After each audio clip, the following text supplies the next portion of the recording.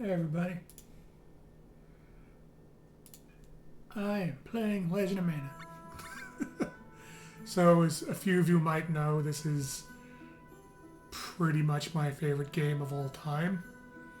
I wouldn't say it's a perfect game, it's a 8 out of 10 at best, 7 out of 10 objectively. But I love this game. Absolutely. I was debating playing off a New Game Plus that I already have. And I decided, no, I'll do this from the beginning.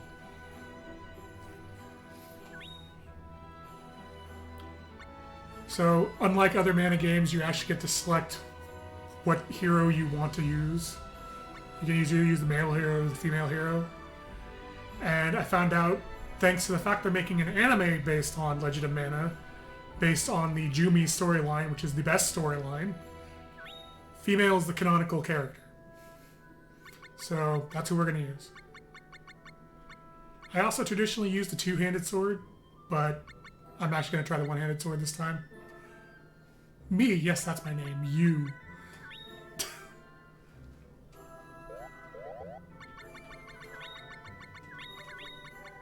Mr. Quint.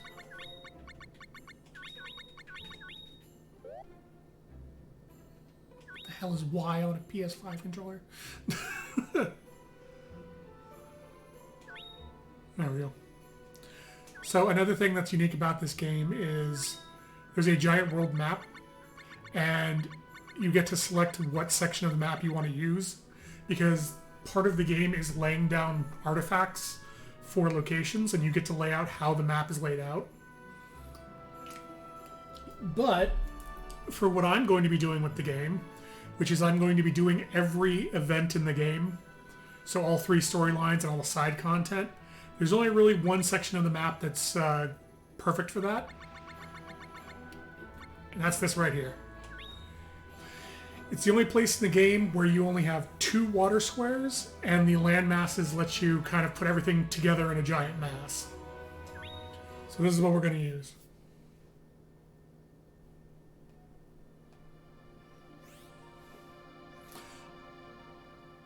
So these are the artifacts.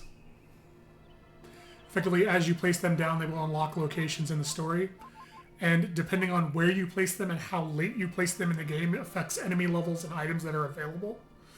So very specifically, there is a specific order I want to place these in that will affect what items shops sell, how strong the enemies in that location are, and the mana levels of surrounding areas. So this is the home. You can see down on the bottom, there's 8 mana levels, and home brings Wisp, Dryad, and Gnome. Certain quests require certain mana levels to even show up. Like Domina, which is the second thing we're going to place, requires a shade level of 3 to get the zero mission, the seeing double mission. So there's a very specific order and placement I want for everything in the game to be able to unlock all the quests.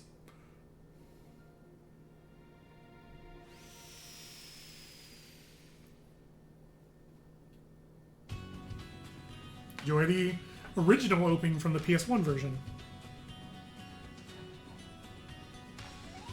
which is hard trumped by the new anime opening that actually shows the characters. It actually gives us an actual look at high quality versions of the characters, which is really nice.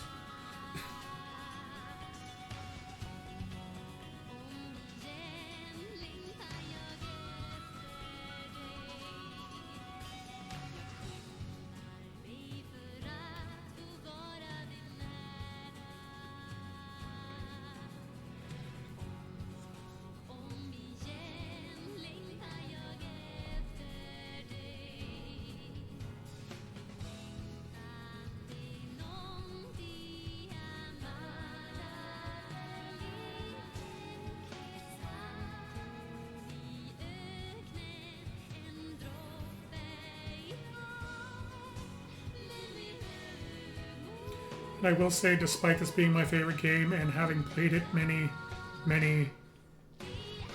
times over the years, I am going to be using a guide, an event order guide, because some events can be missed permanently if you don't do them at a certain point, and I want to make absolutely sure I hit all the events.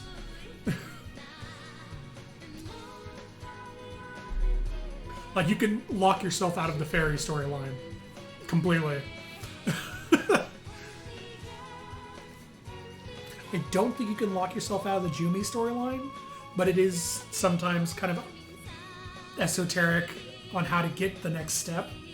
And you can miss steps that are kind of filler episodes for this Jumi storyline, but still do the actual like core storyline. So, yeah, exactly. It's one of those games because there's 3 storylines in the game: Fairy, Jumi, and Dragon. And to get to the final boss, to unlock the Tree of Mana for the final fight, you only have to complete one of the storylines.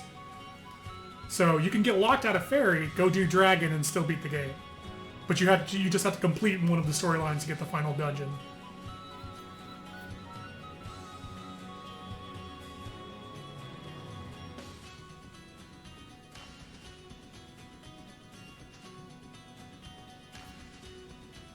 There are lesser storylines that are like more like side stories than actual stories. Stuff like Niccolo, Diddle and Capella.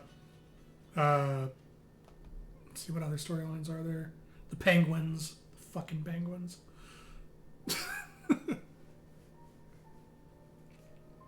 Oh, this game has a beautiful soundtrack.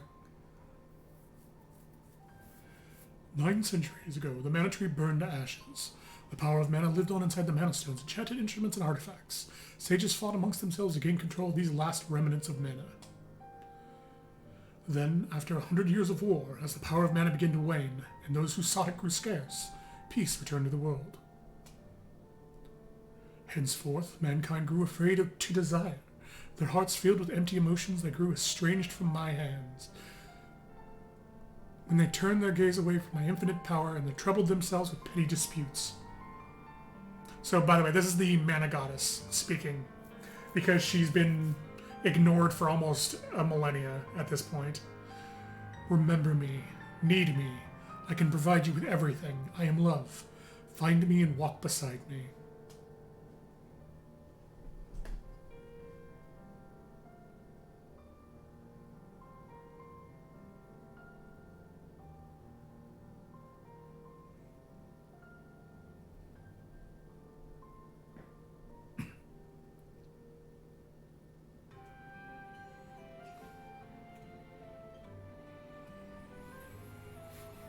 So yeah, this is the Steam remaster of the game. I was going to play the physical Switch version, but it has a bunch of almost game-breaking bugs. Like I was losing control of the cursor and it was just going up permanently, so I had to switch back to the Steam version. Steam version comes with a hell of a lot of quality of life improvements.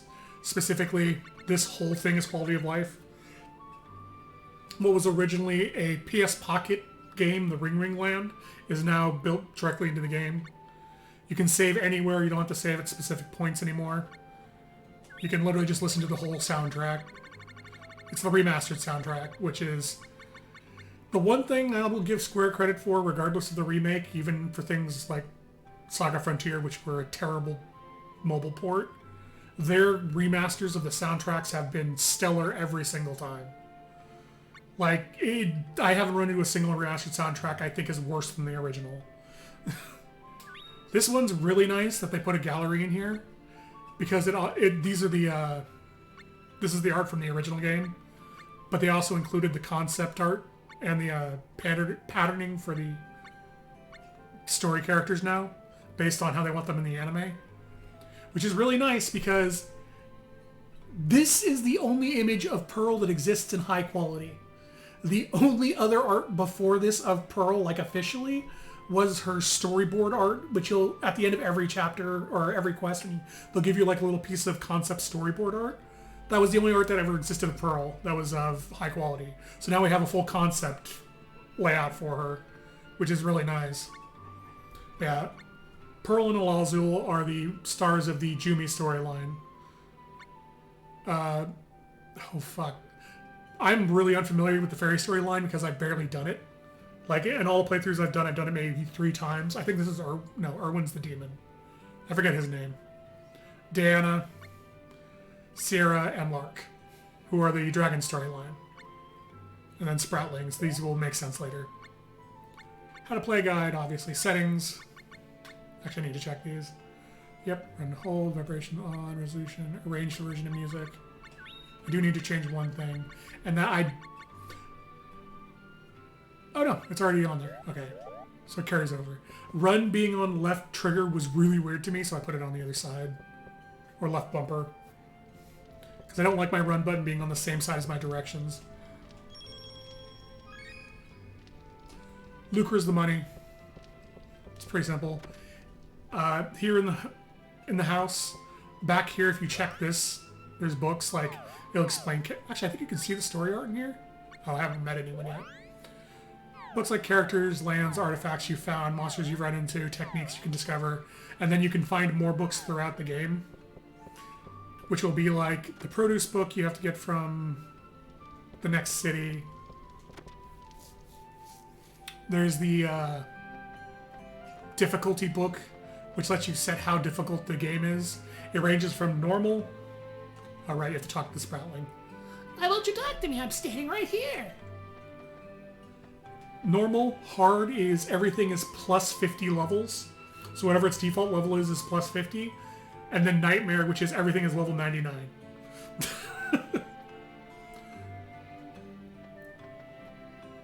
Why is the attack combinations back in the library? Don't worry about that. And yeah, I actually really like this, like, for the remaster, because they didn't AI upscale the thing. They actually went in and redrew the original backgrounds to make them higher quality, but then kept the sprites just the sprites. They like made better resolution versions of the original sprites, and it's amazing. I love this look because they didn't do the little butter filter on the whole thing. It's just like, oh, take the sprite and put the fucking anti-aliasing filter on it. No, they just remade the sprites better. And yes, it's plus 50. It's effectively if something's level 12 and you go turn on Nightmare mode, it's level 62. If you turn on No Future, everything is set to 99. Alright. I hate these things. These are like the main characters, like the main, like, support NPCs in the game, and I hate these things. I'm a Sproutling. The world can be shaped with your imagination. Did you know that? Yes, I knew that. Here you go. Color box. So artifacts are how you shape the world, effectively how you set up the world map. That's the town of Domina. Can I leave? I can leave. I'll show the rest of the parts of the home when I get the relevant areas. There's an area for artisan stuff, i.e. building golems, building instruments, and building weapons and armor. There's an orchard, which I can't do yet. And then there's a pet corral, which I can't do yet. So yeah, throughout the game, you'll get these little artifacts. And these are the things I'm talking about, so you can only place them next to a location you've done a quest in, with the exception of home, which you can place immediately. Same plot. Like, when they announced this, I got super excited and super worried. I was like, oh god, are they gonna fucking just make a mobile game and then port it? And no.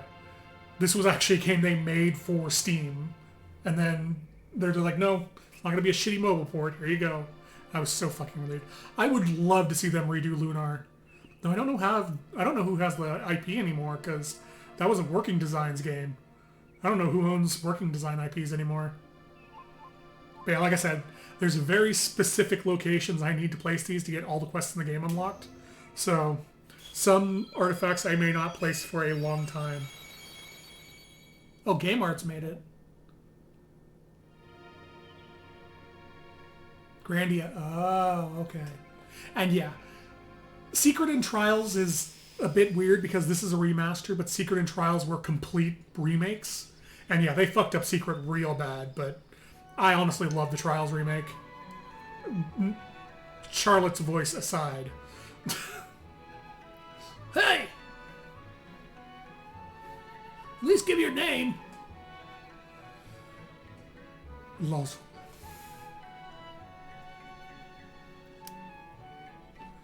So Elazul fancies himself a dark and brooding, cool type. Jeez, he's a piece of work.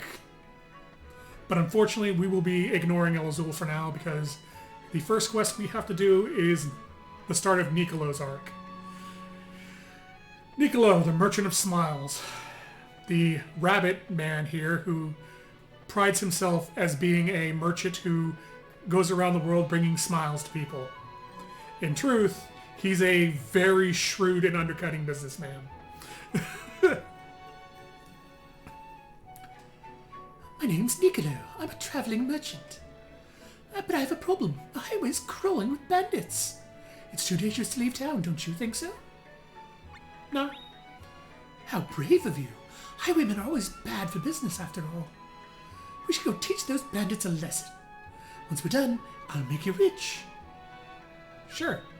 You're quite the mercenary. I like people who know the value of money. Nicolo's Business Unusual. Part 1 of 4. I just need to stop by and see Tipo. I want you to come too. So a lot of the quests in the game require you to take a specific NPC with you. And the NPCs will fight with you. Nicolo uses a glove weapon. Yes, that was the reference to Stridolo that I had earlier.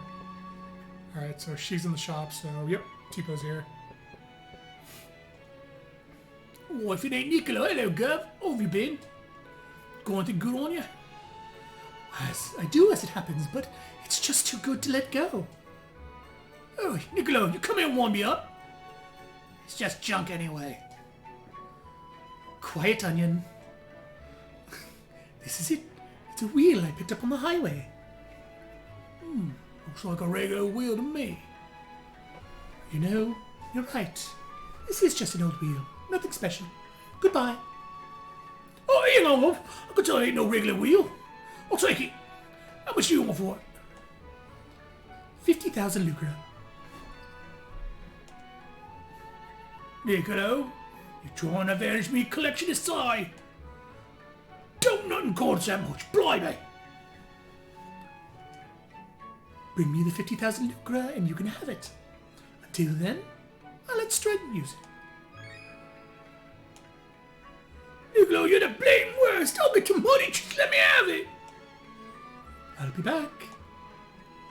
Bloody heartless you are. Yeah, pretty much. Like, Nicolo's a con man through and through. So, the wheel he gave us is actually the artifact that unlocks the Luan Highway. Oh, yeah. So that indicator in the upper left is the progress of the Tree of Mana for sprouting. As we do quests, like each time you complete a quest, the progress will grow a little bit. And what that determines is the level of the monsters and of the Tree of Mana and the final boss. The more it's grown, the stronger they'll be.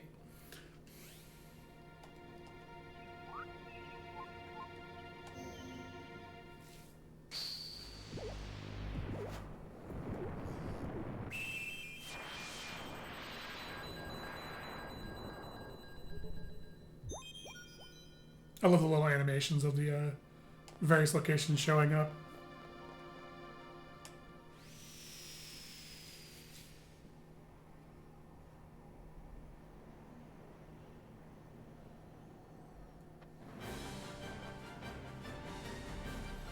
So the game always scales to your property properly, right? Nah. No, because the scaling of the game isn't determined by you. It's determined by the order and the order that the item goes down and how far it is from your house. So if I place the final location that has monsters as far away from possible as my house last, they'll be around level 49. But anything I place really soon, like the Luan Highway, they should be around level 1 to 5. Because they're right next to the house, and I placed it early. I recognize you. You're that stranger I met in Domina. Your name's, Chumpy, right? Nope. Right. So this is actually, I wouldn't say this is important, but this is something you can get locked into if you tell him he's right, he'll call you Chumpy for the rest of the game. Like, You can't get out of it if you say he's right. it's kind of like getting the name Thief after stealing something in Link's Awakening. That's right. No way, so you're Chumpy! Wow! My dad told me all about you when I was a kid. I always thought it was just a bunch of tall tales. Okay, Chumpy, go ahead. Ask me anything you want. So he's just kind of a tutorial guy. You can talk to him about various tutorials and things. I'm not going to worry about it. Well then.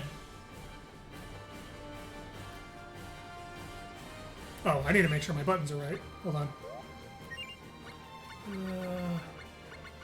Settings, controller.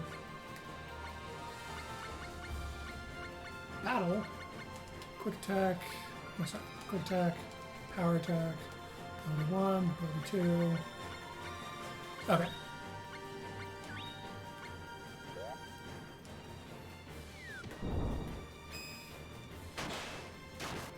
So this is how the battle system works. It's pretty much live action. As things die, they'll drop one of two things. They'll either drop blue crystals and Lucra, and the blue crystals are experience. Whoever picks them up is who gets the experience. The other thing they can drop is bags, which are items. If you pick up the bag, you get the item. If you don't, well, you don't get it. Everything that they drop disappears after, I think, 6 seconds. Combos, one-handed swords are good for big combo. So yeah, since I picked up all the crystals and Niccolo didn't touch any of them, I get the whole share of experience. This is why I say Legend of Mana is objectively a 7 out of 10, is this leveling system kind of sucks. Because if you pick up everything, your partner gets no XP. If your partner picks up everything, you don't get any XP. So, especially those big crystals are the ones that bosses drop. And if you're really unlucky, your party member will be sitting where the crystals spawn, and they'll just pick up all the XP from the boss. Also, holy shit, thank you, Vice. I appreciate that. Wow. Well, enjoy the subs, Demented Penguin, Thomas of Troy, Justinian, Crone, Captain Crone, and Bad Guy. Jesus, I really need to talk to fucking Justinian and get my emotes done. I just need to figure out what I want for emotes. That's the problem. Like, I'm sitting here, I'm like, actually, why don't I just add, what do you guys want for emotes? It's probably the best way to do it. So I have no fucking clue what to make for emotes.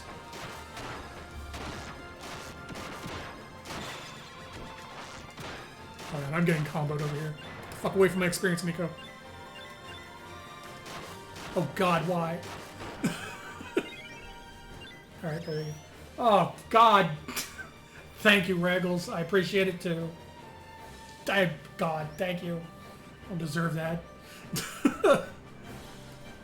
Well, enjoy Sarian, Pull of the Greatest, Salt Miser, Bevy, Plot, and Port.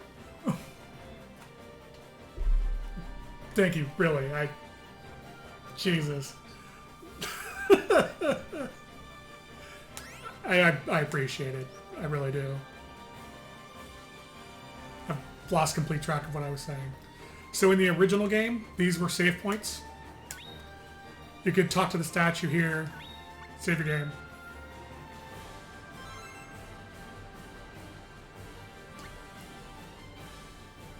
I always like that when you save the game with partners in your team, the portraits vie for position of who gets to be on screen.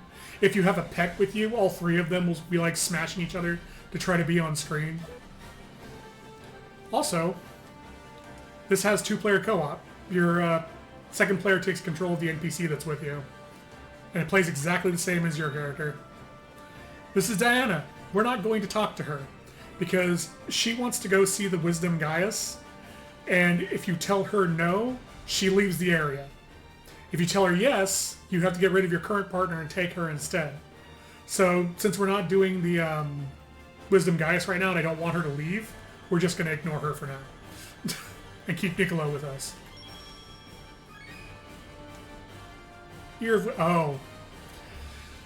So a thing you're going to see drop a lot in this game are items just like Ear of Wheat or animal skin or eyeball, demon's eye, etc. Those are all used in the crafting minigame of this game. And boy, the forging minigame is convoluted. Hey, Toy, how you doing?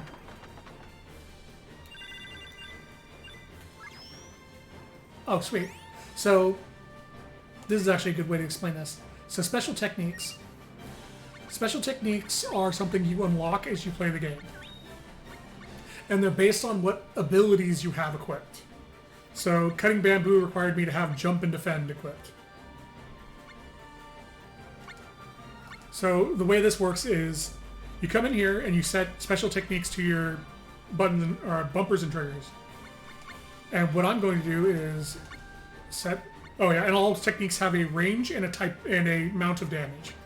Most of them will be, in the beginning, short or medium range with weak or medium damage. They can go up to full screen extreme damage is the highest it goes. Something I'm going to be doing is I'm not going to be setting the right bumper with a technique because of a bug in the game.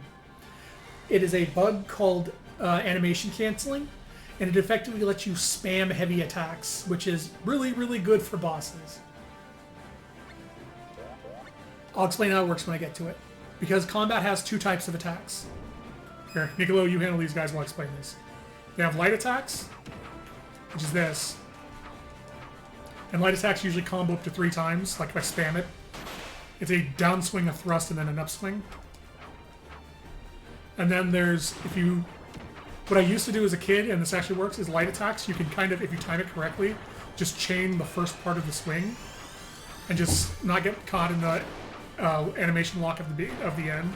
Because that third swing, you're actually locked there for a full second. So get away from my XP. I don't care if you killed everything, it's mine. Yeah, the end of the animation, you are locked in place for a full second. And that's what animation canceling is for. Animation canceling cancels that lock in place that happens. And then there's heavy attacks, which are just one really big swing with an animation lock at the end. So what animation canceling is when you go to use a technique in a spot you don't have, which you'll hear the not allowed sound, if you're in the middle of an animation that would normally lock and you hit that button, it stops the animation from playing and interrupts it. Which means you can just spam heavy attacks because you heavy attack cancel, heavy attack cancel, heavy attack cancel. This music means you've run into a boss room. Hey, hey, hey! Hand over the cash! Cash, cash, cash! Give candy. Ah! Oh yeah, oh yeah, oh yeah! These guys are crazy for money. I can't stand them. Master, come and thrash this punk! There he is. Mantis Ant from Secret of Mana. Yeah, you're gonna hear that interrupt sound a lot because I'm heavy attack canceling to chain my heavy attacks. So when a boss flashes like that, that means they're about to use a special attack. They're completely invulnerable while they're doing that flash. That's my turn.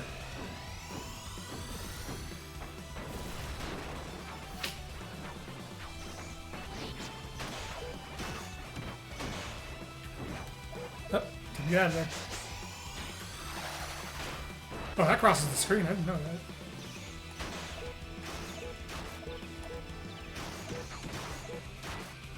There we go.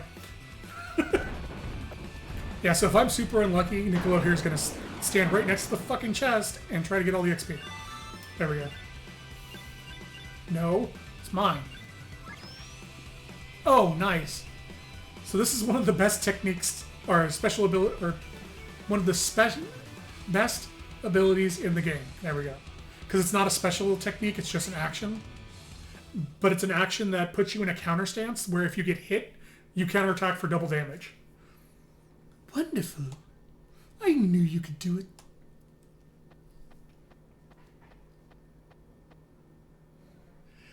Thank you. You really are something else. I'll make you rich. Just a moment. An iron pot, a green ball bun, a taco bug. I I don't want to charge 3,000 lucre for these, but you can have them for 300. And he does take the 300 lucre from you. Oh, and take these too.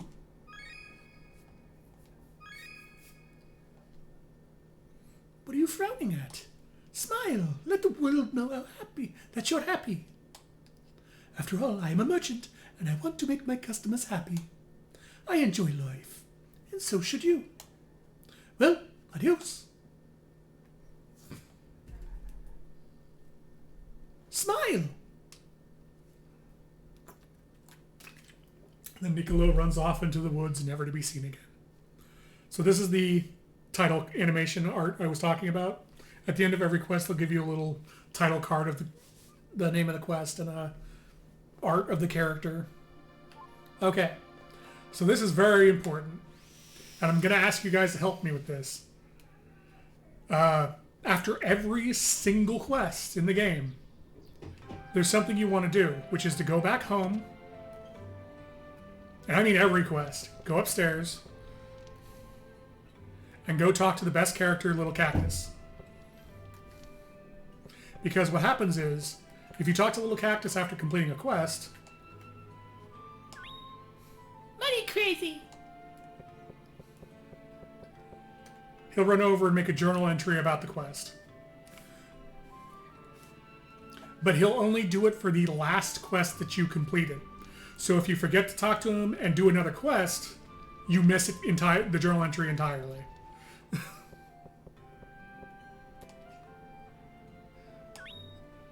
My master beat Banditos with a creature called Niccolo. Niccolo was scared of the Banditos, but I'm scared to know what Niccolo is. What could he possibly be? And yeah, the journal entries are just little like summaries of your quests from the perspective of Little Cactus, who you told the story to.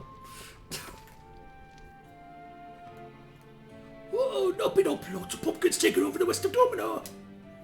I bet real bad mage is about to wipe us out with some army pumpkins. I won't be able to do my jobby job. Oh, but I need to go. This is also very scary.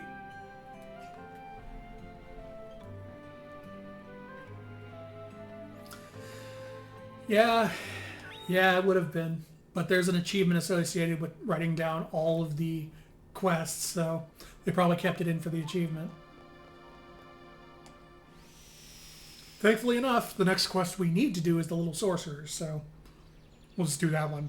You can have multiple quests going at the same time, and as long as you have the quest, you cannot miss it. But there are quests you can miss if you miss effectively the starting point of the quest.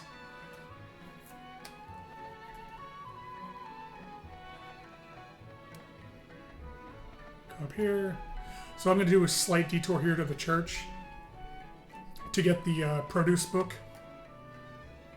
from the priest here. The goddess proclaimed, and the mana energy. Ah, so that is the answer. I see. Oh, please excuse me, I didn't see you there. I'm Reverend Novell.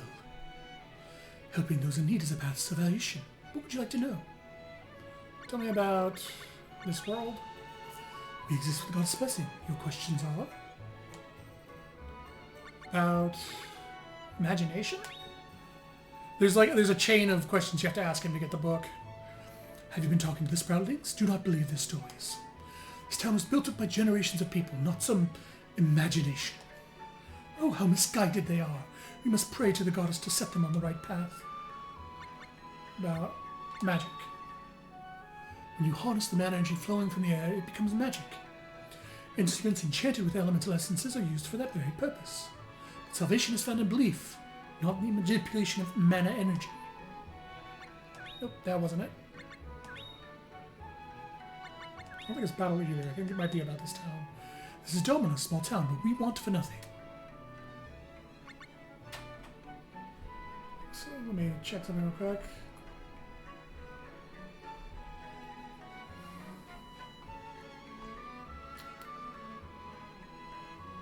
Unamused or nonplussed emote. Yeah, that's not a bad one.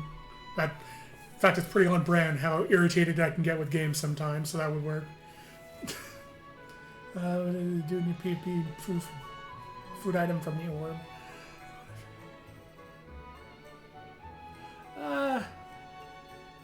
I'm probably gonna stay away from the orb in general because I try not to make things based around memes because memes will eventually die and then the meaning kind of gets lost later on. Like from a year from now, no one's gonna understand the orb meme anyway, other than it just being an old dead meme.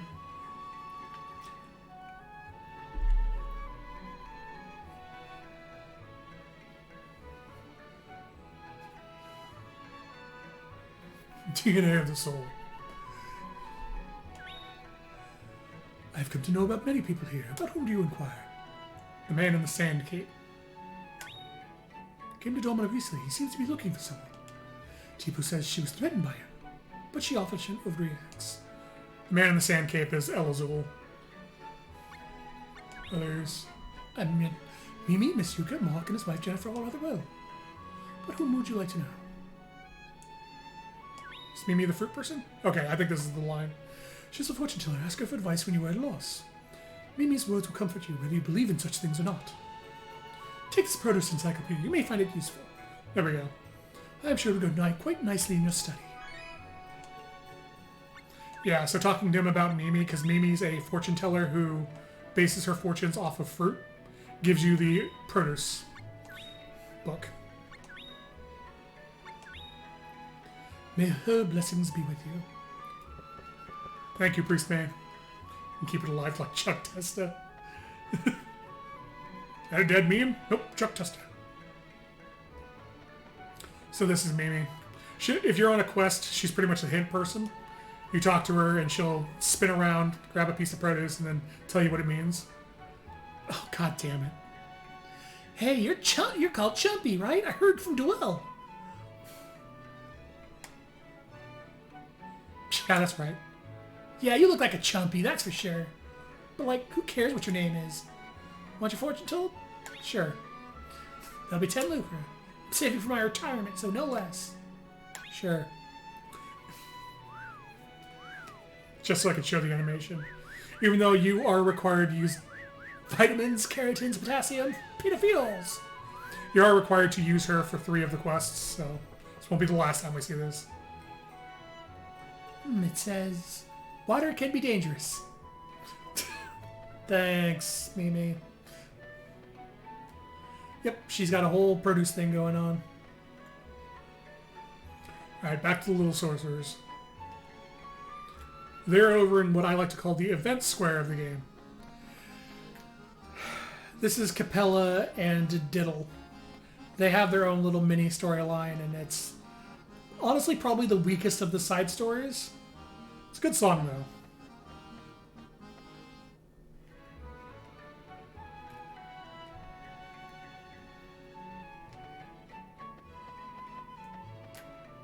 My job is to deliver with a mail. But then pumpkins are very scary. So yeah, going up here takes you to what I call the event square, because most of the events and quests in Domina require you to go up here to do the event. In this case, it's the little sorcerers. Bud, stop laughing like that.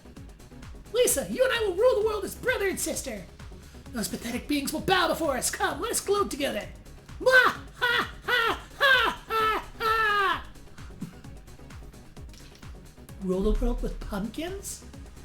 As if.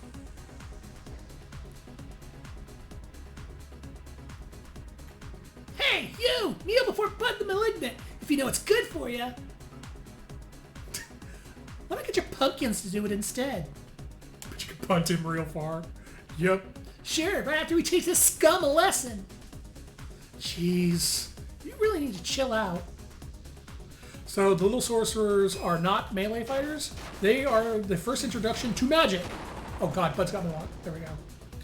And the way magic works in the game is actually very similar to what they did in Trials of Mana. In fact, this was the first game to use that system, which they then used for Trials of Mana, where different spells will have different attack areas. And generally, if you can stay out of that area, you'll be fine. Just stun lock Lisa. Oh. Oh god. Oh, she's using a special attack.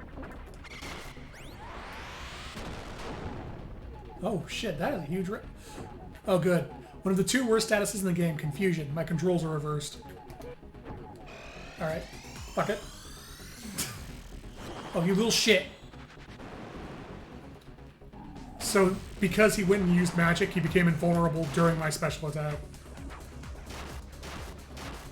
Gotta eliminate one of them, then we can eliminate the other. Ow.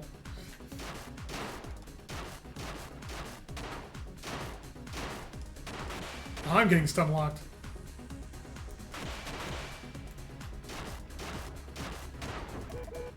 Okay. Yeah, that's the only problem with special attacks in this game is because it has a charge time, enemies can move out of the area of effect and you just don't hit anybody. Which is why I generally use the area special attacks rather than the targeted ones. But I haven't learned it yet, so I'm stuck with the ones I have. There we go. Just stun lock him. So that blue aura that appears sometimes when I'm attacking is the perfect timing aura. And effectively, the attacks that follow a blue aura have more damage and a better chance to stun. It requires... There's a very, very small frame window to get that blue aura chain. So I'm not even good enough to get it consistently, but it's nice when it happens. And we're done.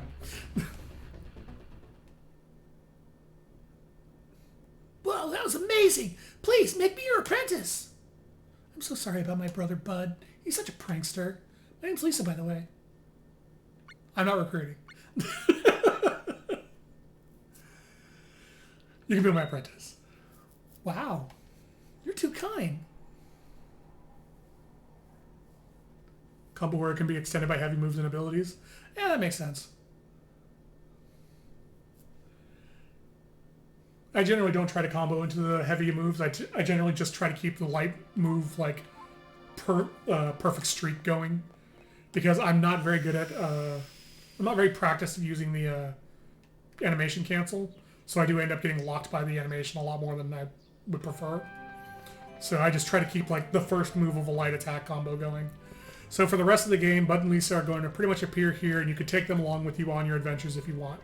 They serve as a secondary NPC, but if you do a story that requires another NPC, they will be dismissed and you will replace them. Scary pumpkins!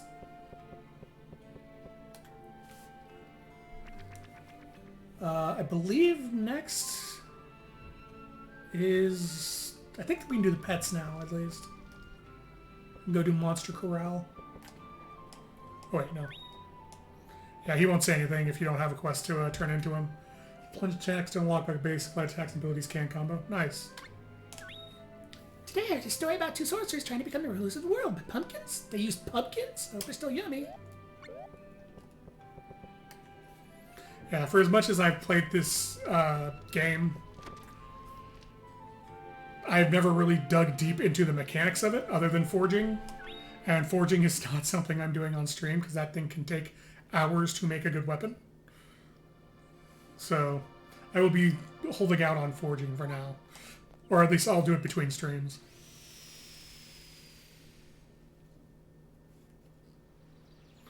Yeah, I've forged the 999 two-handed sword before. It took about 10 hours to do. And that's including all the money farming to get the moon and sun crystals and getting the adamantite from the Tower of Lyras.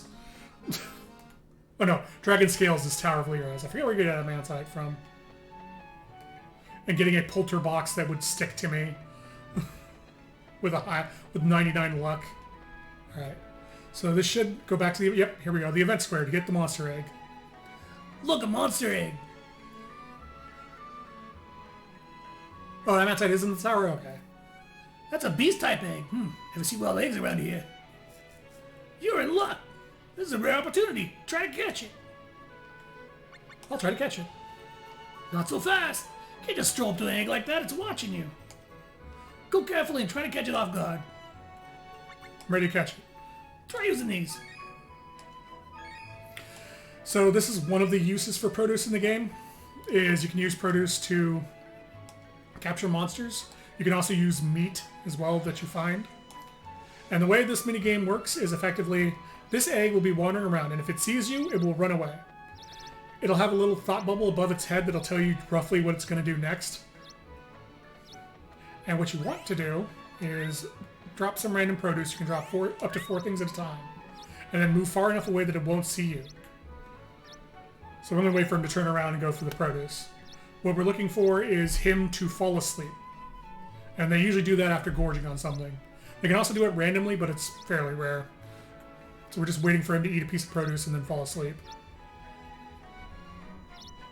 Okay. There it is. So if you run up to him after he's eaten the piece of produce, you capture the egg. Deliver to the whoopee up to the corral I go. Trying to grab him before that will just make him toss you away and run off. Relax. Pelican will deliver the egg to the corral. Well, we better head over to the corral, too. Oh, I never knew you can grab him during the ellipses. Here we are on the grounds of your home. This is the monster corral. You can have up to 3 monsters graze here. Monsters will level up when you leave them grazing. They'll grow up to be reliable partners on your adventures. Any monster eggs you catch are delivered to that barn. Let's go take a look inside. Yeah, so the way grazing works is whenever you gain a level, any monsters that are grazing gain a level too. They also, additionally, will eat you can put up to 3 pieces of produce or meat in their food box, and they only eat it when they level up. I generally don't use grazing at all, because I'd rather directly control how they're leveling up rather than have them level up with me while I'm off on a quest. This is where your monster eggs are kept. You'll sometimes find monster eggs in your travels. And when you do, you can make sure to capture them. You can have up to 5 pets. If the corral is that full and you find another egg, you can sell it or sell one of your pets you already have. So sell the ones you really don't like. Jen from the item shop or Domino will buy them from you. She could be a tightwad, but she's the only buyer around. Anyway, egg takes a few days to hatch. Fully grown monsters will become very attached to you and will follow you everywhere. They grow more powerful by gaining experience. You won't find a better adventuring partner. Oh yeah, monster's diet affects its growth.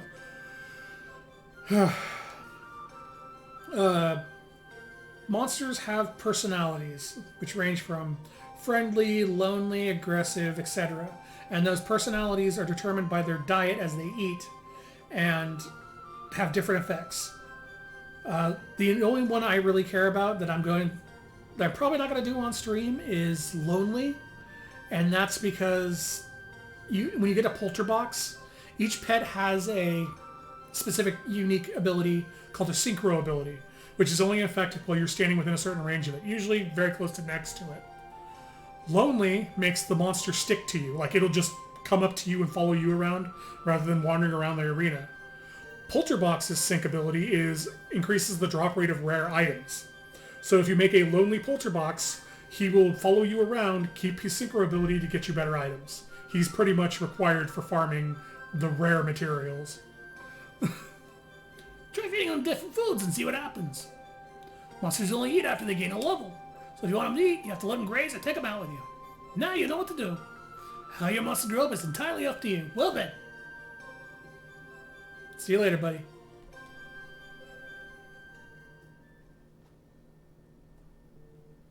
The rabbit. Because the egg's a rabbit. The egg's always guaranteed to be a rabbit the first time. We, however, will not be hatching any eggs. The only pets I'm going to grab on stream are going to be the unique ones.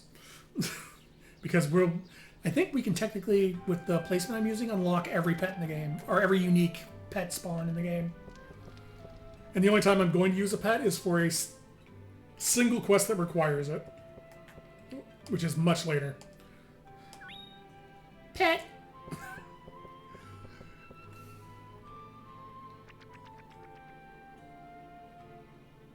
There's a part of the Dragon quest, Dragon storyline requires you to have 3 party members to do one of the dungeons.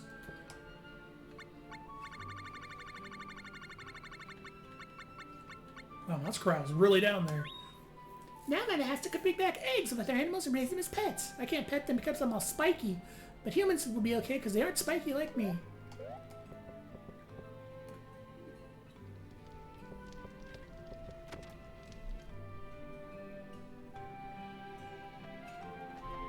Alright. So yeah. In fact, I'm just going to go ahead and get rid of the rabbit egg. Sell. So this is the what happens when you sell a pet. I'll give you a really good deal for your dear pet. Let me take a look. Uh-huh. I'll give you 50 lucre. Sure. Fabulous, yeah. Come anytime. So monster eggs that you find in the wild, I believe every type of egg, be it aquatic, dragon, beast, etc., has 3 types of monsters it can hatch into, and all of them have a set value. Whether it's hatched or not, they'll always be worth the same amount of money. Alright, so the reason we left Diana before is so now we can go back and do the Wisdom of Gaius, which is the next quest we're going to do.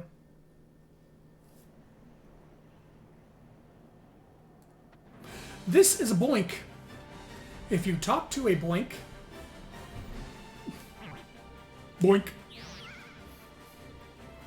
he will teleport you to wherever his tail is on the map. And I think talked from discourse in the MHA community last night. The community manager was even like, "Dear God, why?" I can get that. Just lots of talk of the egg quests from Monster Hunter.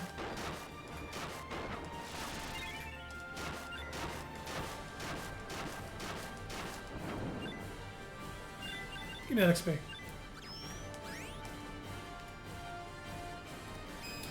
These guys are wonderful enemies because they can drop a variety of seeds, which you will see shortly what they're for. Oh god. So that is the worst status effect in the game. That's palsy. It paralyzes you in place, and it's in an action game like this is real bad because there's some bosses who can do a lot of damage that can inflict palsy on you.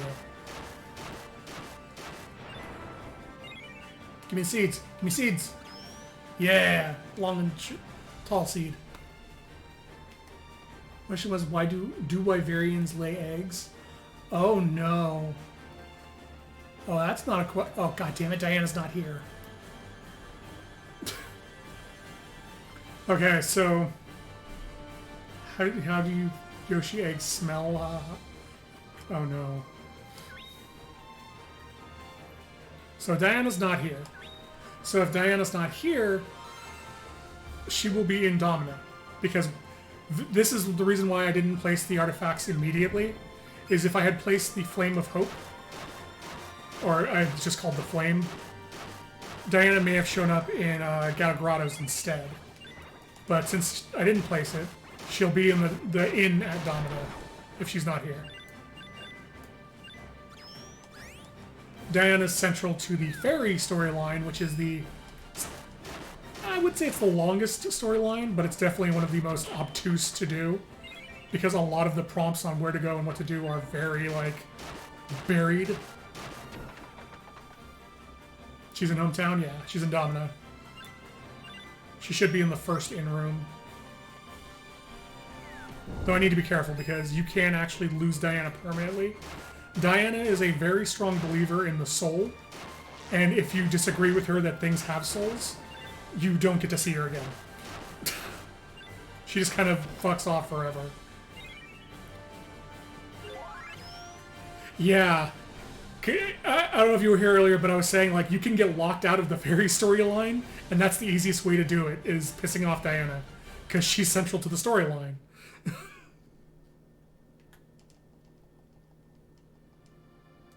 Alright. No, not home. Domino.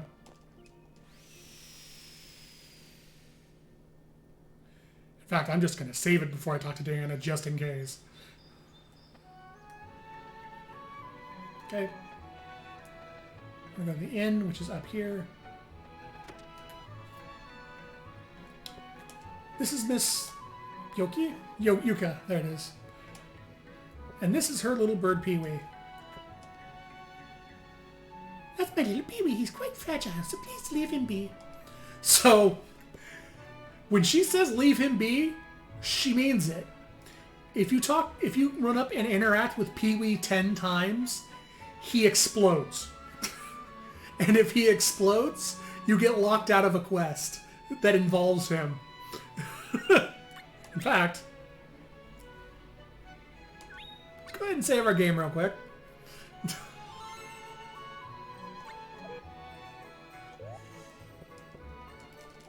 That's my little Pee-wee. It's quite fragile. Yep.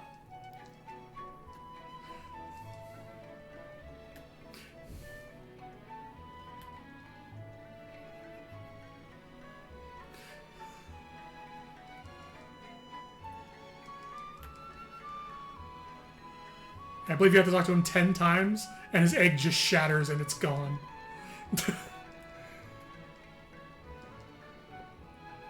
Oh, can I not do it yet? It might be later in the game you can do it. There he goes! Ah! What have you done? How horrible! And now his quest is locked out because he's dead. My, you're not human! Imp! Goblin! Multi-goo! Alright, let's reload. No, not save. No. I guess I have to return to tile screen and reload. But yeah, talk to him 10 times and you just kill her kid. I learned that when I was a kid. I was like, wow, that's kind of fucked up. And then I learned there's a quest associated with him. And I was like, oh, well, whoops. Now he's back and it's fine. There she is. Say, what do you know about the mana tree? Isn't that? You don't have to play along. There's no such thing, I know that. What happens to our souls after we die? They live forever. So this is where if you say they disappear, she's like, I don't agree with you, and then she disappears forever from the game. They live forever. I think so too. I've been wounded 100 times, but no foe has ever hurt my soul. I can't believe my soul would ever disappear. I want to go meet Gaia. Oh, right! In the remaster, they actually renamed the characters to their original Japanese names. Because in the PS1 version, he's called Gaius, G-A-E-U-S, but his name is actually Gaia, which they censored in America. So now it's back to his original Gaia name. Jeremy gave nice music, good art, and a child that explodes if you talk to it 10 times. Yep. It's pretty great. Such devastation. This was absolutely my intention. I'll go with you. Thank you. I knew you'd say that. Let's go. Wisdom of Gaia. I'm going to keep calling him Gaius because I played this game 30 times as Gaius. Which is even funnier now that I did the Gaius line. Even though he's Gaia now. Alright. So Diana is a user of nunchucks, which is probably tied for my least favorite weapon in the game. I hate the nunchucks and I hate the gloves.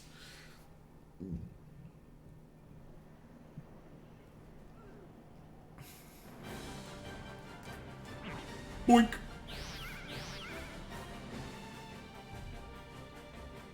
If I remember correctly, where we actually want to go is down the path to the left. Oh yeah. So for whatever reason, I've never actually looked into why it does this, but whatever you name your character is what the canyons on this road are named. This is literally called Strident Canyon. And if you call them like, if you leave it just as U, it's called U Canyon. Yeah, down on the bottom you'll see Strident Canyon. Oh yeah, no, this is 100% Shimomura's music. It's wonderful. Like, this is easily one of my favorite soundtracks in all of gaming. No, mine. Ah, she got one. Another thing you'll notice in battle is you'll see me do this a lot, which is this like up-down shuffle as I'm moving. And that's because if you move directly left or right, you kind of have this little like gate to your walk. But if you interrupt it by moving up and down, you move at full speed the whole time. So you'll see me do this in battle. Just to get somewhere quickly. Speed! Long and small speed.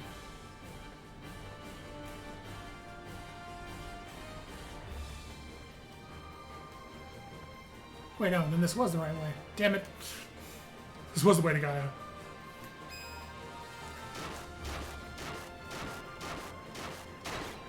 It's like, boink, set me right. Back attack. There are a lot of special techniques that are unique to specific weapons. Fucking the road. But I don't like Diana like that.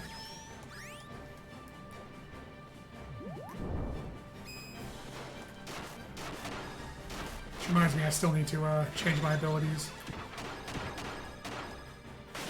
Alright, fuck off.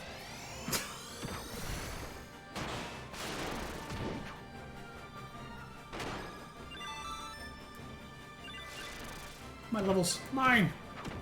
I don't need to level you. I'm never going to use you for the most part.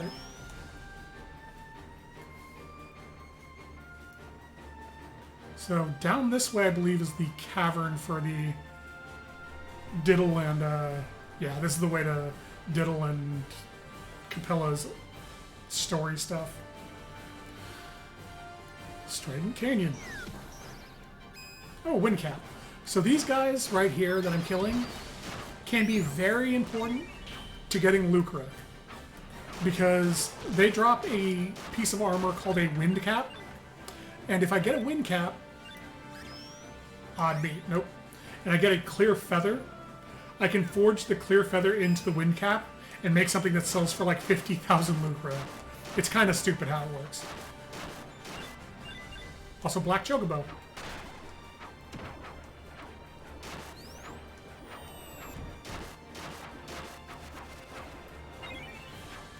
$50,000 Booba. The true currency.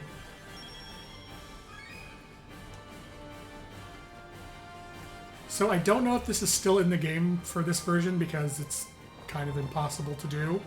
But in the original PS1 version, there was 3 unique things that you could get. If you had a Saga Frontier 2 save on your memory card, you could get the Flamebringer, which is the unique weapon, or the storyline weapon from Saga Frontier 2. If you had a Final Fantasy VIII save on your memory card, you could get a Chocobo pet, a unique Chocobo black pet, or unique black Chocobo pet. And I forget what the third thing was, but there was something else for another Square game. I think it was Chocobo Dungeon. Come closer. Nah. Okay.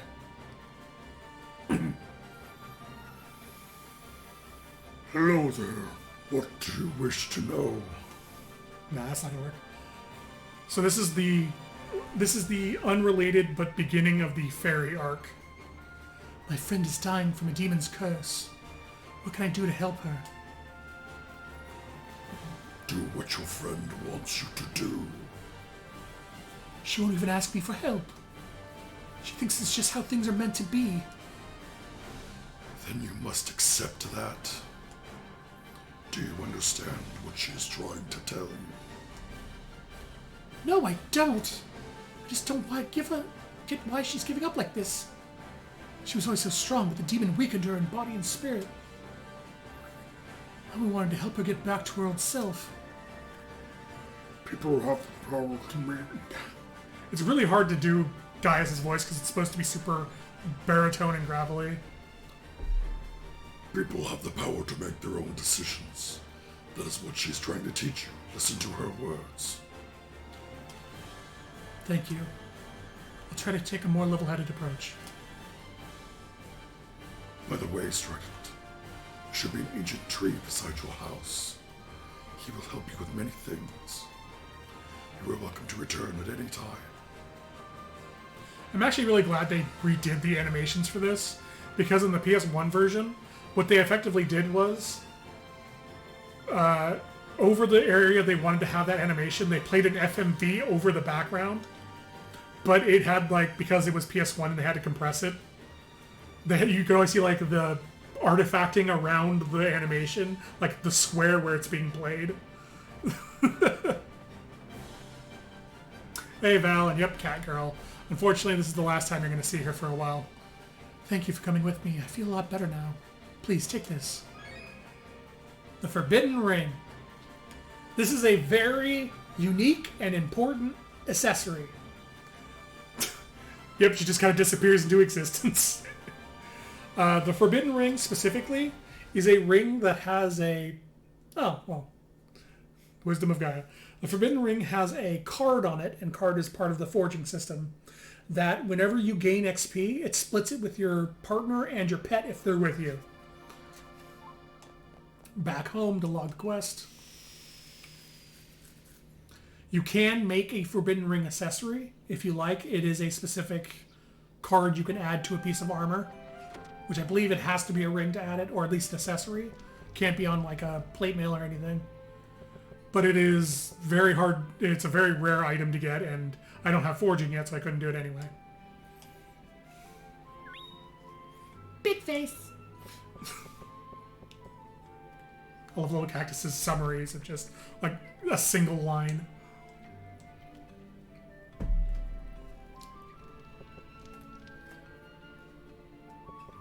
Look, Val, I have very bad object permanence. If I haven't seen you in like 30 seconds, I forget you exist. A big face on a mountain? It's hard to believe, but my mouse just saw it, so I guess it's true. It knows and doesn't know lots of things. What an amazing world.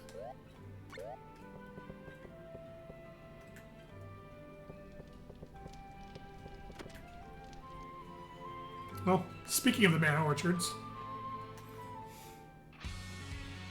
So if I had come down here before Gaius told me about the tree near my house, this just would have been an open field. But since he told me about it, I have to do some weeding. This place needs weeding. Mana Orchard.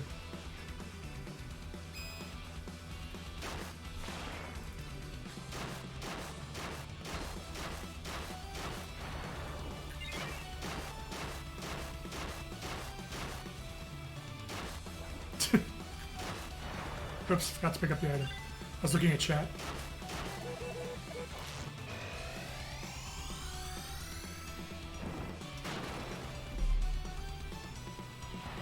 Just send it barreling away. Ah, fucking palsy.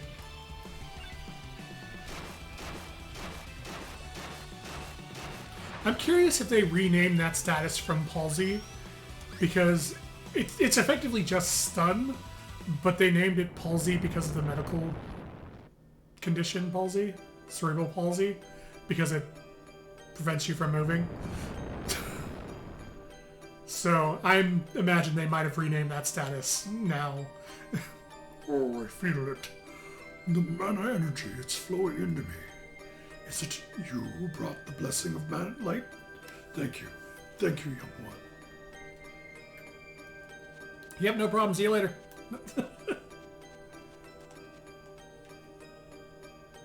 Give him seeds. We plant absorb the mana energy of Fardiel to make air.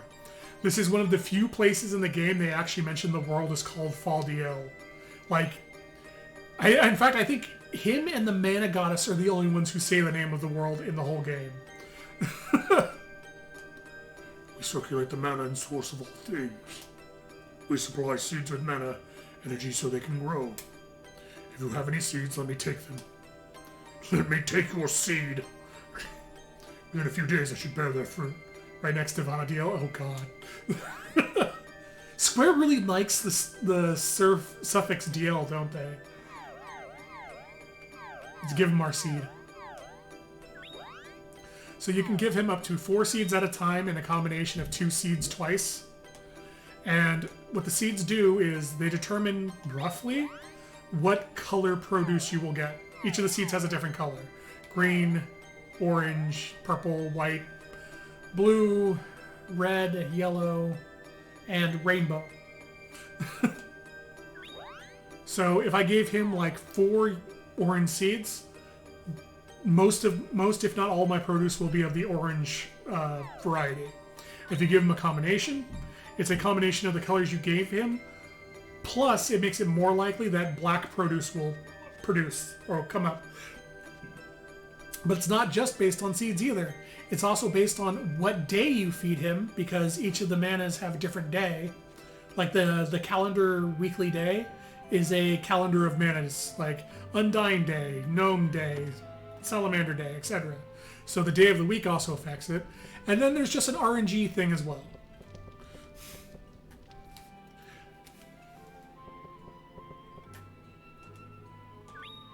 Okay, so it's not done yet. So we're going to leave We're going to wander around the map a little bit and give that produce time to grow, and then we're going to talk to him again to finish the quest. Because I want to make sure I get this written down in the journal. I really don't like starting multiple quests at the same time, and this one only resolves once you've picked all the produce you had him grow. Wait, hold on. Oh, whoop. On auto.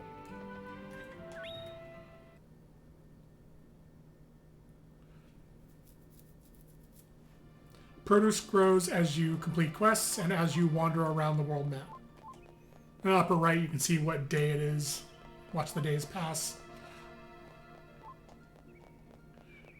I believe the most stubborn produce to grow in the game is the toadstool house, which I've only, in my 20 plus times playing this game, I've seen a toadstool home once.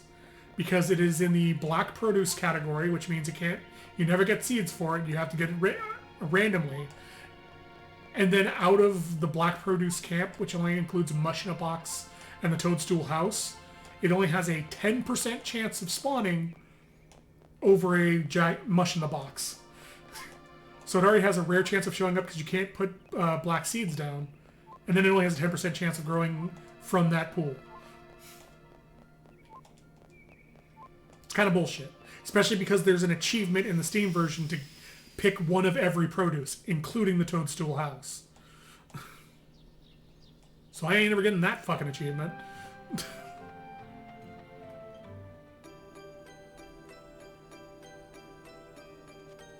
Yeah, there we go. I do love so... Oh, hey, look! Speaking of the black produce family, I got a mush in a box. I do love the designs of the produce in this game. It's a jack-in-the-box mushroom. There we go. Bring me your seed and I will bear the fruit for you.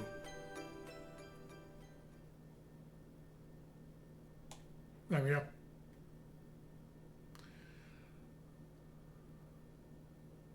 Now we will talk to Little Cactus, turn into Mana Orchards.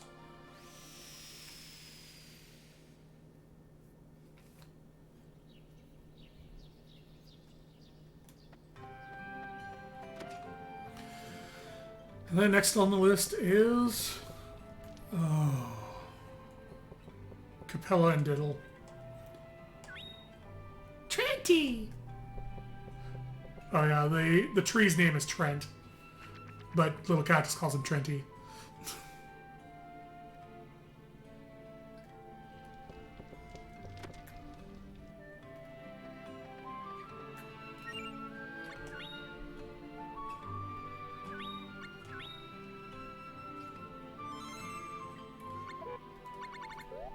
God damn it.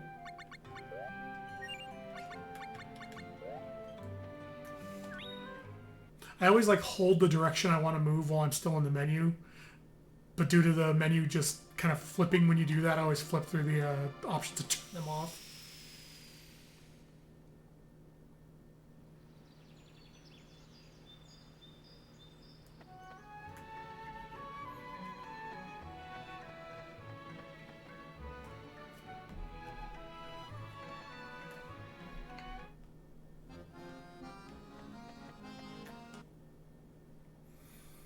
Oh, yeah.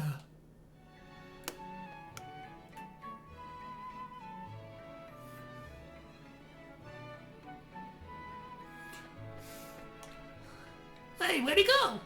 Oh well, he'll be back.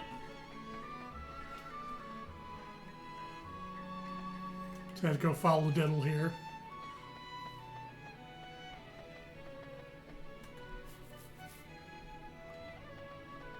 Oh, Diddle's gone.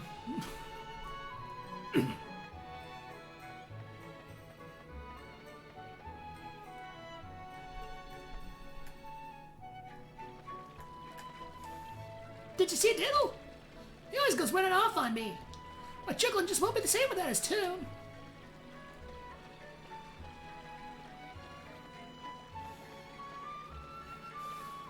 You have to wait for Capella to leave the screen before you can do the next part. So I just follow directly behind him.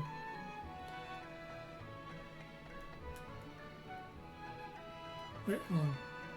He's either here or... Oh, here we go.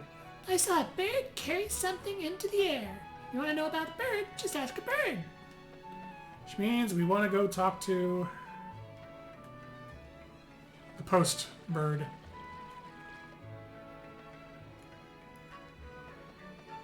Who is not here. So I am missing a step of this quest. Oh. Wrong bird.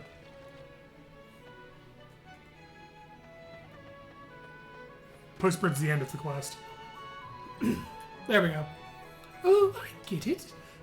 I think you took your friend because you saw some sprouting. Because some sprouting saw a bird carrying something. Well, I'm not expecting you to be a kidnapper, but... Well, perhaps this will convince you. I can't fly! Oh, yeah. Forgot you were a chicken. I'm not a chicken. I'm a canary. Are you serious? What do you mean, are you serious? My bad. Although I did see Diddle buying a stamp a while ago. Perhaps the pelican took your friend. That makes sense. I'll buy a stamp myself and get the pelican's attention. We'll see ya.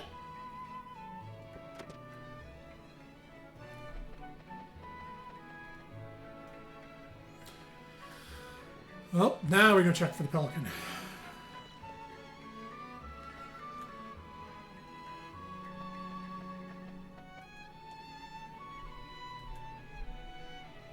Where did Diddle go? Since he's kind of clumsy, maybe. Maybe got that stamp stuck to his face and the pelican tried to deliver him. Like this. Undelivered mail! Undelivered mail! Huh? Ah, let go! I'm not mail, you dumb bird! Please, don't interrupt my work. Let me go!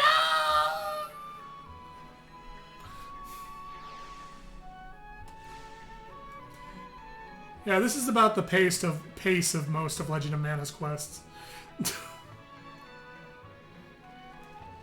let me go back.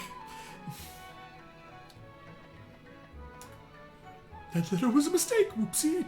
Take. Took the letter right away to the highway. So that cave I mentioned when we were going through the highway before, that has to do with Capella and Diddle's quest, that's where we're going now.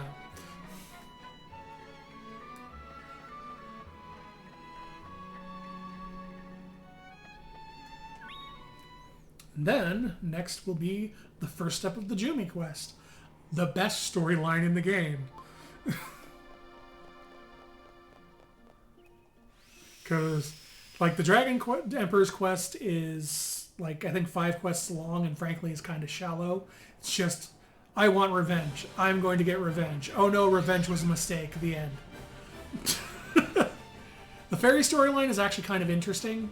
I just like the Jumi one better. I like the characters and the overall story better. Hey, there's a letter! It looks like Diddle's handwriting.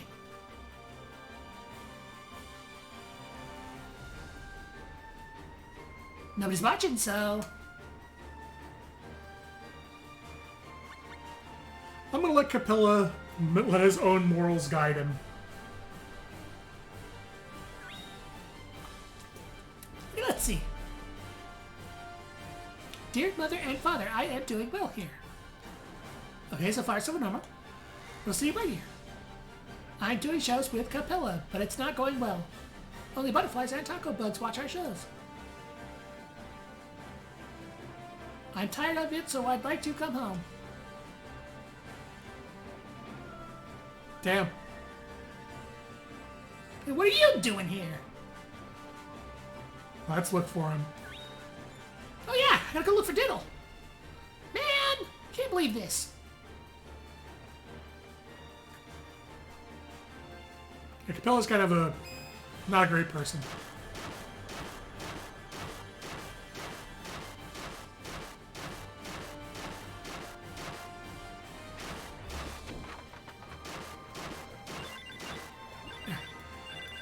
Precious XP.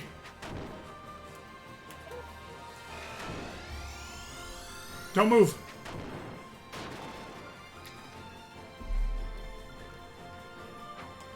Get back here.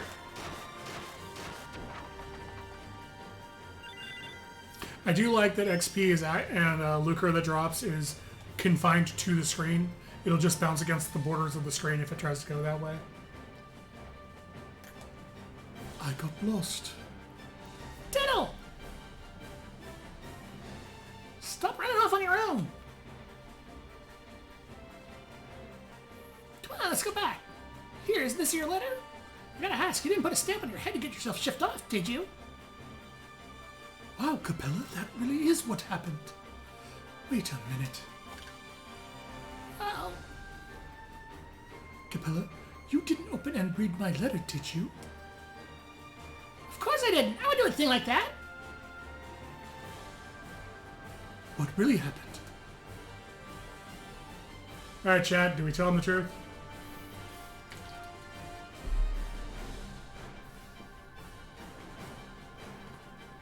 Tell him the truth? He read it. You're a liar, Capella. I'm sorry, Diddle. I really didn't mean to. Look what you did, Raggles. You ruined everything.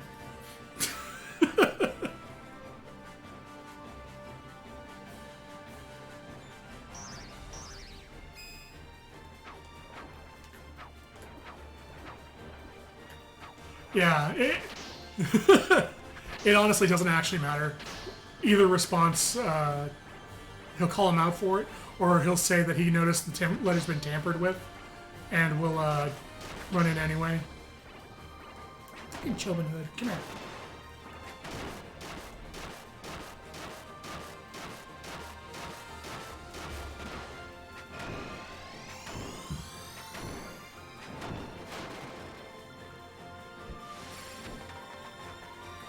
Give me this. Yeah. So Chobin Hoods have a chance to drop a couple weapons as well, but neither of them are weapons that I use because they drop bows. Yeah, there we go. Wind cap. Yeah. Those are going to be great later when I can turn them into items that I can sell. Also, speaking of, I forgot to equip something. So the iron pot that Niccolo gives you is actually a helmet you can use. It's actually pretty good to put on.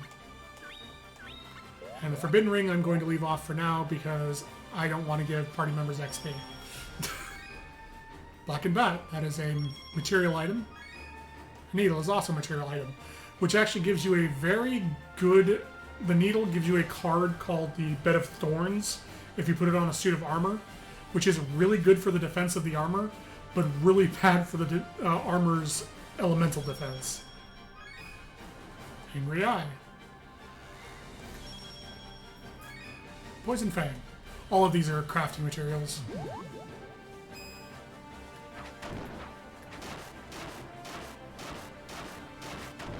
Bastard, I was trying to hit friggin' children.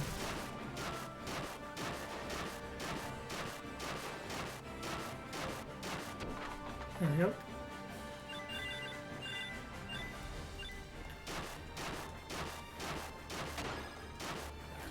Oh yeah, some attacks and some enemies in the game will have attacks that increase a stat when used. In this case, he's increasing his con stat with that attack. Okay. See if I can hit the cutting bamboo. Nope. Kind of hate that special attack. Seashell, which also reminds me. Skills. Let's go with back step and jump. So I think I got into explaining this but didn't finish it. Special techniques and additional abilities are learned by having certain abilities equipped and doing a number of battles. They effectively earn invisible XP as you do battles, which can unlock additional abilities and special techniques.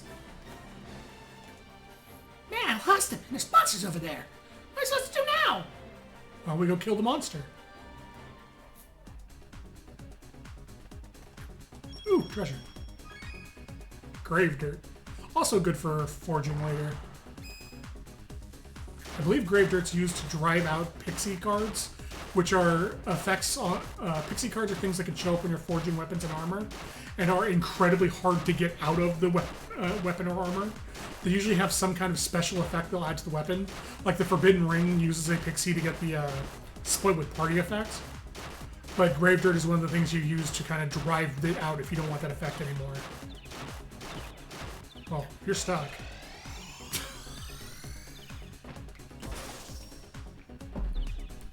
And Cutting Bamboo puts him into a stun.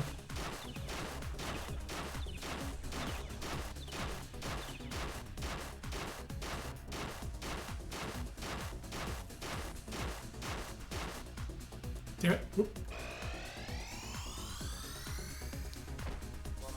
Oh no, he casually stepped to the north. He dodged my attack.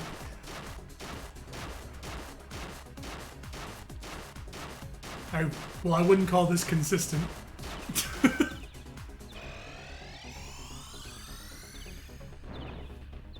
Oh god damn it. I keep forgetting it lunges forward first, because it uses the lunge ability.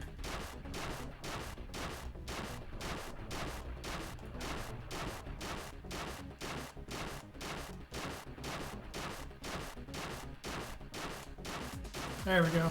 Just change the... Aw. Fuck it. Just uppercut him to finish it off.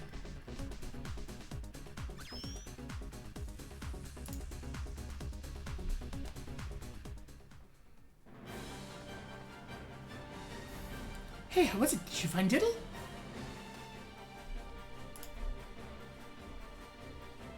Oh. Oh yeah, that was Diddle. Oh. Huh?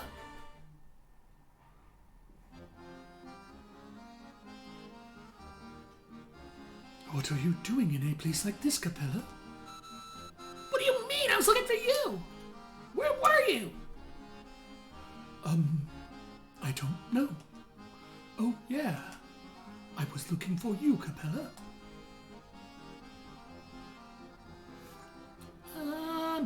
You were looking for me? Uh-huh. I wanted to say I'm sorry for always being mad about something. Oh, come on, Diddle. You're always mad? Look at me. I was looking for you so we can be friends. Again. Well, you sure do march to the beat of your own drum. I'm not going to be friends with you again. What? Why not?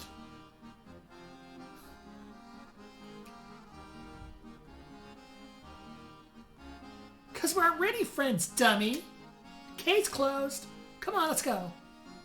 Wait for me. Now this is getting a little too real. Oh, wait a minute. Here you go.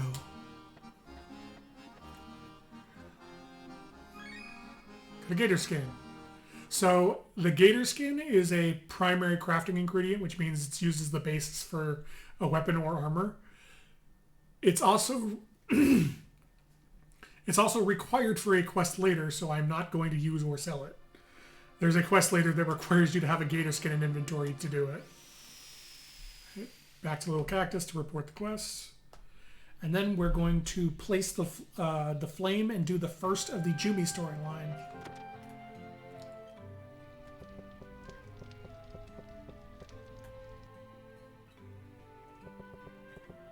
Little Cactus. Welcome home.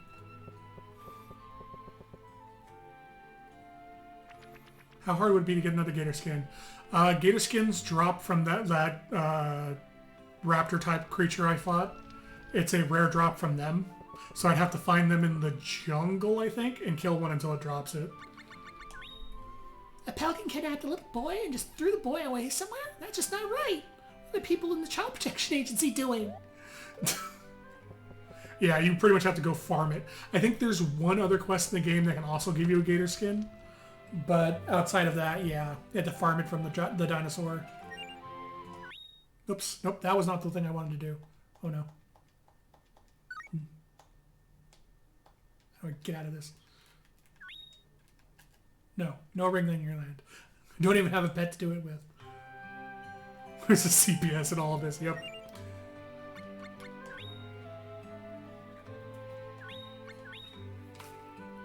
Well, Cactus is just being a concerned citizen, that's all. Won't someone please think of the children? Alright, time to play Scout of Grottos. Over here.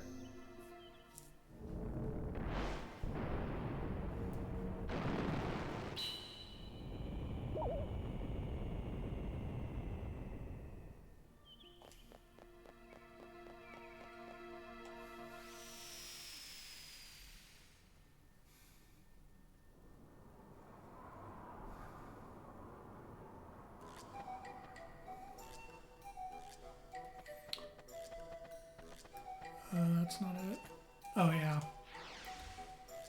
So the Flame of Hope, despite not having a main storyline designation, is required to do, is the first step in the Jumi storyline, and is required to actually unlock the storyline itself. Similar to the Wisdom of Gaia being the start of the Fairy storyline. Excuse me, are you feeling alright? My tummy hurts. Pardon me, could you help me with the sick sprouting? Thanks. Ow, my tummy! Come, try to walk over that shop over there.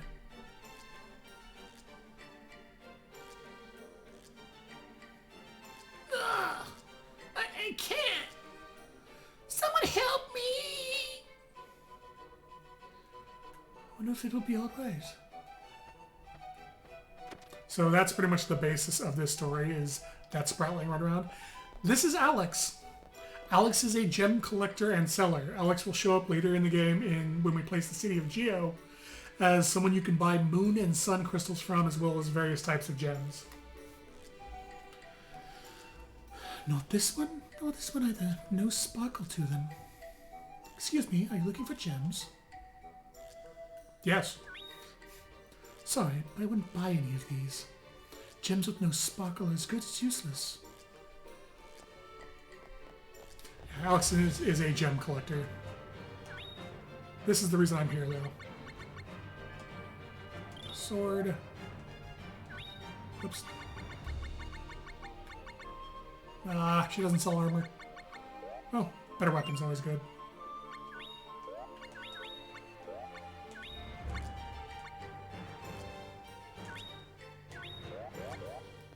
There we go. Eventually, once I unlock the forge, I'll just be making my own weapons with better materials. Let us pray to the spirits of wind and fire that the people of this world may live in peace. This is a student of Geo. So the students of Geo are all children that are... Geo's the city of magic. And these are all students who are learning magic at Geo. They're designated by their school outfit, which looks like, well, what he's wearing. This one in particular sells minerals. There's always a merchant that sells weapons and sometimes armor based on the how late you place the item and how far is it from your house, similar to enemy levels. And there's always a mineral merchant that sells raw materials for using in forging, which is also relevant to how far is it from your house and how late in the game did you play it or place it. This is Rubens. He is the Jumi of Ruby, hence the name Rubens. A lot of them have names that are pretty on the nose. I'm Rubens, one of the town's firekeepers. Let me ask you something. I hear a thief is after the temple's flame. Did you see anyone suspicious on your way here? Well, this was the Sproutling. A Sproutling? Oh, that guy. I doubt it's involved. I guess the thief was just a rumor. Inspector exaggerates everything. Oh god, the Inspector. What's that?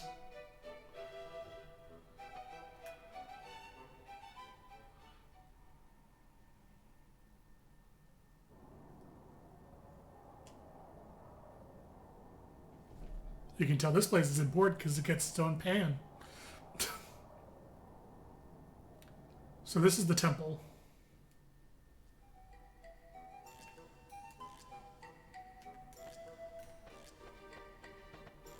This place is incredibly important to the fairy storyline. Please do not interrupt me. I am praying. We're mostly here just to loot the place, though.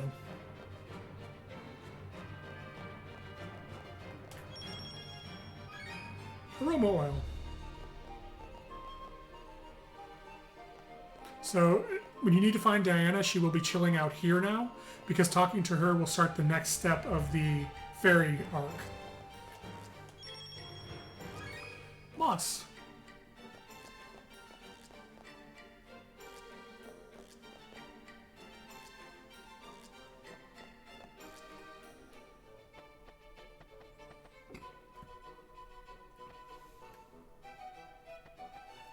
Okay, now we need to go up here.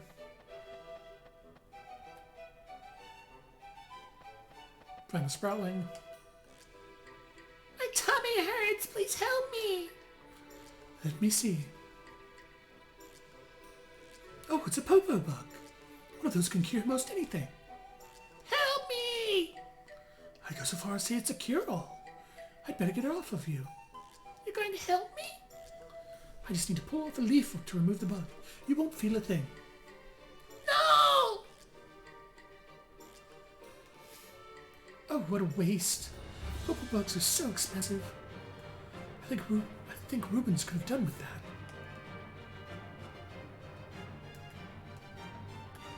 Rubens likes to come up here. He must love the breeze we get. So, the reason the Sproutling freaked out about her pulling a leaf off is because there's a black market for Sproutling leaves. Because they're used in teas and stuff that it's effectively like a holistic medicine. And so Sproutlings are very sensitive about their leaves.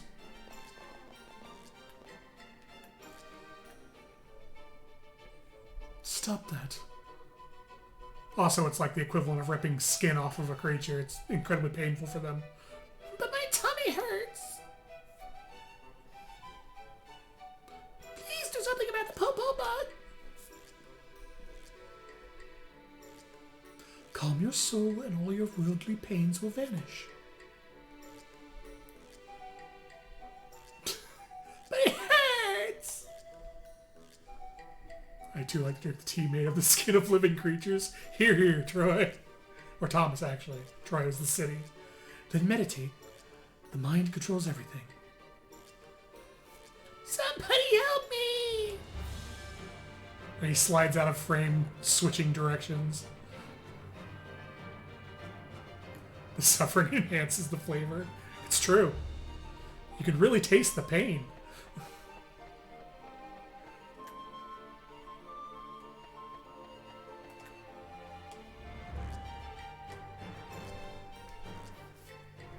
My tummy hurts. Help me, but don't tear off my leaves. All right, my dear, come over here and I will help you. Okay. See here, Rubens?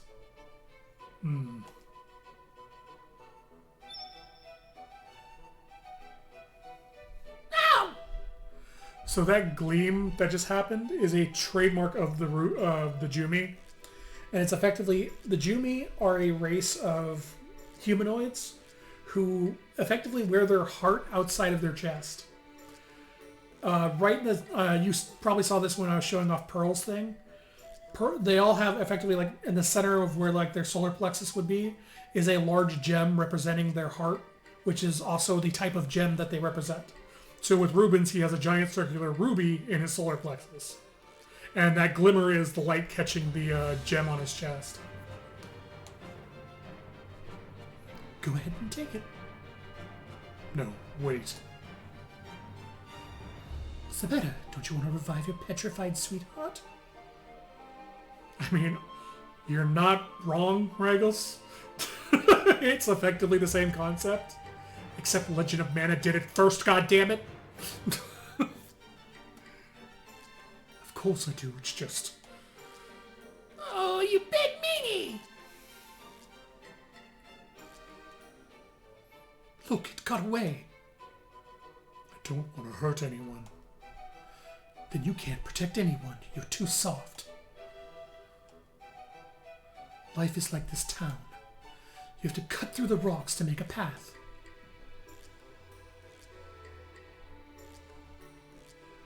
The path will never reach the mountaintop if the flame of hope in our hearts go out. Don't you think so? Only those who are strong enough can survive. It's nature's way. She says sometimes murder is okay. You're not wrong. Well, problem solved. Let's get out of here, boys.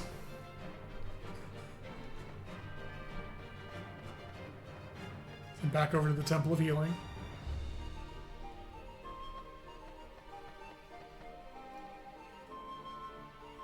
Oh no! And now to introduce the NPC that me and my friend as children called Inspector Poppinfresh.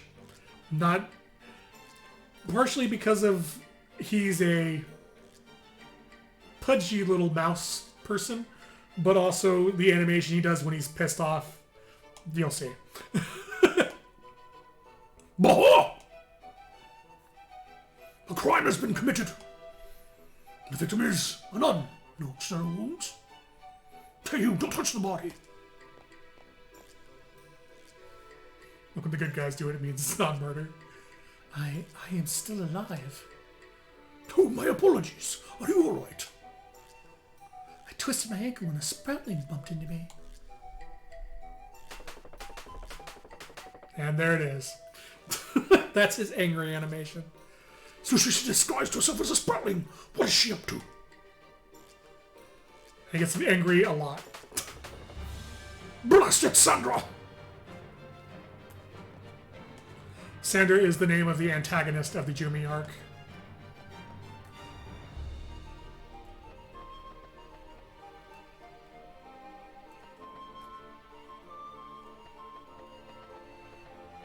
She's also a master of disguise. What is it? I think I'll go get the Popo Bug from that Sproutling. Go ahead. I'm not doing it. How callous! Don't you care one way or another about your girlfriend and Geo? How do you know where she is? Good question. Stop playing games. Well, if you don't want the Popo Bug, can I take it? Fine. You don't care if the Sproutling dies or your girlfriend sleeps forever, do you? Look, I don't want to interfere in anyone's life. And I don't want anyone to interfere in mine. Just leave me alone. Never.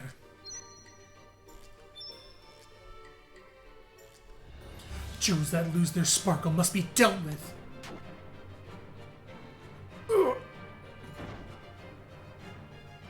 What have you done? Come any closer and I'll kill him. Do as I say and I won't harm your core. What do you want? I want to see some tears. I want you to cry like a baby and beg for your life. Well, where are your tears? But I can't. That's just too bad. Goodbye, Ruby Knight.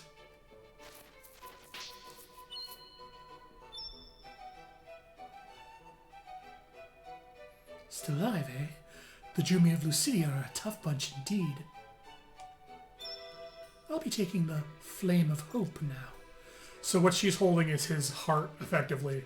She literally just Kali Ma'd him by ripping his core out.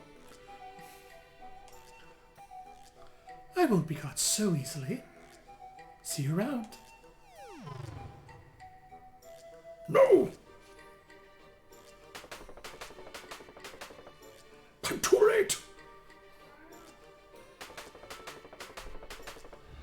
Blast it! So it was you all along! Give yourself up, Sandra, and take those stupid sticks out of your hair! So only if you're playing a female character does he comment on your outfit.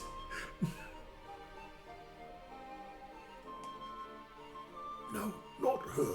Was a nun.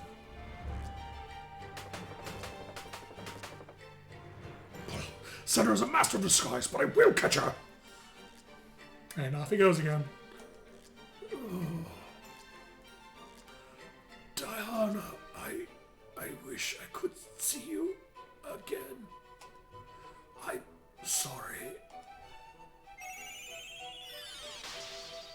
And that's what happens to a Jumi if the core is taken. They dematerialize into sparkles of their relative color. Like the sound effect when he's fuming. Yeah, it's pretty great.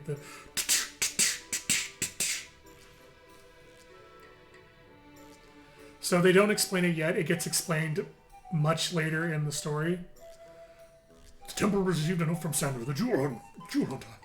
Said she was going to steal the Flame of Hope. I thought she meant the sacred torches. But she was after Reuben's core. If only I knew Rubens was a Jumi. I must catch Sandra no matter what. I need your help. Will you cooperate? Sure. Oh, thank you. Something tells me Sandra is still nearby. I'll search the temple and you in the village. You go check the surrounding area. Let's go. Yep, he's dead. Seems like a major weakness. It's also explained. Yep, exactly. So, it's literally their heart and part of their body. If their core is removed, they die immediately. Rubens was especially stoic, so he was able to hold on even after his heart got ripped out of his chest for a few seconds before he died. But yeah, remove a Jumi's core, they die. End of story. So, like I said, this isn't explained now, this is explained later in the storyline. But the reason Sandra was trying to get him to cry is because the Tears of a Jumi is a cure-all. It's literally fixes any ailment whatsoever. But, unfortunately, the ability to cry is limited to very, very, very few Jumi. So Sandra was effectively trying to get him to cry to make medicine in the most fucked up way possible.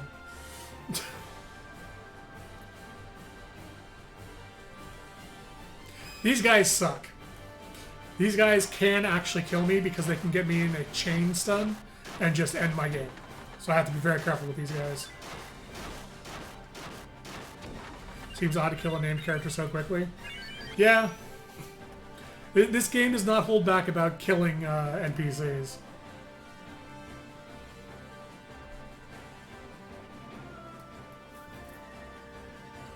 It's actually one of the reasons I actually really like this game and the Jumi storyline. It's a pretty heavy story.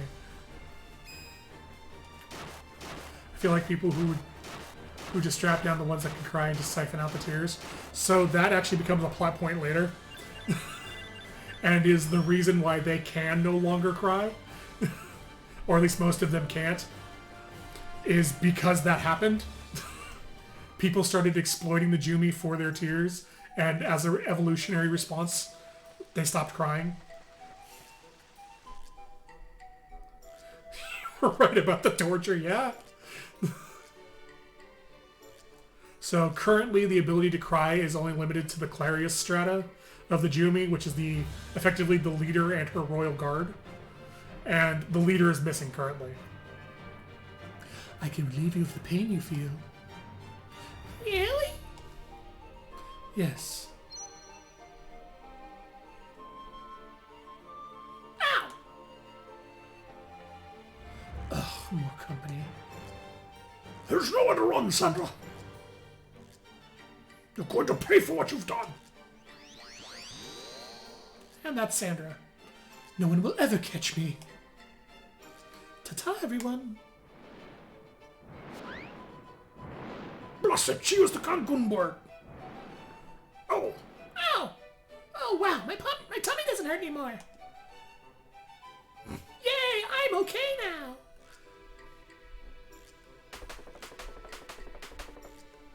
don't shut up.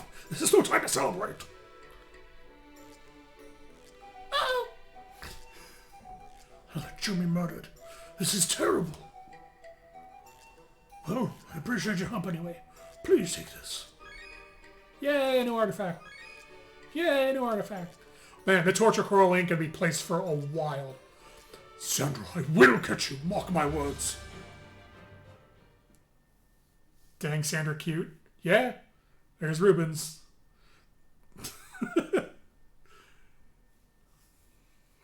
God damn it, Raggles. Sandra's cute, but she ain't as cute as Pearl. Pearl's best girl. How is this game still so gorgeous? because they remastered it and redrew all of the art for it.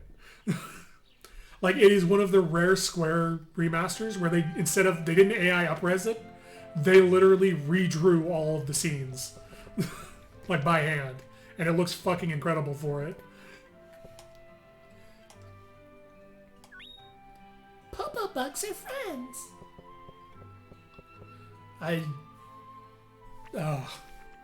Like, being my favorite game of all time, knowing Square actually just put that much love into this game made me so happy. Not only can Pearl rip out my heart calling him hostile. No. No, Pearl is quite shy and reserved. I don't think she could hurt anybody. In fact, I know she can't hurt anybody. Pearl is the only partner in the game that has no attacks. Like, in the code, she has no attack strings, and all of her abilities are just crouch. She literally cannot fight because she's a pacifist. And there's me, my favorite childhood Square game being Crystal Chronicles. And this is why we don't talk about that, Wrangles. Alright, so next on the list is...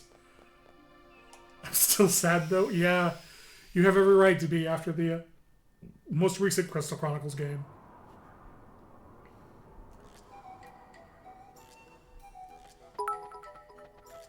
Oh, that's a sound. Oh, thank you, Fuggins. I super appreciate that. So he should be in here. Yep, there he is. Oh, hello. I came to Kanagrotto to gather green ball bugs. You roll them up and steam them to make a delicious snack. The green ball bugs in Gato eat the droppings of the Cancun bird, so they grow up nice and juicy. But I have to go through the cave to get them. Would you go with me to gather green ball bugs? Sure. Green balls are best when they're fresh.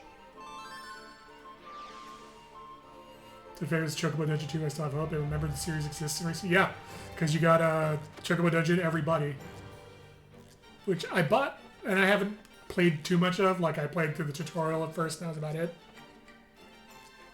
So this is actually kind of nice. So when going to the sections past the dungeon area, if you've gone through it at least once, you can just shortcut to the waterfall instead. Since we did it during the Jumi quest line, we can just go straight there. Here we are. Okay. So Hold on, can't you see that I'm collecting them now? So there is some hidden mechanic to this that I really need to fucking look up. But effectively, what you're doing here is waiting for enough time to pass and to do some trigger for a fairy to appear on this log area here.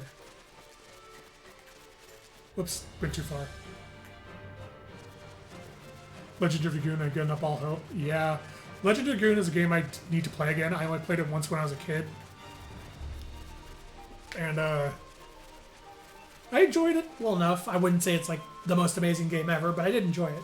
I haven't played it since, but I do have... Oh, there she is. But I do have it. Like, I have the ISOs for it, so I could play it again. Maybe I will play it on stream sometime. What are you doing? Waiting for Niccolo. Really?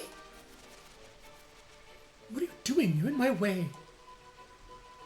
Talking to a fairy. What fairy? You're just imagining things. Let's get going. Here, this is for you. I got a green ball bun. And the artifact for the junkyard. And to show my gratitude, here's 500 lucre. If he's giving me 500 lucre, those green ball buns are probably worth 1,000 lucre each. So the reason why he never mentioned, or why he mentions that we're making up the fairy, is because fairies only will themselves to be seen by people they're not afraid of. Since the fairy's afraid of Niccolo, Niccolo can't see it. You find that out in the fairy storyline. Is they can will themselves to be seen by things they don't find threatening.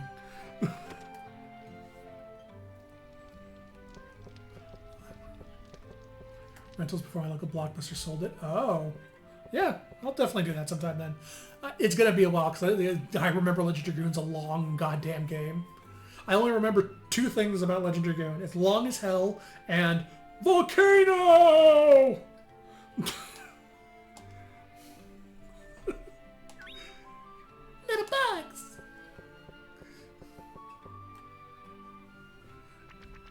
Hey, Soulmizer. I'm doing pretty good. I'm playing my favorite game of all time.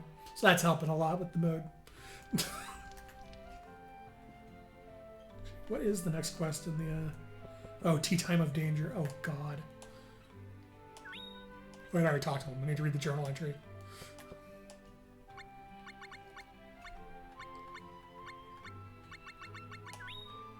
Green bell bugs look like locusts without the wings. They don't look that yummy to me. I'd rather have fish for dinner. Did I read this one? Oh, no. A popo bug is really long with lots and lots of knobbles, and it's easy to break. One popo bug makes two popo bugs. Who gets hurt when a popo bug is in someone's tummy? The popo bug?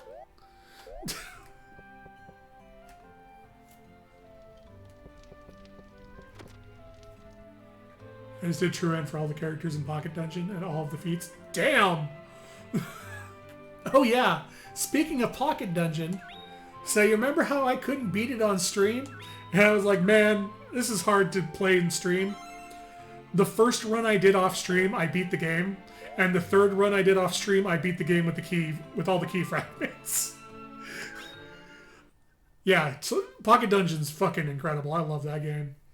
Absolutely my go-to is Scrap Knight. Scrap Knight's incredible. So for this one, I believe I want the Ancient Tablet.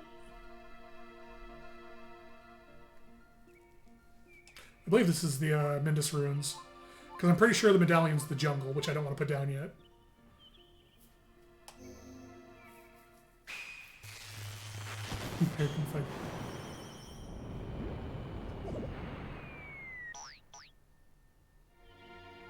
Scrap Knight's mechanic is so amazing. Like, that is exactly my kind of playstyle. Alright.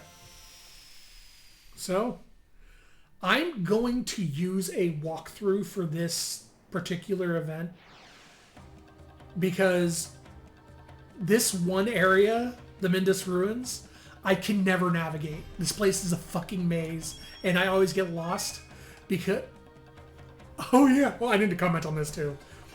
Because, boy, they reuse a lot of the same background scenes for multiple areas, and my brain just can't fucking handle it. So I'm going to use a walkthrough so I'm not in here for like an hour. The Damsel's Sigh. So that was named differently in the PS1 version. In the PS1 version and the Japanese version, it's called a Virgin's Sigh, not a Damsel's Sigh. So for the re-release of the game, they renamed it from Virgin to Damsel. I thought that was fucking hilarious. Because I got it and I was like, that's not... There's no Damsel Sigh in there. Oh... And I just started laughing. It's like a regular side, but without the book. Yeah, so these guys are level 3 because they're right next to the house and just got placed.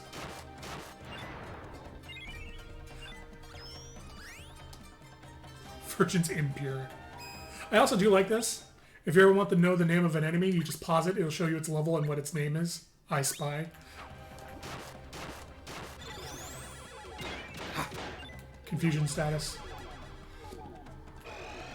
I try to get rid of the I Spies first because confusion's really annoying. As the Virgin can confirm, I was a trash Grudo. It's true. I was too. There we go.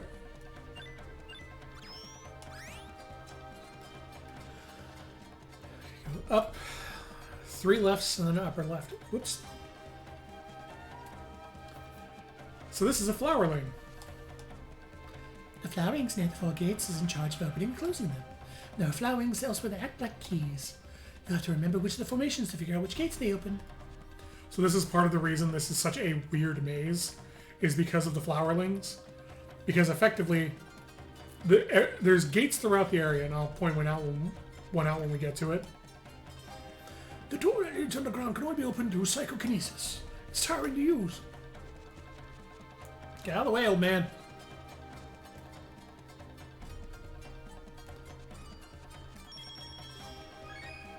Sharp Claw.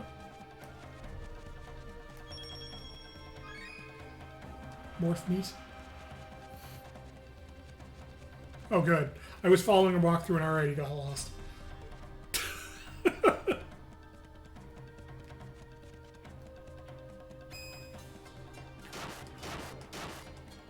I really hate this area so much.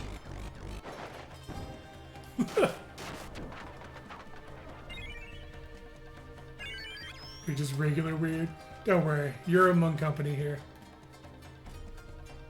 Okay, so these are the gates.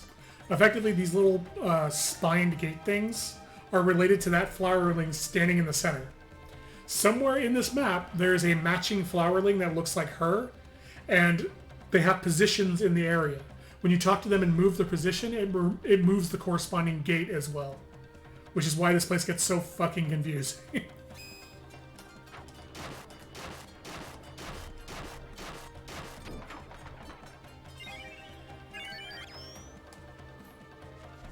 Probably can walk around it. Well, there's an ankle-high fence, so really, there's nothing we can do. Oh, hey, speaking of. So this is the flowerlings related to that gate we just saw. So if we talk to her, and she walks over there, the gate that was just blocking us is now on the left side instead of the right. And that's how this map works.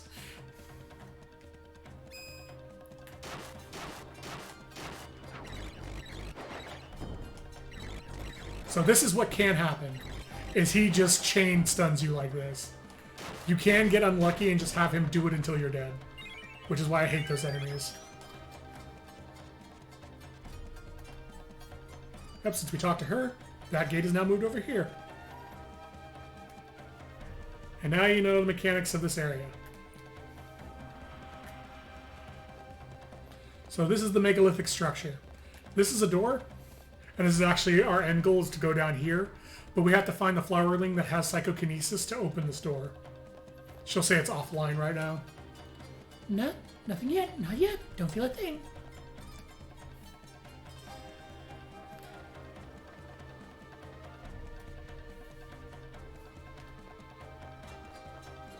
God. I hate this map so much. We're all connected.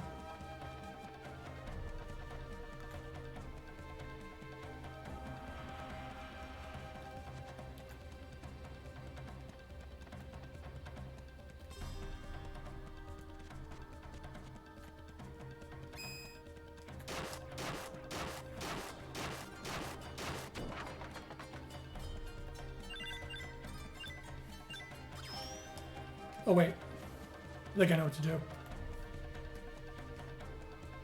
Wait, no, that's not the way. All these flower girls look identical. The membership is ruined. Yeah, Rango's got it. That's why they're all connected to the gates, is because they're all cuttings of the original. That's why they can control the same gate. The girl that's in the gate made these girls cutlings to control her gate.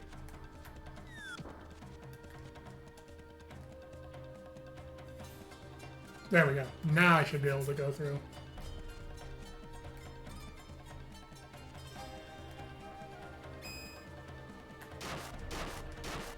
Let's kill this snake again. This is for game overing me twice in the past, you bastard. Nice, got back roll.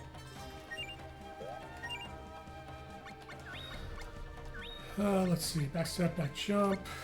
Jump and crouch, I think, is high jump.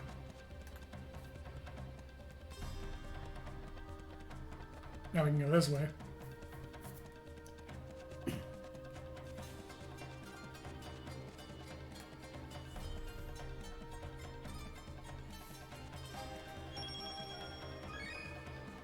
Got the creepy eye. Preparing psychokinesis. Oh, well, there we go. That's the dude I needed to talk to open the thing. Psychokinesis activated.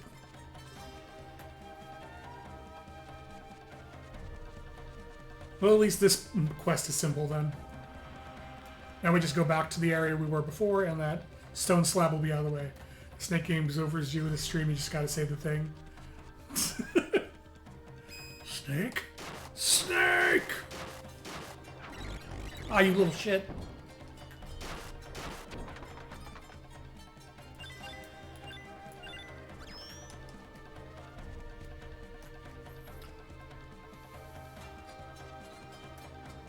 Thankfully, I think there's only like 4 quests to use the ruins, so we don't have to come back here very often.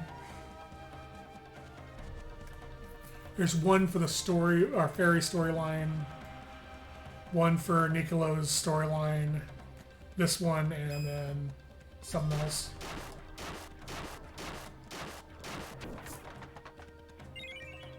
Yoink.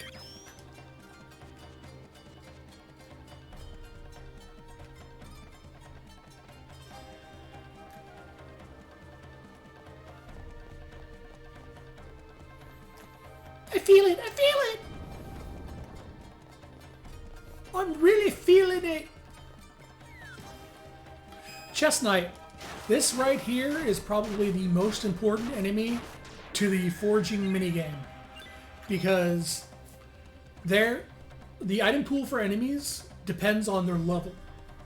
And those little Chess Knight buddies, after level, I want to say 70, it might be lower than that, have a rare drop of adamantite. And adamantite is the best metal you can work with in the game to make weapons. It's effectively the strongest metal in the game to use.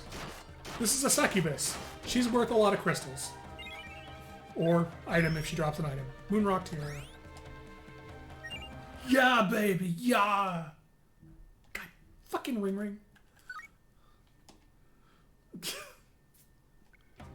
It's throwing time.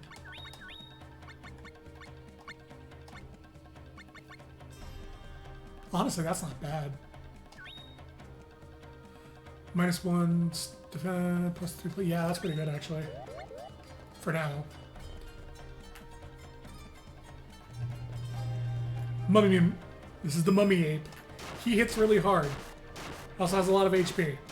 Also gets stun locked like everything else in the game. Ew, rotten meat. Ooh, item. Hey, a clear feather! I have a wind cap and a clear feather. Once I can forge items, I can make a shit ton of money. Oh, Juliet, where are you? Don't you come to my rescue? I'm lonely.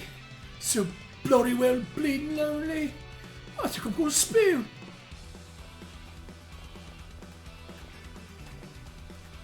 Oh, you're that choppy, ain't you? We meant Domina. I'm never gonna correct them. Yeah, that's right. Anyway, we went looking for some nice tea leaves and I got lost. I ended up down here, as you can see. Although that lovely duo ain't coming for me. I'll give that bloke a good water on if given half the chance. Oh, almost forgot. A terrible blood-sucking bat lives down here. Do watch out. Blood-sucking bat, you say? Will you take it, yeah?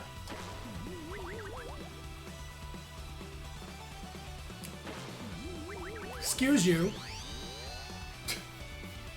Count Duvula. First I got a magical creature full of water, and now some filthy human. Only the blood of the peaceful dove can quench my thirst. But before I can drink, I must dispose of this meddling intruder.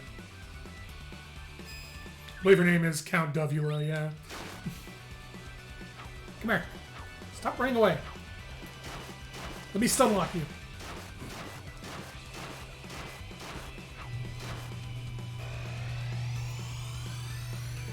Damn it.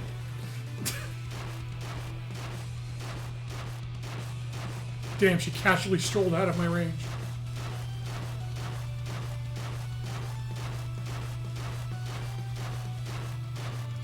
Yep.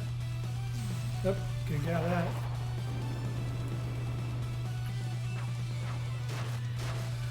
So not all bosses can be stun locked by this, but a lot of them can.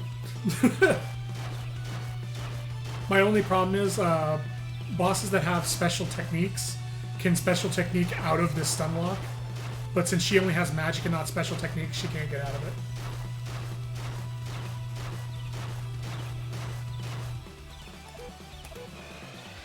And this will finish it.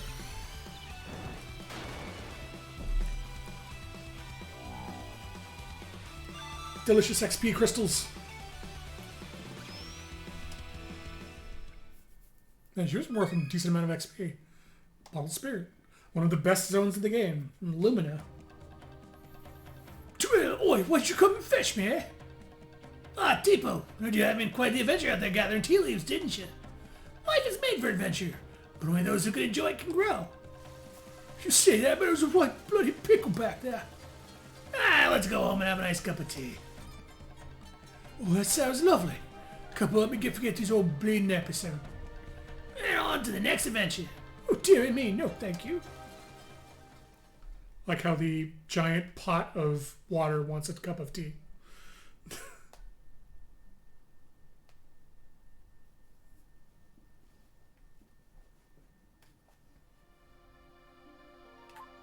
Alright, back home again.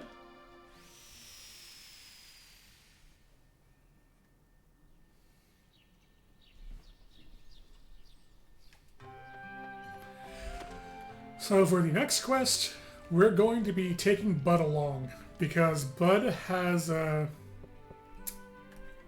quest called the Seven Wisdoms. And the Seven Wisdoms is one of the quests you can get locked out of permanently. I like tea. Because it requires you to take Bud to see all the wisdoms of the world. And a couple of the wisdoms only show up a limited number of times.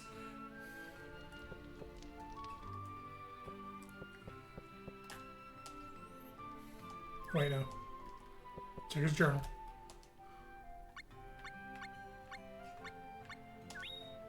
It sounds like today's adventure was about opening and closing flowerling gates, and today's monster kept sucking out my master's blood. Stop bothering my master! Aw.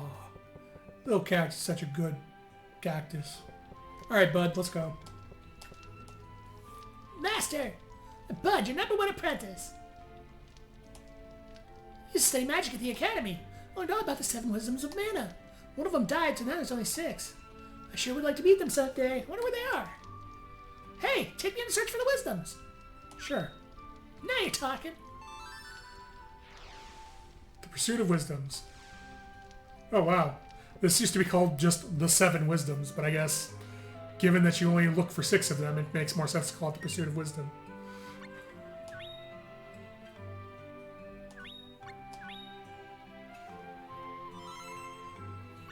How to do an infinite this stream. I wish I was good enough to do an infinite. Alright.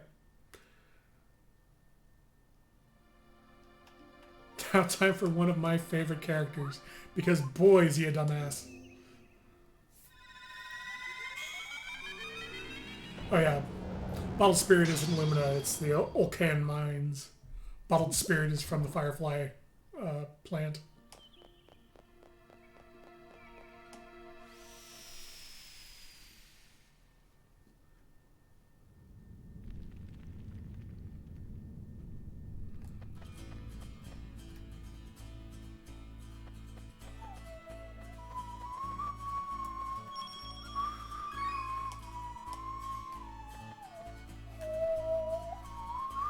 Hey, it's Pokili. Pokil. There we go. This is why I brought Bud along, is because Pokil shows up here. I'm Bud. I'm traveling the world listening to the wisdoms so I can become a great wizard. Hello, Bud. The goddess always does her utmost to help us. All we need to do is find out why. Thanks, Pokil. Good day. I am Pokil, the storyteller.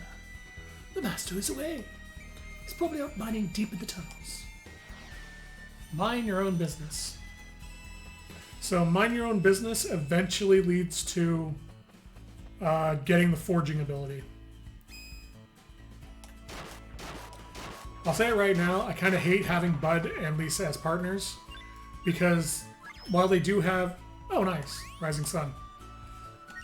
While they do have normal attacks, they tend to rely on their magic. And magic is not great in this game. Not only do you have to charge it to increase the range of where it hits, but it tends to stun enemies while they're in the hit animation. And because Bud and Lisa's magic kind of sucks, because they have really bad instruments, they tend to just... My ability to just kind of hammer enemies does way more damage than their magic does. but I can't hit enemies if they're stuck in a hit animation.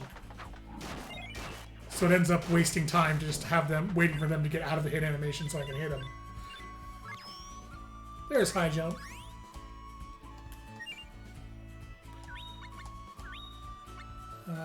Jump and high jump.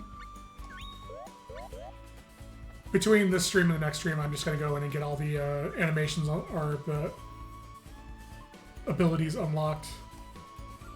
Just like fight the same fight over and over again and get all the abilities. Because Counter-Strike, which is the by far best ability in the game, I want to get that as soon as possible.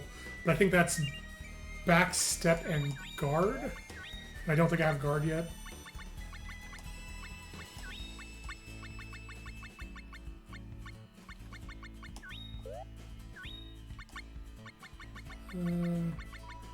Or it's push and backstep or something.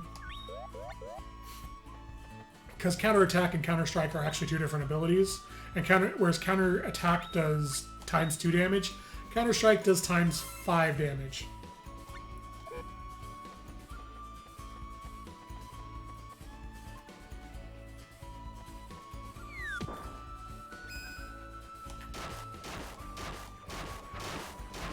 That's the spirit, bud. Just hammer him with your pan. At least he's not using his magic all that much, so that's nice. Morph meat and acid. Let's try this one out. You little shit. Well, the magic covered up the animation.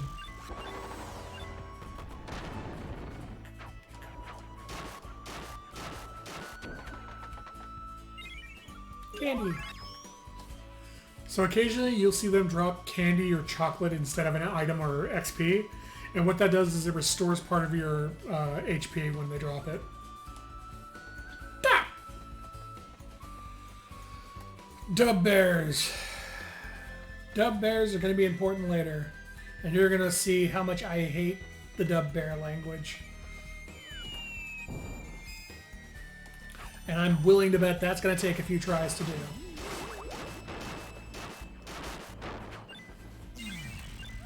It's over, bud. Stop it. Let me hit it. Oh boy, candy. Just what I wanted at the end of the fight. But yeah, so the dub bears talk in effectively varying forms of saying dub. Like they'll say dub, dubba dubba ba, bubba dubba, kind of like that. And there's a quest later in the game where you have to sell them items using their language. And it's not great. I am terrible at it.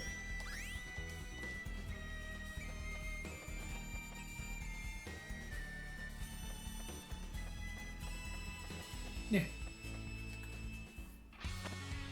And here we are. I'm busy, can't you see? Come back later. Stop it, will you? Leave me be. I said cut it out. This place is dangerous. You best be on your way.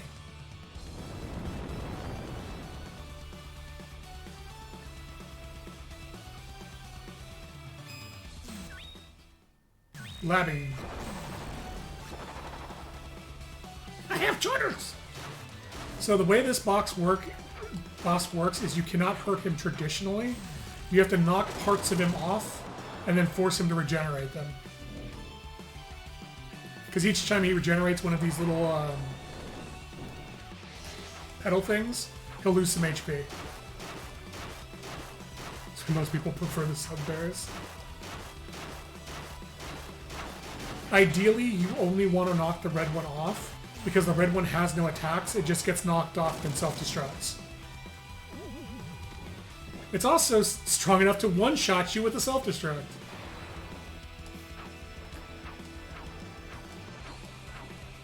Come on. Give me the red one. I ain't fucking with the green one. You just knock it off, get the hell away, and wait for it to destruct.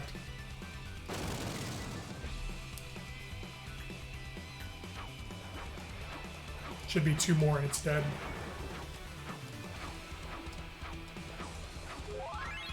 Welcome back, bud. So if a party member or even you is knocked down, you'll slowly start to regain HP, and once it's full, you get back up at full HP again. Bye, bud.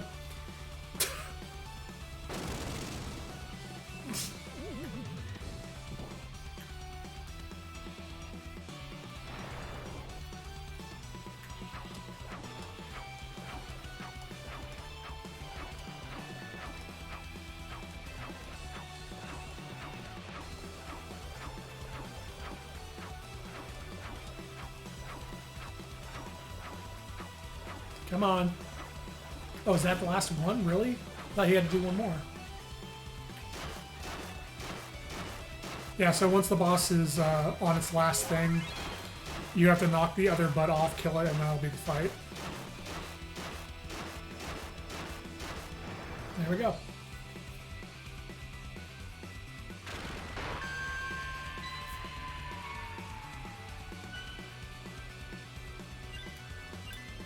Away from the XP, but it's mine.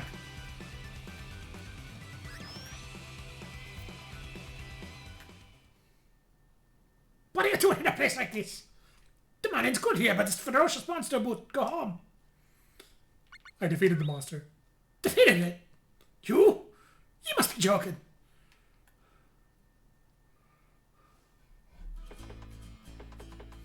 Why, you're the ones I saw back in the caves. Yep. Eh, well, who cares about that, eh? Look, I'm busy right now. Just go make yourself at home.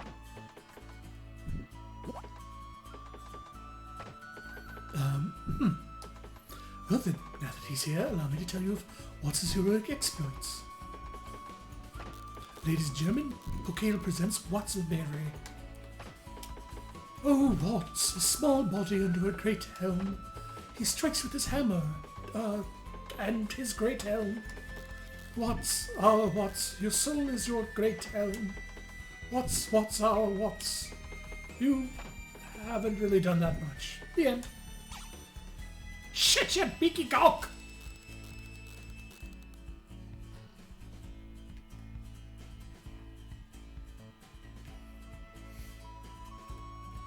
Oh god, I think I have to wait for Pokil's animation to end again.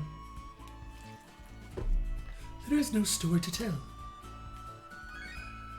Moon's Mirror, which is probably my favorite piece of art in the game. There's Watts. He's fucking loudmouth little shit.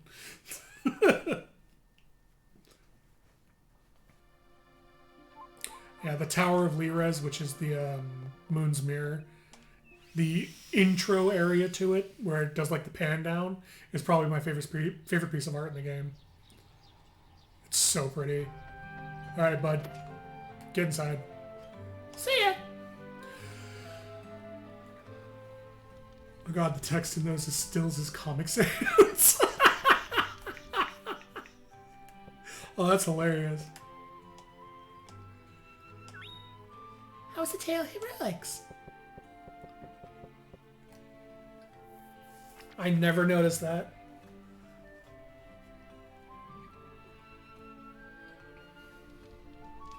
Speaking of, when do I get to go to the Tower of Lirez? Because that's the Tower of Lirez is the start of the actual Jimmy storyline. Yep.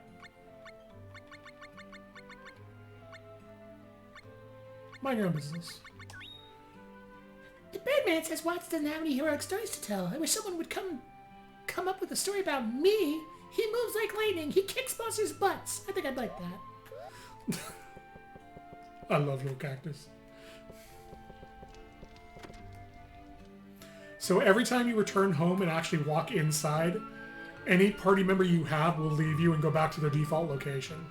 Because, with the exception of one time with one party member, you are not allowed to enter home with party members with you. Keep thinking you're saying Jimmy storyline. Who the fuck is Jimmy? Look, Jimmy's very important, but he's for later. Alright, so next is back to Watts, because Watts dropped his hammer. You know, that might be intentional to compensate for low-res screens back when. Yeah, it's true. It is kind of a standout text. Now we gotta talk to.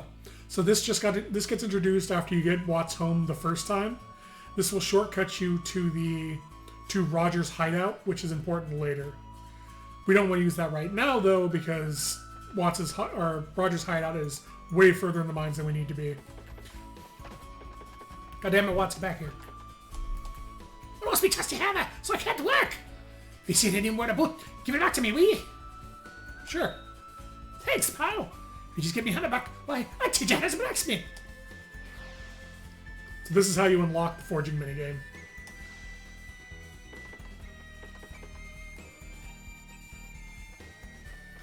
And now we wanted to go to Roger's hideout. Dead Bear Express. And you don't even get an option to say yes or no, just if you interact with it, you're taken. And here's his hammer. This is Roger. Oh no, this isn't Roger. This is, I forget his name. He's a dog priest. But a literal dog, not a, like, talking dog. No!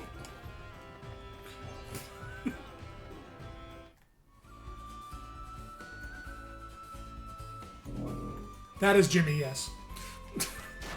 That's why I forgot his name. That's Jimmy. Oh no. Oh no, get out of the Undying. Oh yeah, fun fact now that I'm playing this. All of my alerts use the animation sprites from this game. Are his teachings dogma? They are.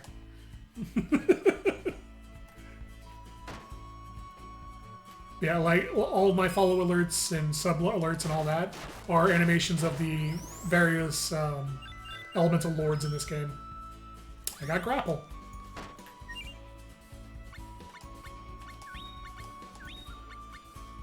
So I think push and there's a grapple and backstep.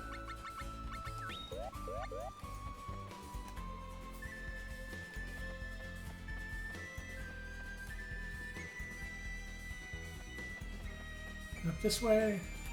We're trying to find our way back to Watts' place now that we have his hammer. Reference is lost on us, but it's a good thing. That's fair.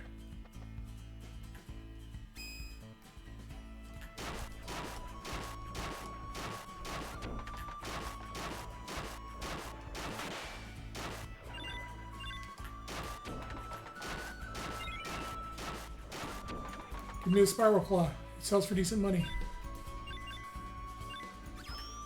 Nope, Animal Bone. Though I did get the Dragon Bone necklace, which is something I should probably put on.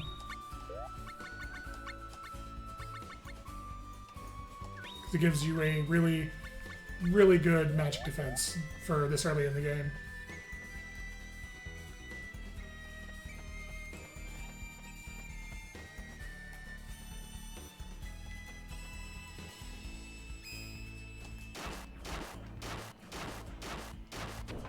Bone. Now, what I would like to see is when I get to the Tower of Lirez, there's a sword, an animated sword enemy that can drop something called the Throat Slitter, which is a really good one-handed sword. Oh, that's me hammer. Give it back, you thieving galoot. Youngsters these days are taking anything they can.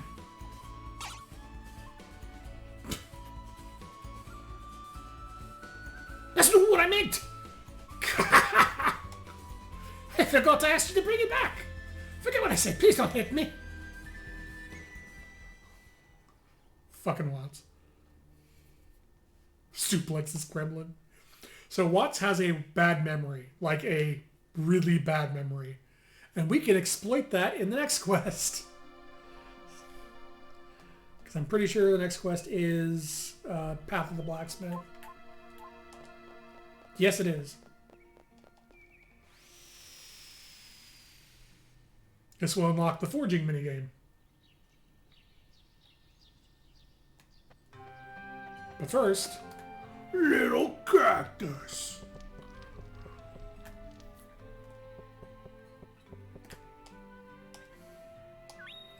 Hammer.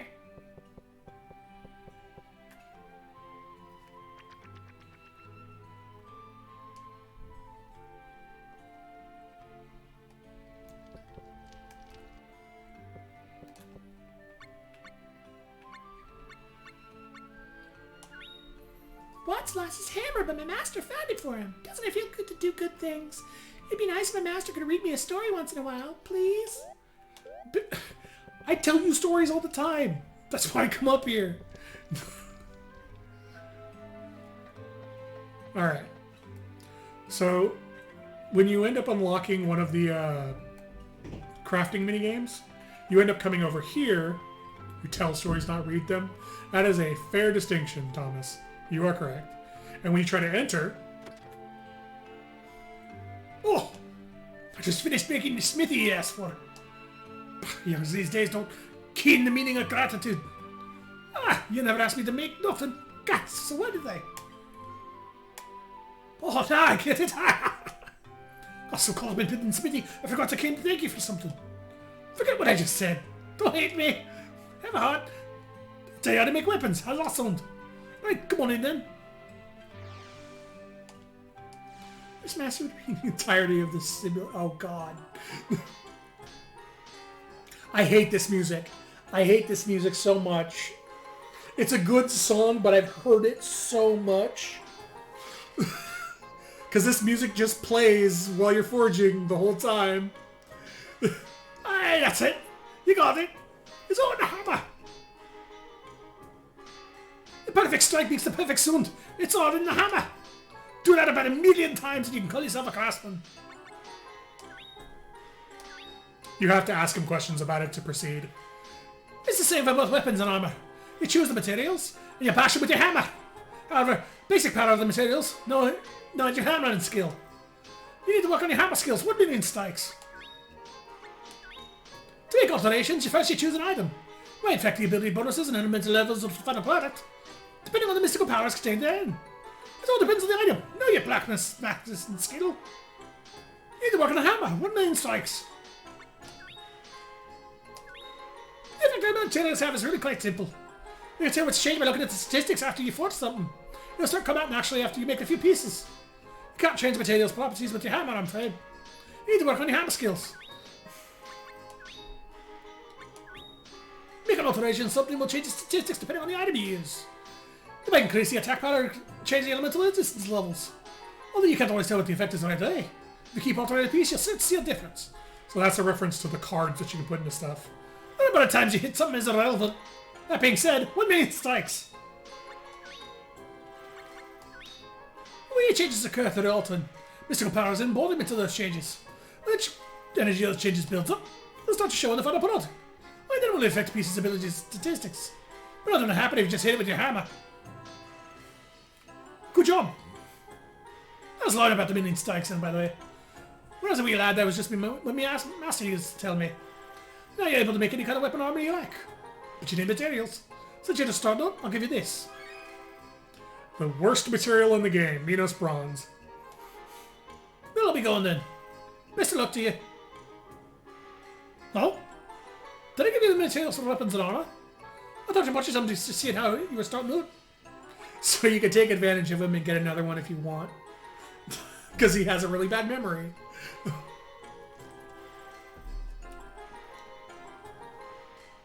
But he was nice enough to teach me, so... Oh, I did I? I forgot. Alright then, keep it up and you'll make a fine blacksmith. Also, he just gives you Minos Bronze again, which is borderline useless to use. Because it's so useless. It's so weak.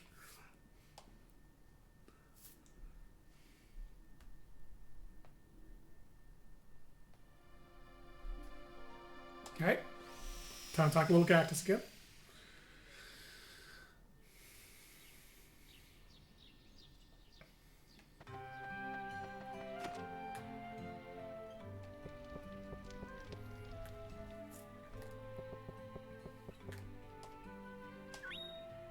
Weapon's finished.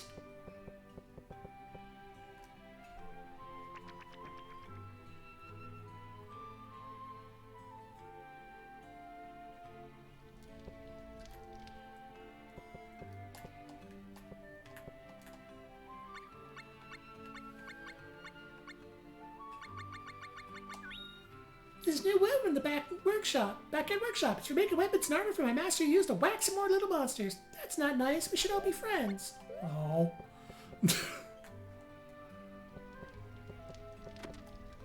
I'm sorry, little cactus.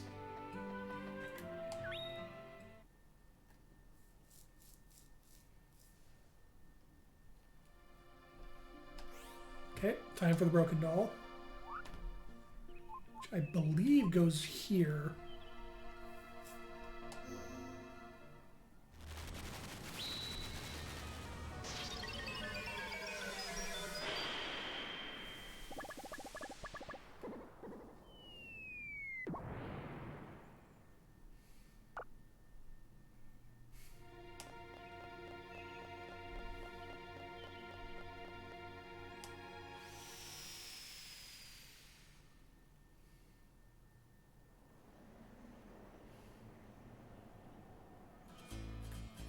A human is here.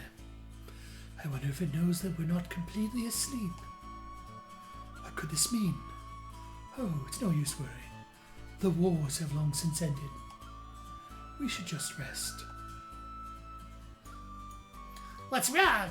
Stop that whining! Those who die with desire in their hearts are doomed to wander the earth forever. You're an artificer. You shouldn't be playing with our powers. We'll get our revenge soon enough. Infernal Doll. So this is your standard Lost Woods Maze of Mystery location. There is a set order you have to go through the area in, and it actually changes every time. So you have to talk to the Jack-in-the-Box to get the order. Friends await you. Let the Jack-in-the-Box, Teddy Bear, Doll, Jack-in-the-Box, and Rocking Horse guide you to them. Jack, Teddy, Doll, Jack, Horse. Got it. So that's referencing these toys that are sitting on each path. You have to follow the order of the paths that he outlines.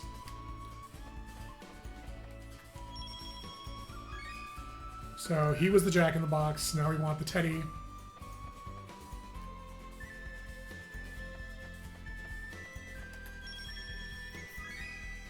Ooh, magical meat.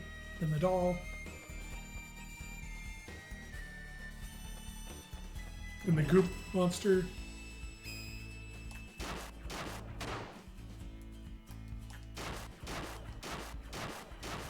I think these are supposed to be Potos. Nope, Lizardon. Never mind.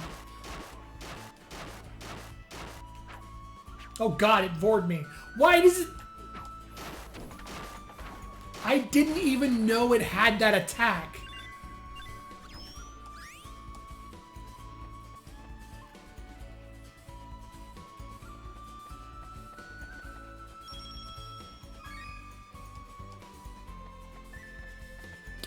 Jack-in-the-Box.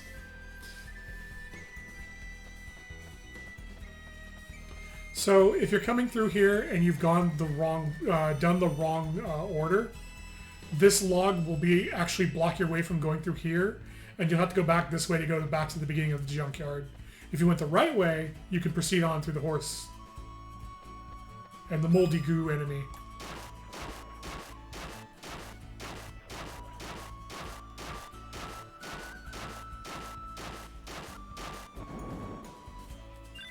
Who drops a bunch of XP? Then the boss arena. This is probably my favorite boss music in the game. Now fight!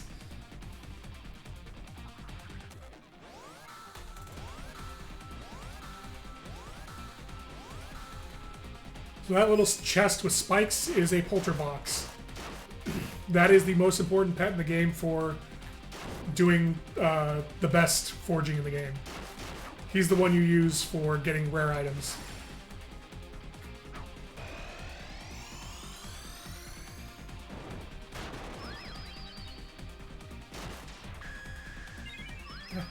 Gimme.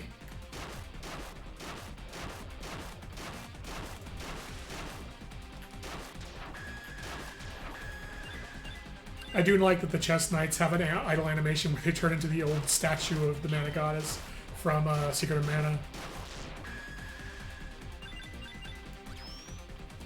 Baobab Wood. The Tome of Magic. The Tome of Magic is Geo. We won't be placing that for a very long time. because we effectively treat Geo as the last town location we're going to place, and we're going to place it in such a way that it gives us effectively the best crafting material you can buy. My oh my. Thank you. The toys believe that to die is to be saved. So things ended up for the best. That is Professor Baum, I think is his name. You only talk to him in like 3 quests, and this is one of them. Oh, Tree of Mana is starting to sprout.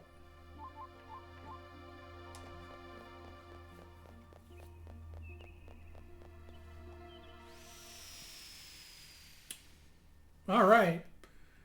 We finally get to start the Jumi Crest proper.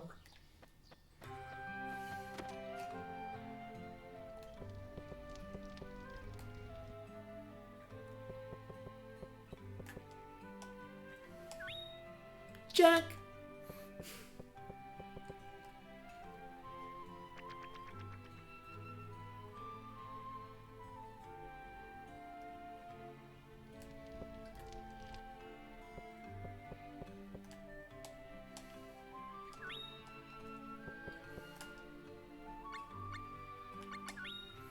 Junk at the junkyard really was junk. They were leftovers from artifacts used in a war long, long ago. Wow.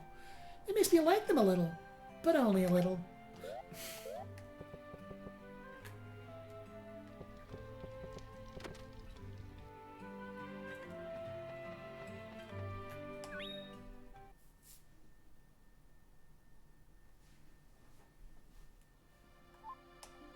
All right. Time to go talk to Elazul, who we've left in the pub this whole time.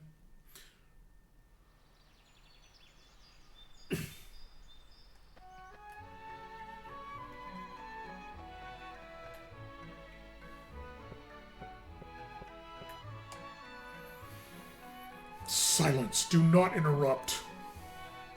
You, speak up. Don't make me angry. What are you hiding? Elazul, stop being a dick. Leave us alone. Fuck off. This is none of your business. Could you just go away?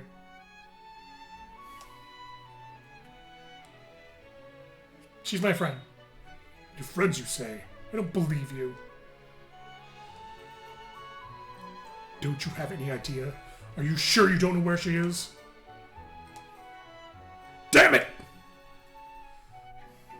I've wasted my time.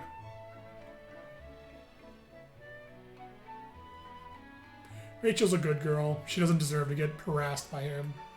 Thank you. Oh, do I have to go get Elazul first?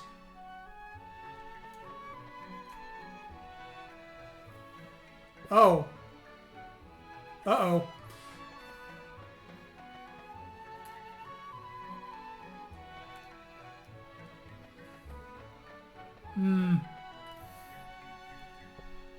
I think I was supposed to side with Elazul. Hold on.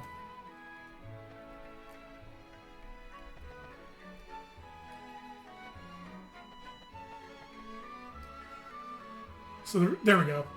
I was gonna say, the reason I'm going in and out of a lot of locations is because if Elazul isn't at his starting location, he will randomly show up on the map as you're wandering around Domina and ask to join you. Hey. Over here. Take me with you. Sure. I won't leave you alone until we bring her back. That's a promise. So Elazul's actually one of the better partners to have in the game. Not the best, but better. So now that we have him with us. Here. What's this? Wait. It smells like Pearl. Let's hurry. Rachel did know where she is, and she was hiding it. At Pearl's request.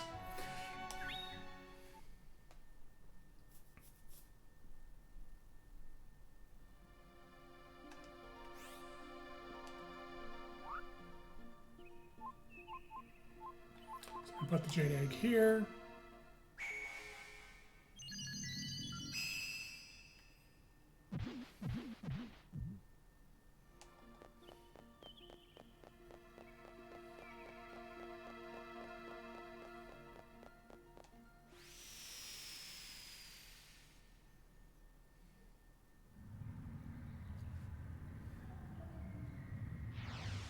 The Lost Princess. I sense a brilliant aura nearby. It must be Pearl. We should hurry.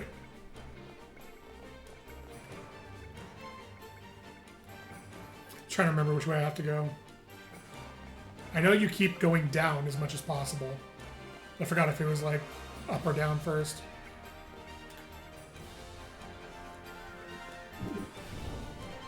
These mushroom dudes suck super hard sometimes.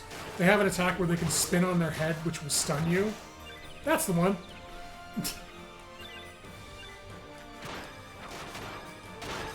And they can just, like, chain do that to you and just stun you in place forever.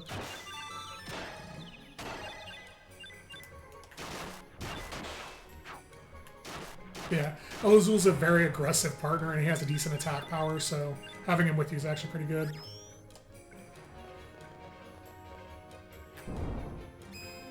There's a photo. That's a proper photo.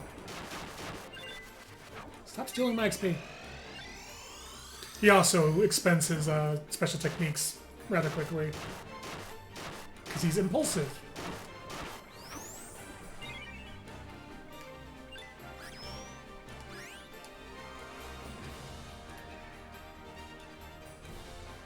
Keep going down.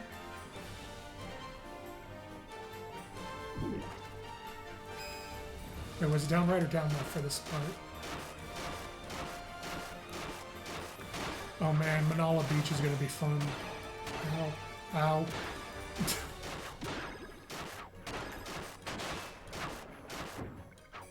Bitch.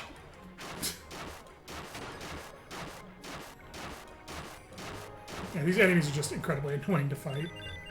Gimme.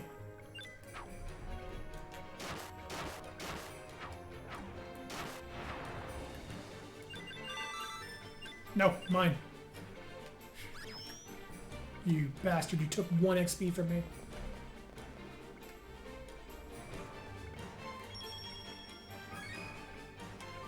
Mothwing. There we go.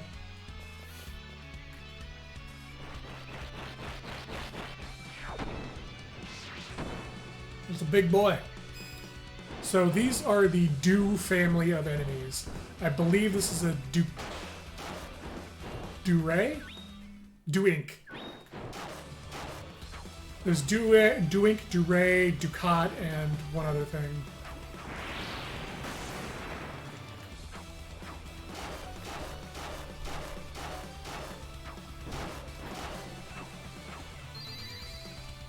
It's just a big bunny monster. I love the designs of these things. This chunky bunny monster. Oh no. Which way you going?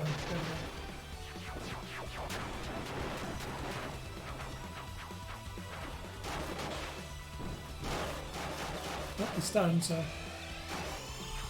Hey. Ilzul, you fuck! He pushed him out of the way.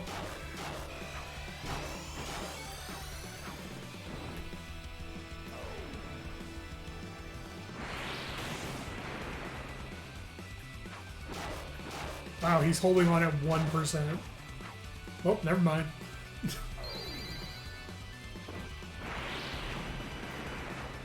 Oh, you were so lucky, Elizabeth.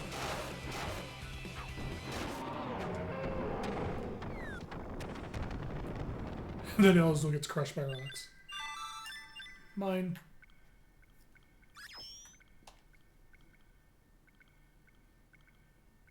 Pearl. There she is. There's Best Girl. Hiding behind a rock.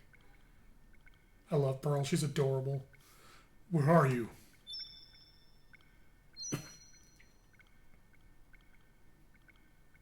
Elazul? Pearl, is your core alright? Yes? I told you not to go wandering by yourself. How did you end up here? I was, just thinking about things. Thinking will get you in trouble. Right now you should stay by my side where it's safe. But That's enough. I'm sorry. I'm so sorry. Yeah, we're gonna stick up for Pearl. You stay out of this. Who's that? Just someone who helped me find you. A strange someone. Oh, Well, then let's go. but, See you around. thank you. I do like that Pearl has like a custom blushing animation. She does that animation quite a bit.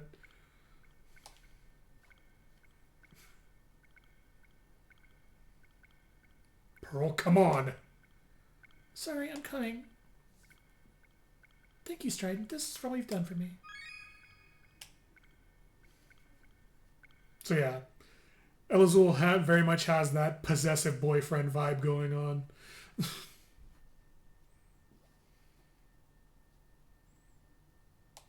Even though he's not actually with Pearl, like, romantically. Effectively, the Jumi have two camps of castes. That's the Guardians and the Knights. The Knights protect Guardians, despite the name. So he's effectively, Pearl's a Guardian and Elazul's her Knight. So it's his duty to protect her. So when she goes wandering off, he freaks out. Oh, son of a bitch! I really hope this is Dad's broom and not Little Cactus. So there's two quests in the game, and depending on the timing of when they happen, Little Cactus will disappear. And you won't be able to talk to him about the quest you need to turn in because he's gone.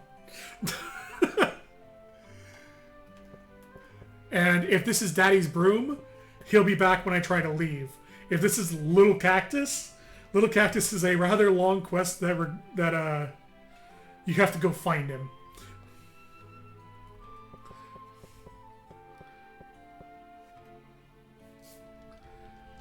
Oh, God. Please come back.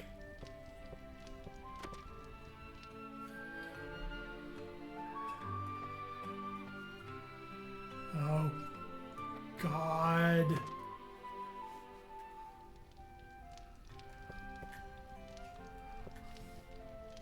Huh?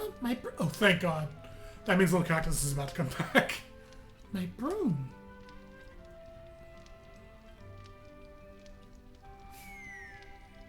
It's gone! My broom's gone! Daddy's broom. Okay.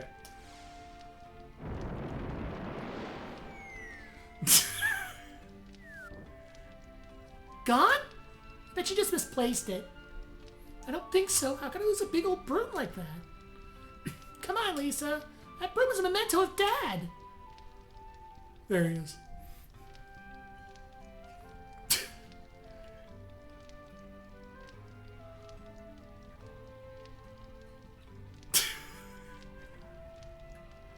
The cactus walks? So Little Cactus tries to hide the fact that he can walk and gets kind of discovered a few times throughout the game. Stupid old broom, junkyard. Fun to get lost.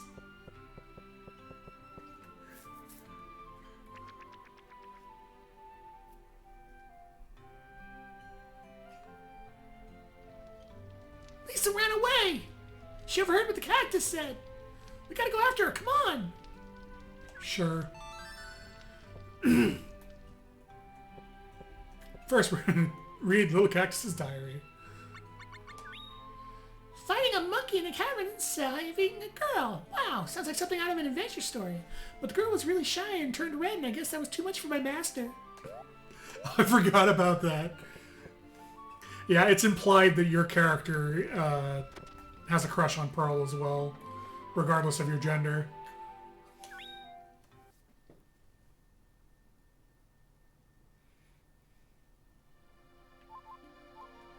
which is even funnier given that Elazul has a crush on her and can't do anything about it because he has to stay her knight.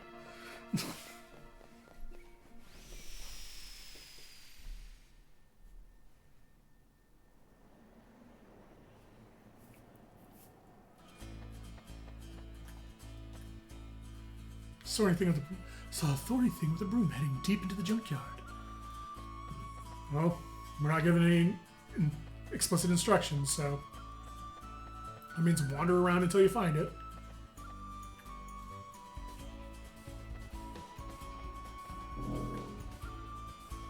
Oh, a basilisk.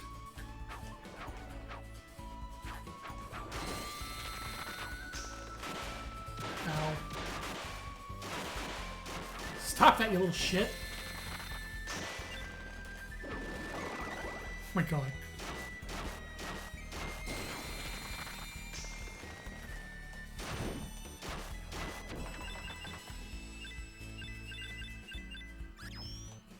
Alright.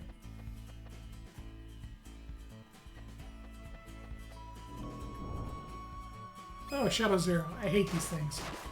They usually drop chocolate when you kill them. Oh, he didn't though. That's nice. So yeah, Shadow Zeros have like a 50% chance to drop chocolate when you kill them. Or they can drop XP or crystals, or they can drop an item, which I think they can give you a decent weapon, but not of the classification I usually use. You hear Acropolis of Trash. I was such a coward in the war. I ran away. Everyone laughed at me. I wouldn't come any closer. If they see you talking to me, they'll probably laugh at you too. So if you say back off, it teleports you to the beginning of the junkyard.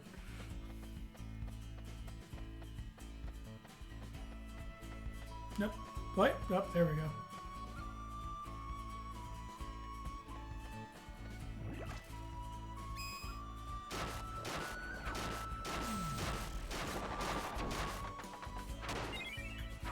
Good. I thought Bud actually hit him with a spell.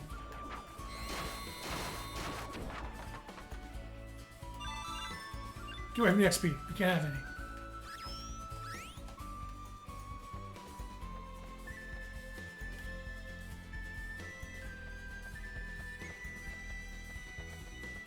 any. Ooh, treasure. Well, treasure's a good sign. Let's go this way.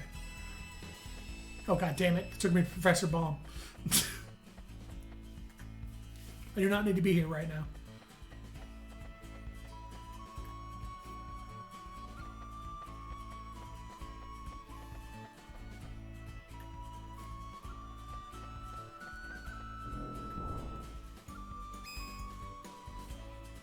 I think these things are called punksters. Yeah, punkster. Weird ass name for it.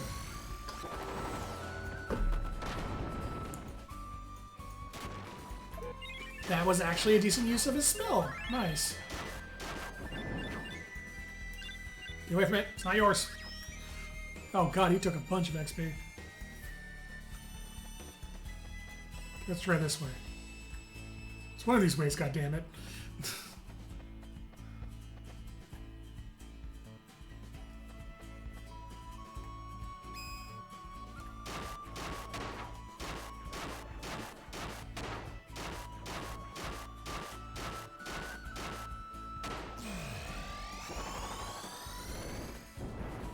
Oh god damn it, bud.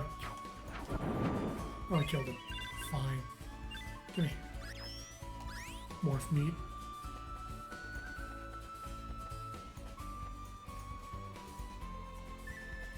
Well, that wasn't it. How about this way? Treasure, please. Get out of the way. I want your treasure. Electricity. I remember that being good for forging. I just don't remember what it's for.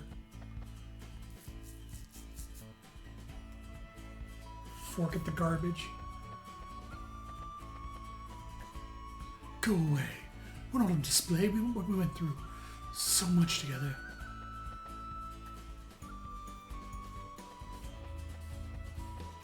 Nope, not that way.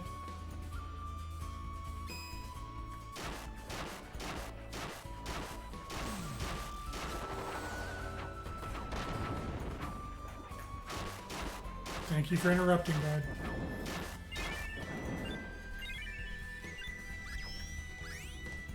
Jabroni Rock. Nice.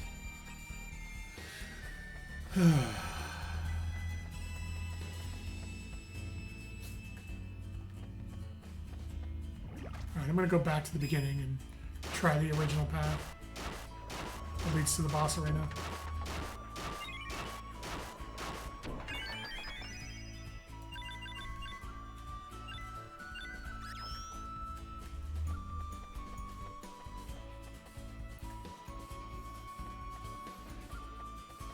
That's the only real complaint about this is there's a lot of maps that are just kind of mazes. Okay. So it was Jack in the Box, Teddy Bear, Doll, Jack in the Box, Horse. Teddy Bear, Doll, Chest.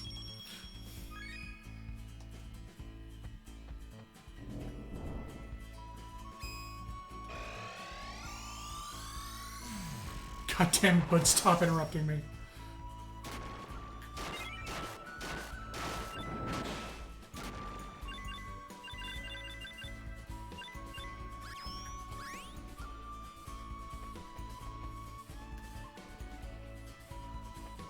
Jack in the Box.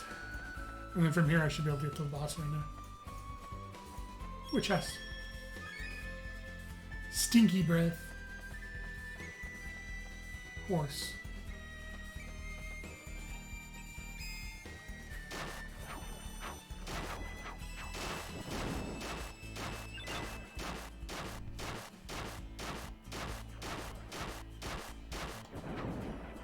There we go.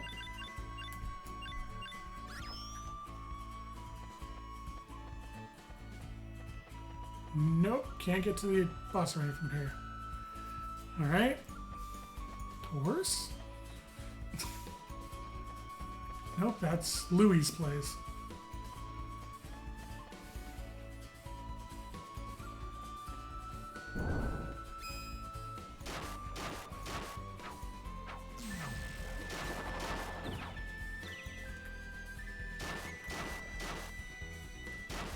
Uh-oh, Stinky.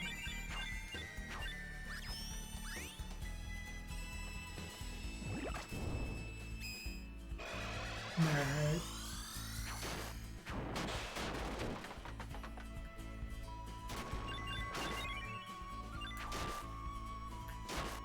Bud's actually pretty strong. I almost never use him. Give me that. The magic lock from his animations is too annoying. That was scary. I saw a cactus swinging a heavy broom around here and mumbled gibberish. It sounded like Lisa, Lisa. Okay, well, apparently they give you a hint on where to go, and I'm just stupid for not talking to them.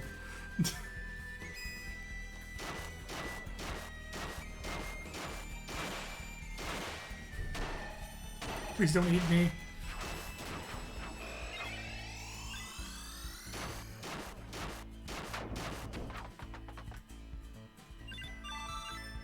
Yeah, level up. Come here. Come here.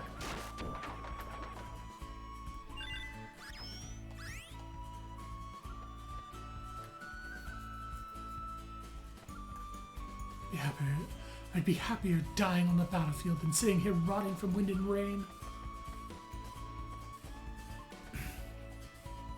Our friends died one after the other in the battlefield. Everyone here went through that. That's why I'm... Go away. We're not on display, but we went through so much together. Wouldn't come any closer. They see you talking to me, they probably laugh at you too. Back off. Well, I'll take you back to the entrance.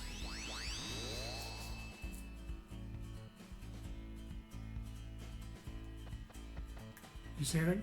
Psychokinetic teleport service. All I charge is love. Nah. Saw a thorny thing with a broom heading deep into the junkyard. Okay. Maybe I have to do this in a certain order that I fucked up early.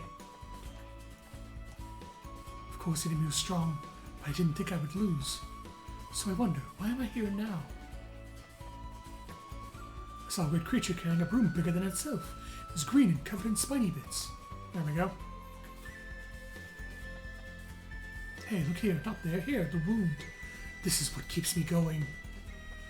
This is some really dark commentary from what's effectively a bunch of toys on the ground. Oh, seriously, okay, it's him.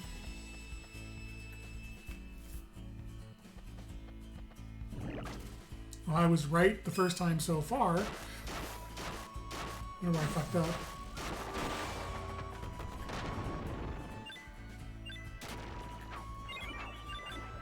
Gimme. Imps can drop a spear weapon that's decent for selling. Chocolate. True spear, there it is.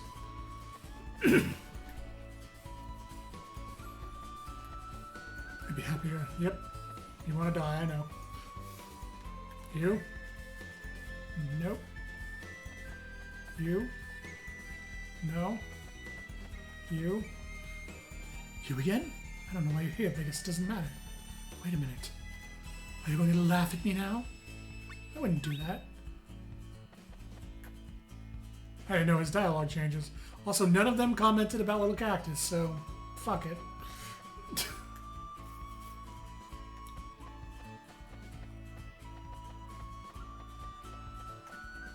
I didn't know that cactuses could move. You learn something new every day. Well, there we go.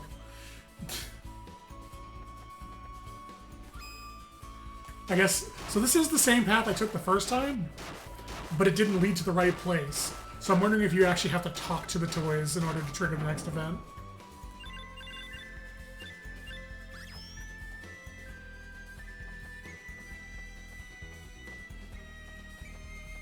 Yeah, okay, the path to the right's now open instead of the path down.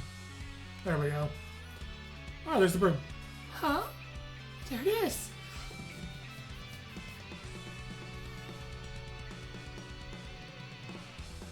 Ah! And she's fucking dead. Lisa! Are you okay? Bud, you came. Be careful, there's something here. That's what I thought. We gotta get out of here. I'm scared, Bud. Junk here like hates humans. I don't think I can run. Ugh. Lisa, Lisa, Lisa. Did you forget who I am?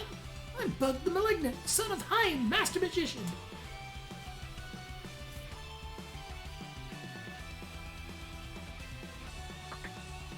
Oh, look what you did, bud. Bud, Dad was a Magic Academy dropout. He was so useless, the only place they accepted him was Domino. We're doomed. Don't you remember what Dad always told us? He who fights and run away lives to see the light of day? That's it! Cowardice is the better part of valor? That too! So what are you trying to say? I'd rather live as a coward than die as a hero. Heroes, there are many, father of Bud and Lisa. There is but one. Bud! Lisa, run! Lisa, you stand out of harm's way. I'll take care of this. Now I make my entrance.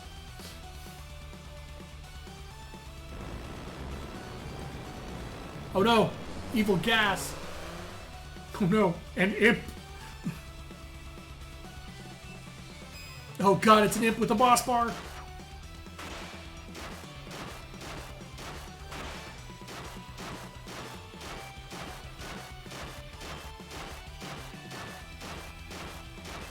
So that's one thing about the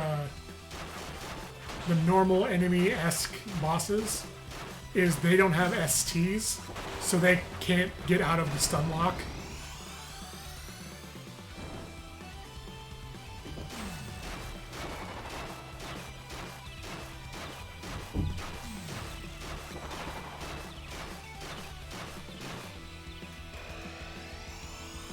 Yep, stay close to me, you little shit. Not close enough. Oh no, I got him. Sweet.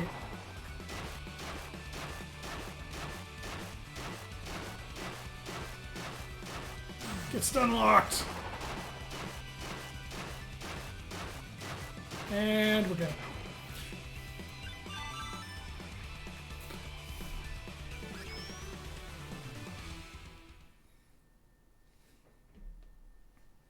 Thanks for saving me, bud. No problemo, sis.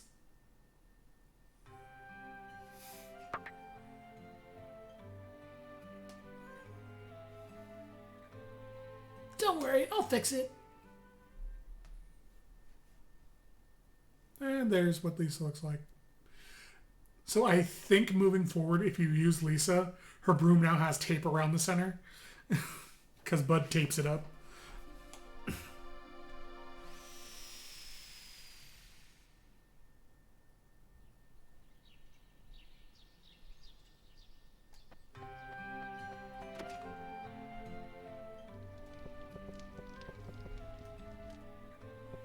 Alright, little cactus. Why'd you run off with the broom? Broom, snap, snap!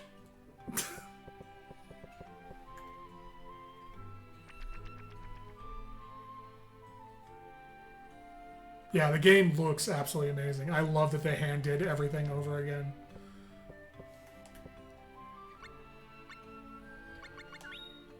I threw away an old broom, and that made Bud and Lisa mad. They went getting back and fixed it where it was broken. I guess everything is just hunky-dory now.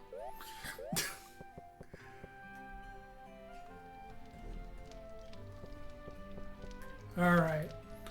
Time for the best, my favorite background in the fucking game. God. I wish it defaulted to save and not Ring Ring Land. Why the hell is Ring Ring Land the first option?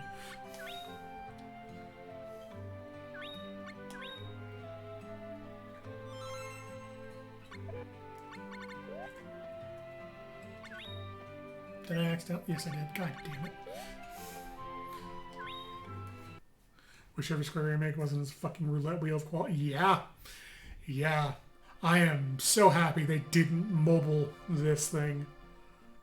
Alright, so we want the Moon's Mirror. To put it above Catagrados.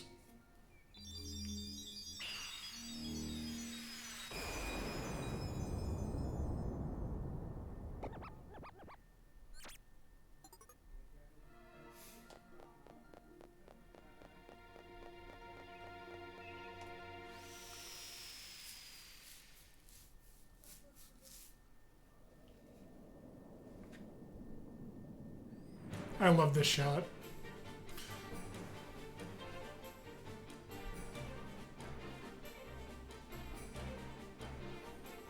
And Pearl is standing here. Because of course she is.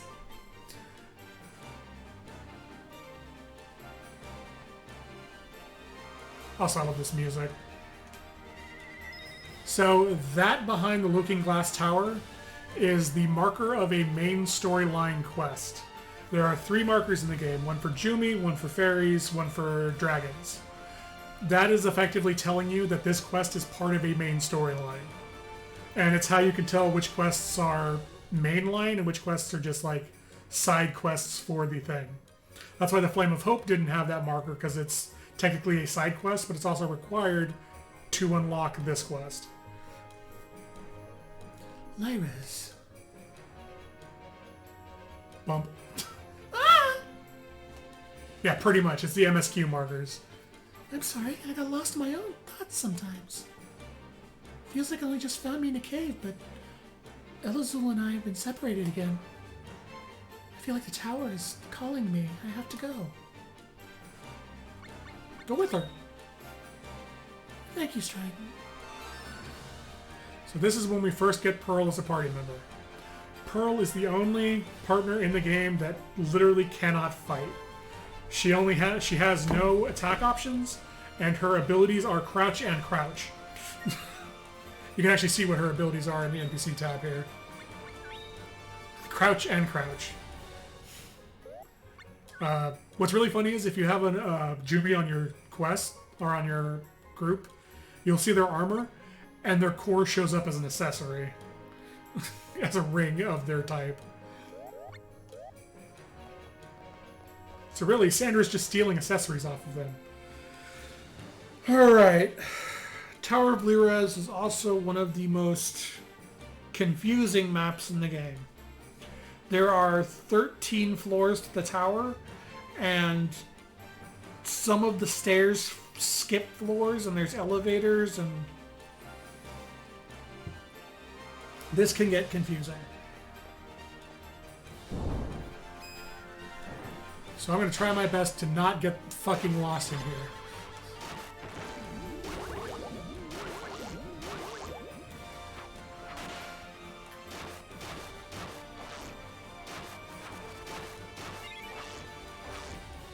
Or die. Dying would be bad too.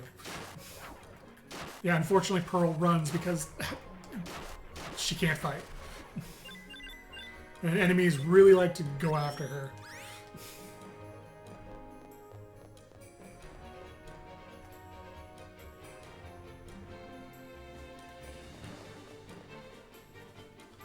These guys. So these guys are the ones that can drop the throat slitter. That would be a direct upgrade to what I'm using right now. They can also drop an item called Levitain, which is a two-handed sword, which is not really what I'm using, but sells decently. Throat slitter, there it is.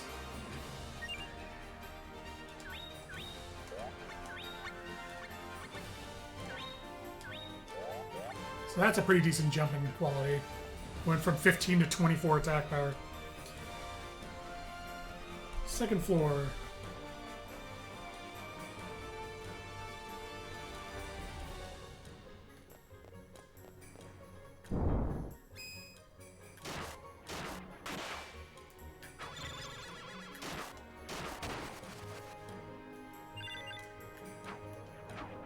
Oh, shit.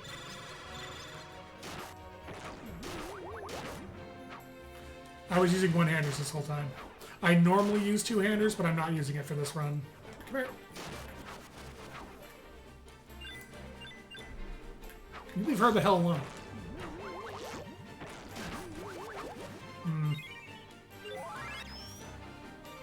I may actually not use the throat slitter.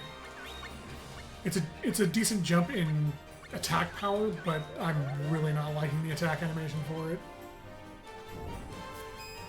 Well, if he drops the fucking Levitain, I'm going to use that. Because that's also going to be a decent jump in attack power. So the Mad Mallard, the little duck with the army hat, is probably the strongest enemy I can run into right now. One of his attacks, where he lays an egg and the egg explodes, can do about half my HP in one shot. So I have to be careful. Thankfully, you have plenty of warning when he does it. That's the one. Oh god, I'm trapped. There we go. And he effectively shoots his babies at you. And does a shit ton of damage. It is worth 15 experience crystals, which is nice.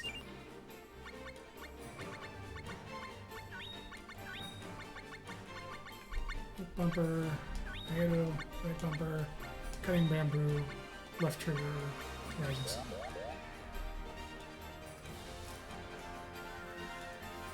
Well, here's to hoping I don't get hopelessly lost in here, because this is one of those problems where it's a maze level where most of the rooms look exactly the same.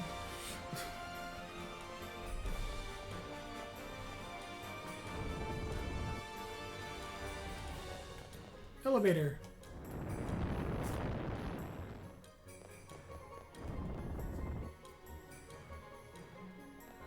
From 3rd to 6th floor.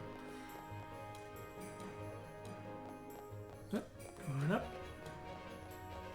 What we're looking for is the, I believe, 7th floor elevator. Will take us to the 11th.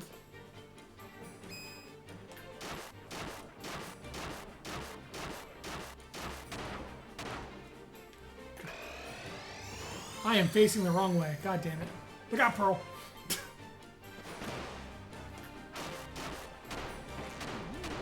Oh god. Oh god. I'm getting comboed to death. I got wombo comboed. Okay, I need to be careful.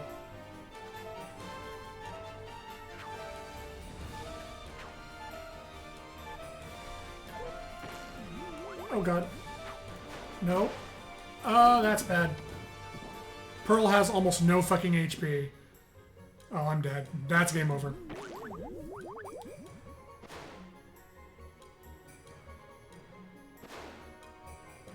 Come on, Pearl, keep dodging. I'm almost halfway recovered. Nope, that's game over.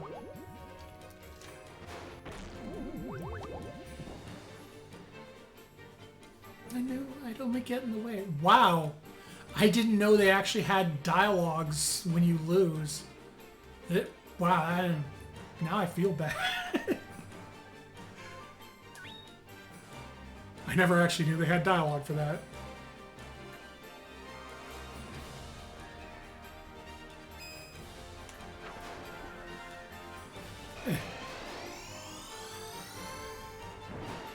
Bitch!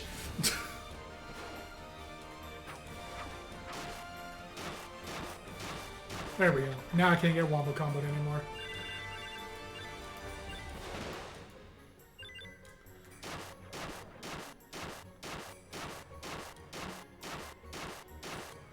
Yeah, now it's my turn to fucking stonewalk you.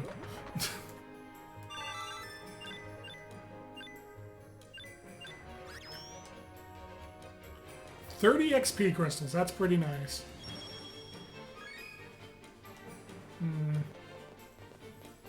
I don't think this is the 7th floor I wanted because there's... Dropping down there would drop me back to the 4th floor. If only she was diamond instead of pearl. You say that, but there's a diamond Jumi later in the game.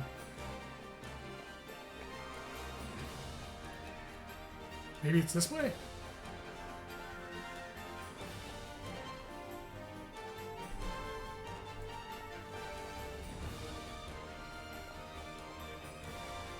Huh? No, not that way. Hey, Grut.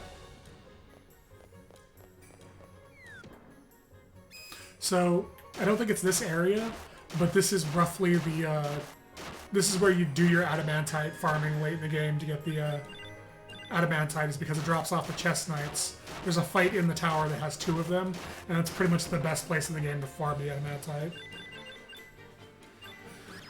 Good old 2% drop rate off of 1 enemy in the game. And where's the hammer? I don't use hammers. I really don't like how slow they are.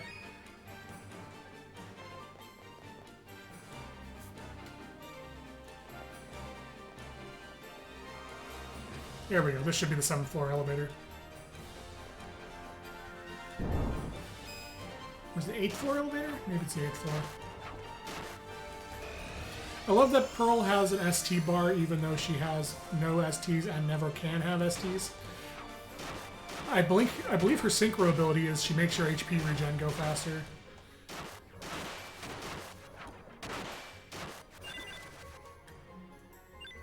And leave her the hell alone.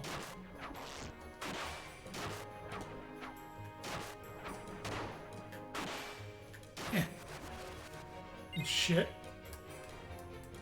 Gimme.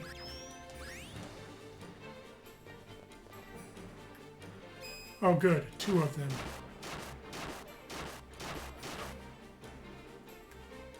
Fuck this.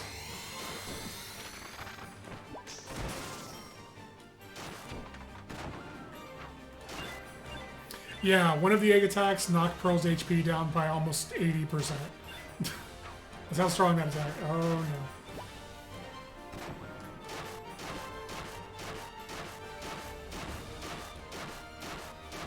Let's get rid of this guy. Oh hey, Fetch. Don't worry about that. I'm not killed, but don't worry about the death. No, that's just... No. Good! Destiny dice. We were here earlier, Fetch, when I destroyed the egg.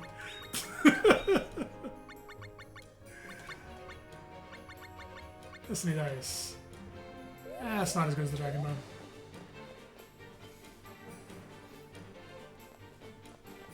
Okay, this should be the elevator. Ah, okay. Yeah, so earlier in the game, in the first starting city, there is there's a canary woman who has a egg. Oh god, I need to actually look at the screen. Fuck this. There's a canary woman who has a small egg, which is her son. And if you talk to every time you talk to the egg, she goes, "That's my little peewee. He's very fragile, so be careful." And if you talk to it 10 times, you literally explode the egg and it dies, and she freaks out because he's very fragile.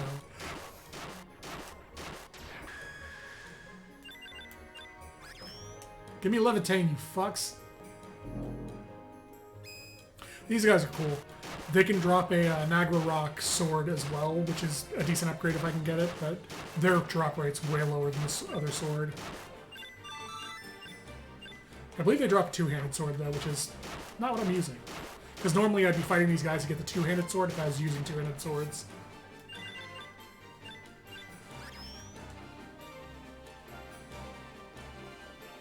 Go down here for the elevator? Well, he's got... There it is. This is the way up. I think. I hope.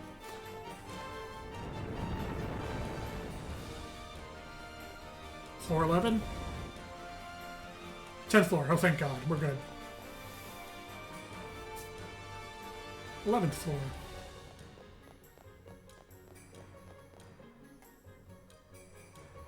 Door of Fate.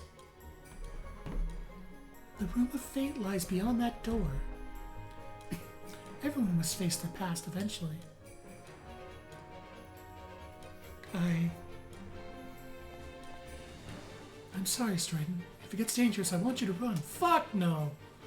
I ain't leaving you behind. Pretty door, though. Okay, nothing over there. Look at them dudes praying to the door with their fire heads. Oh no, boss music. Oh, hey there.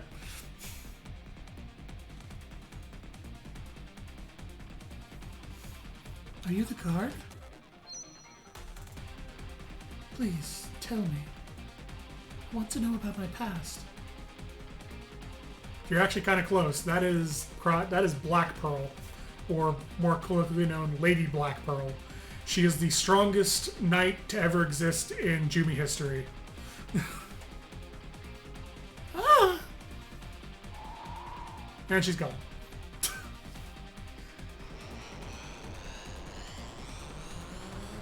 And this dude shows up. Fucking run, Pearl. Ain't shit you're gonna be able to do against him. Till you kick her ass. Nope, she just leaves. Okay, so this ST sucks because he just kind of flies around and lands randomly. Yeah, they... Not only were the sprites pretty in the PS1 version, they redid all the sprites for the remaster, and they look so good. Where are you landing? Where are you dropping, boys? Oh god, he just hammered the shit out of Pearl.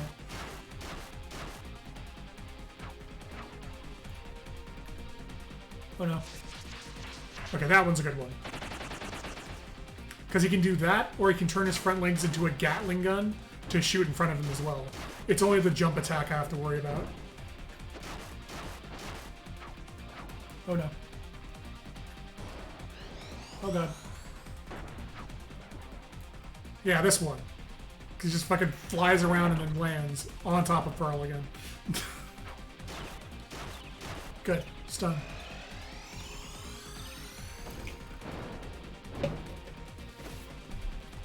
You piece of shit. Oh god, I'm locked in place. Oh, there we go.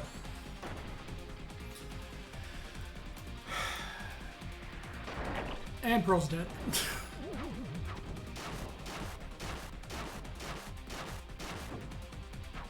This dude loves his STs.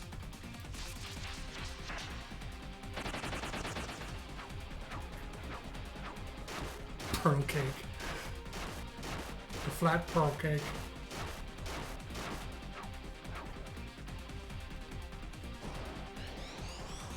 Stop jumping, you fuck!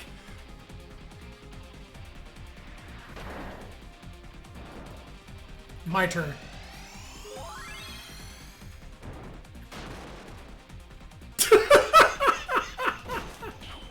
Seeing his sprite just barreling away. Oh, that's a normal jump. Seems kind of annoying. Yeah. There's like 3 bosses that use this particular design. All of them do this stupid jump attack. Oh, well. Smooshed Pearl.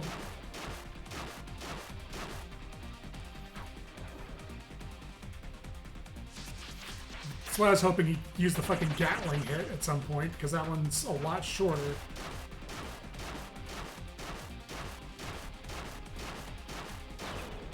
There we go. This should do it.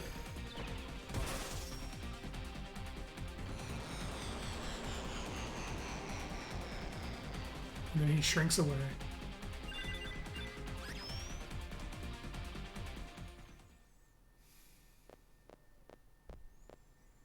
I was so scared. Huh? My core. Hey, good job, El Azul. I had to protect your charge again. Pearl. El Azul. I thought I told you not to go wandering alone.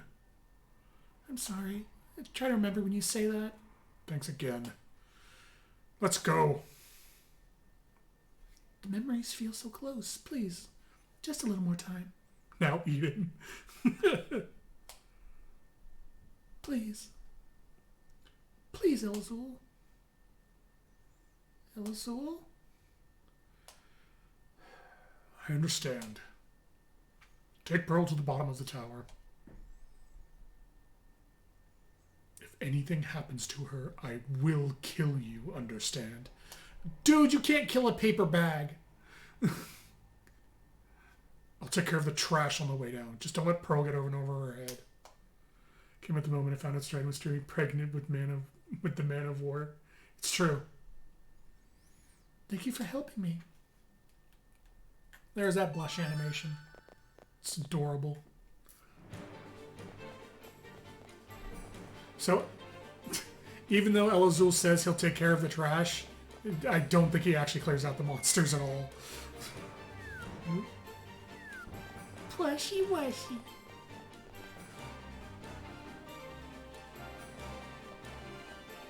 Yep, good job, El Azul. You sure took care of the trash, alright. I mean, I guess he took himself out, so that counts.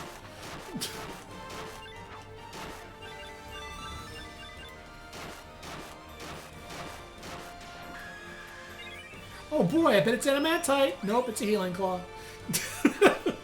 Without a Polter box, the chances of getting adamantite are like 0.1%. In fact, I don't even think it's on their loot pool until they're way higher a level. There we go. Nope, that's not the way either. That leaves this way. Yeah, here we go. Down.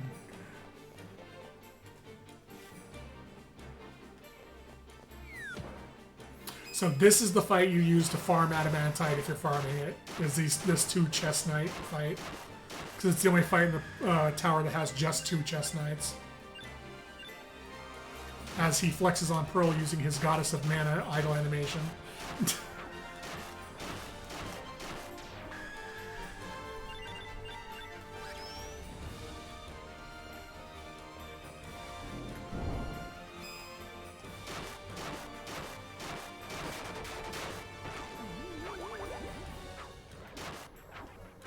Come here, shit.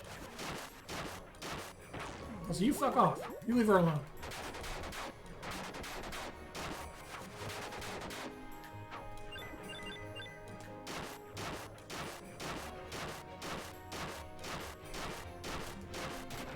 There we go.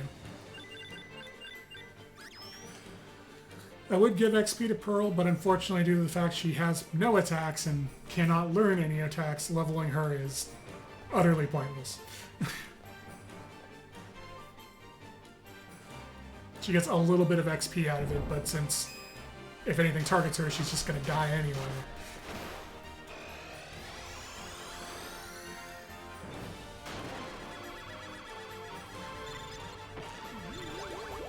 Oh god.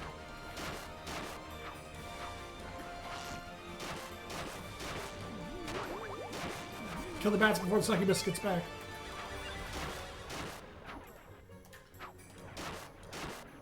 There we go. Candy.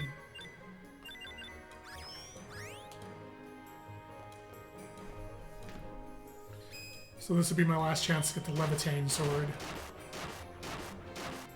Oh no, second to last. There's a sword fight lower in the tower too.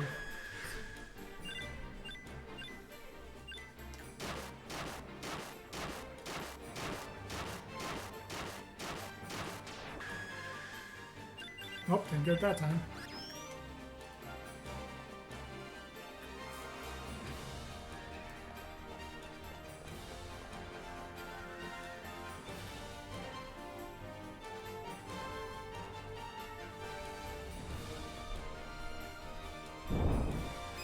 More bats.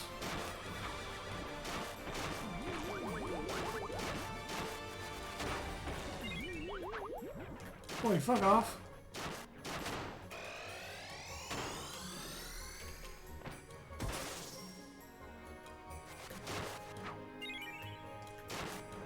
Come here. Stop. Stop dodging to the side, you fuck.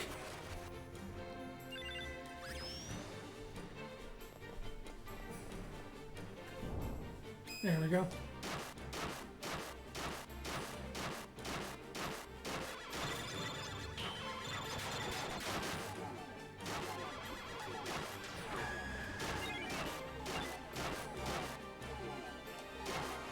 Now get rid of the actual problematic enemy. And then get rid of the bat. Oh yeah, the duck can drop a helmet. That's actually pretty decent. Brave Blade.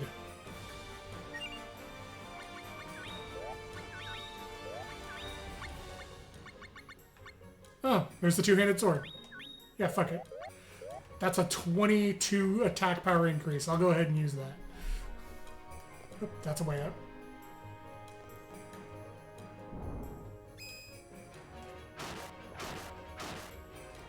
Yeah, that's a bit of a difference.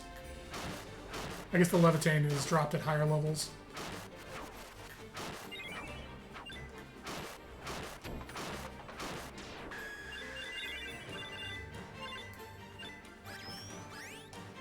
And another Brave Blade, of course.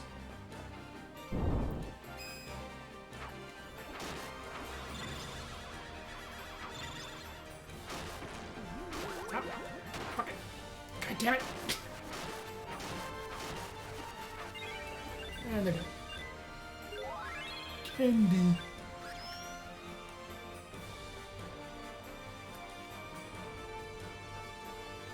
I go from not getting the sword at all to getting two of them. This would have been the final fight to get it from.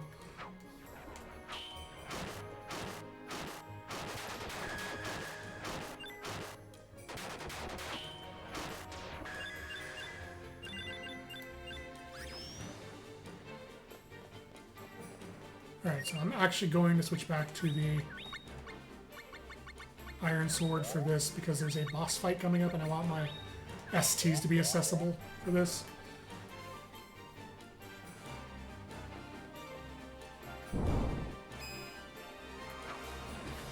I forgot there was one more fight first. Fucking bats. I would actually prefer the bat stood in front of me and tried to attack rather than just strafing back and forth.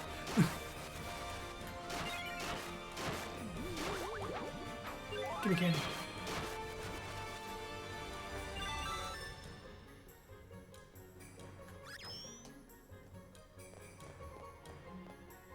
There we go.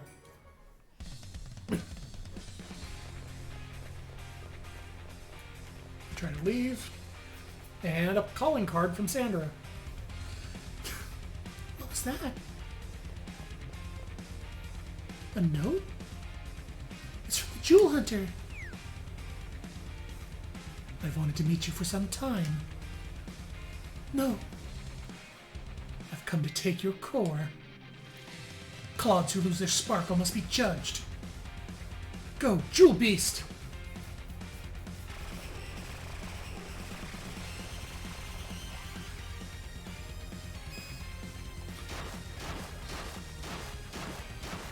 So Jewel Beast does have a couple STs. He will not be nearly as aggressive about them as the Minotaur was, thankfully. Whew. That charge attack does a lot of damage though, so I have to be careful of that. Come on, give me a stun.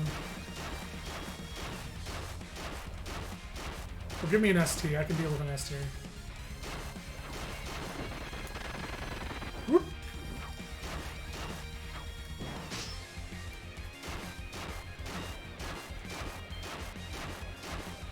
He might not even use an ST at all at this rate.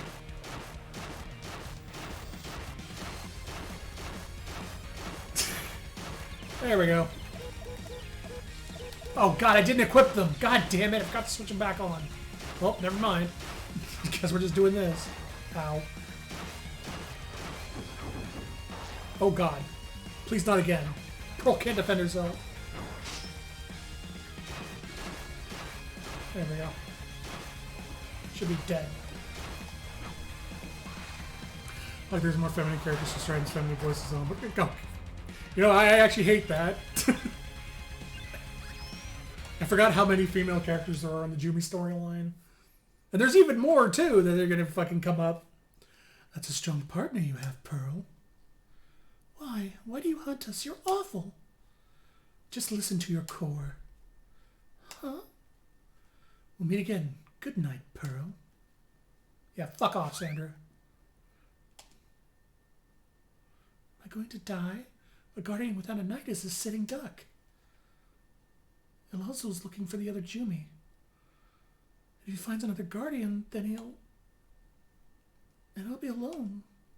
I hope he never finds one. I have to go. Elazul is waiting. I'll get yelled at again. Thank you, Strident. This is for you.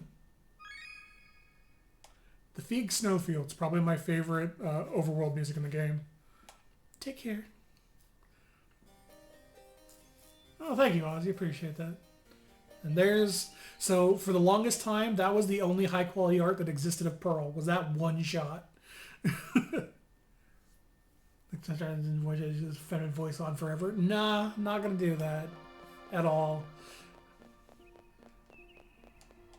Stride needs less manic pixie dream girl and more lewd Bowser. Bowser is still my favorite voice to do, like, by a long shot. He's such a fun voice to do when he has a good personality. But I'm off again. Enjoy favorite game and so enjoy lots too. I want to play Toho 6 because fuck it. Well, I hope you enjoy Toho, Ozzy. Little cactus. Face the past?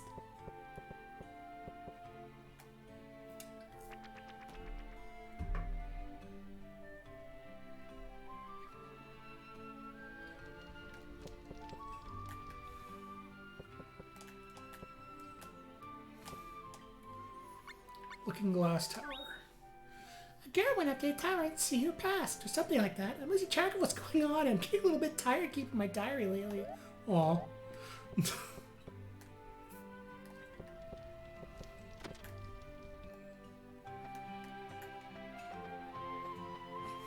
I'm too scared to think about it.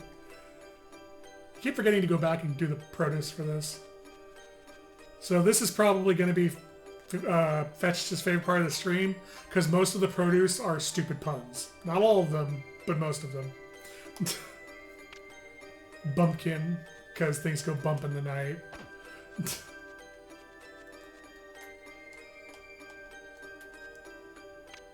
The Cabadillo. Or sorry, it's more play on words than puns, but yeah. Citrus Squid. I think this is Heart Mint, which is more straightforward. Spiny Carrot. This don't look like a carrot. This looks like something else.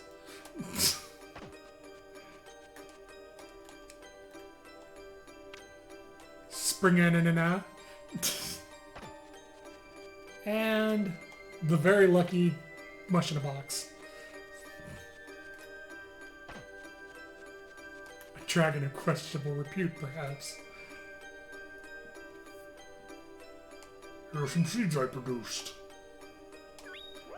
So he will randomly give you seeds as you grow things, and it's completely RNG what seed you get. There's no real way to influence it. And he is the only source of spiny seeds in the game, which is the rainbow seed, which can produce any color of produce.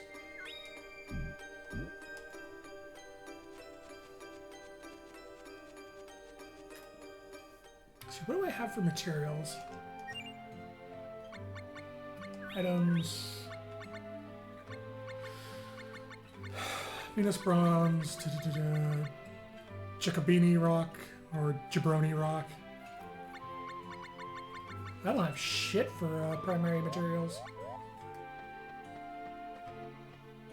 I am going to go make myself some better armor real quick. And you guys get to see how the forging process works. Oh, there's some leaves on the tree now. I think Count of Grottos is the most recent city I have.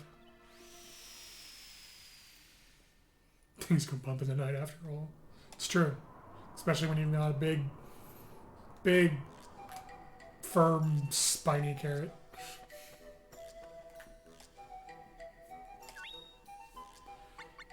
Valencia Iron. Yes.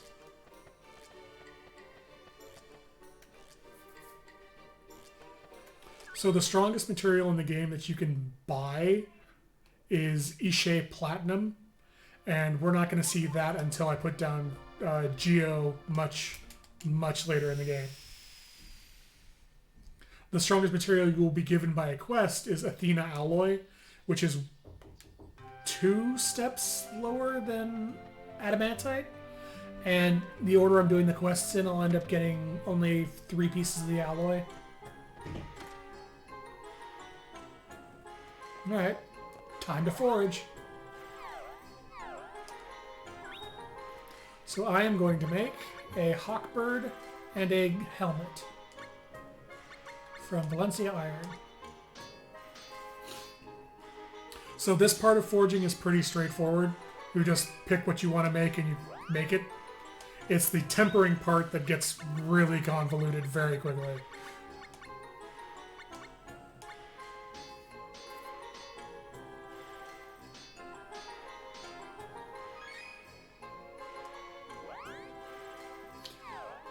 So if you alter or temper something, you pick... Oh, I do like this little change that they did, where they added the little icon to things that you created yourself. So you know the difference between something you created and something that was bought from a store. But since I have to temper one of these with a clear feather anyway...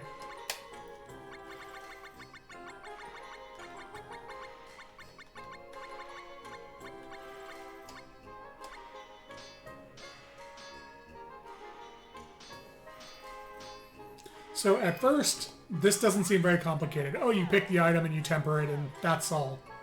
It's not quite how it works. So when you... I have a hair in my mouth.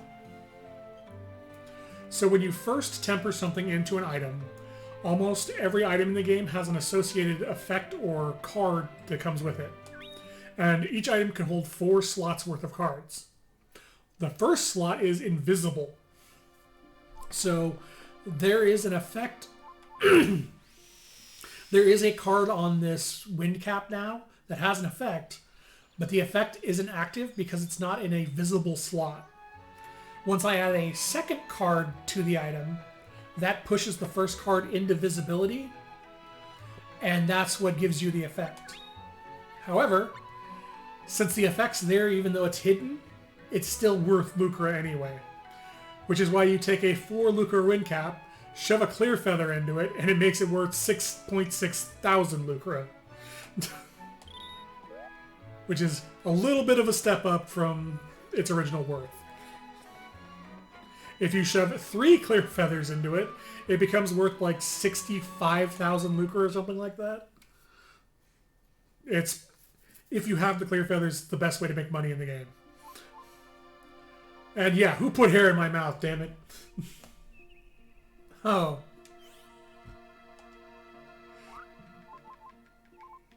Stone Eye goes here.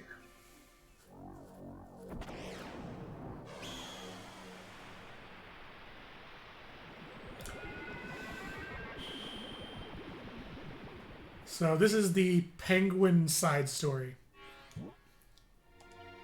Otherwise, this is the fetched side story with the penguins.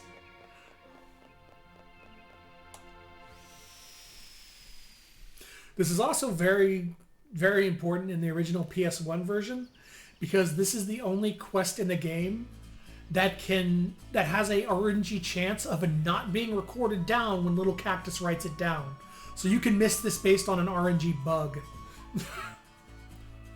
The scouts ain't back yet, because the fairies have wiped them out. So this is the walrus captain and his pirate penguin crew. Wait for them ain't doing us any good. Let's go.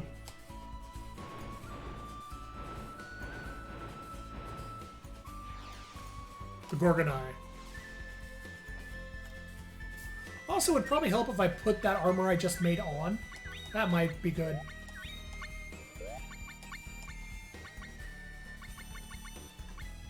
The Valencia helm. And the Valencia Hawkbird. There we go. Some decent defense now.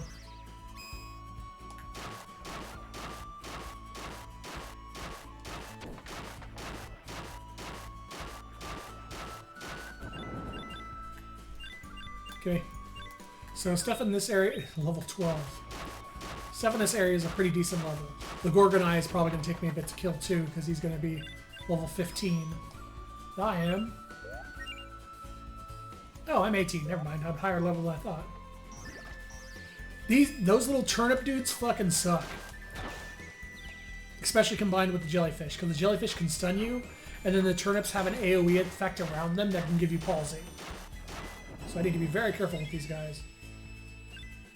Like, they have a scream they'll do that gives you palsy if you're next to them. Gorgonites. Fact. I don't even want to fuck with this. I just...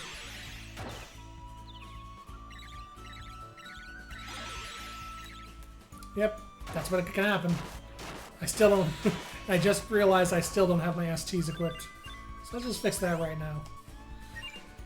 So yeah, since they can inflict both palsy and stun, they can chain lock you into just never moving again and kill you. Let's make sure that doesn't happen anymore.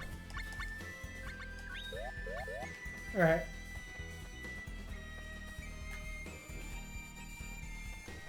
Uh-oh. Penguins turn to stone.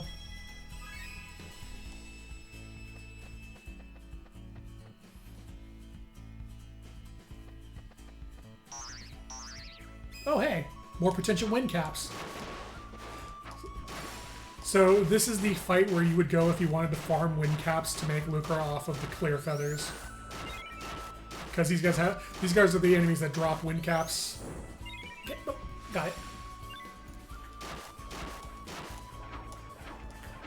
Come here. Stop running. 3 odd meats. Well, that's shit. I was hoping for 3 wind caps. Up.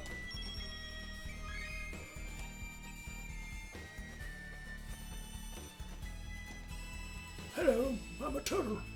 I have a favor to ask you. Could you stand right there for me? So this is one of the wisdoms. Spin, spin, I spin around. That's better, thank you, young'un. The pirates did this to me. They trampled over me on the way to look for fairy treasure. By the way, can you see the fairies here? No. The fairies here only show themselves to those who threaten them. If you cannot see them, that means they trust you. We'll cast a spell so you'll be able to see them. Turtle, turtle, turtle-da. We are one with the masters of the lake. If he dies, we die. Humans are so stupid. We don't even have any treasure. Master's Lake can petrify anything just by staring at it. They can do the same using the stone eye. Fairies are the only ones who can use it. It's just another rock to humans. Well, now we know who turned them all to stone.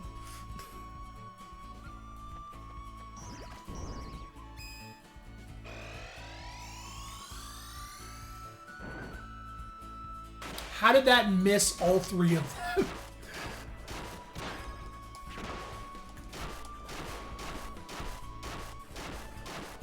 Alright.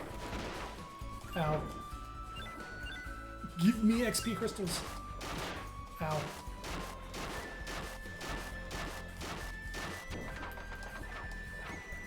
Give. There we go. Oh, wind cap? Nice. Between streams, I'm going to farm clear feathers and just get some lucre from that. So I'll have plenty of money next time.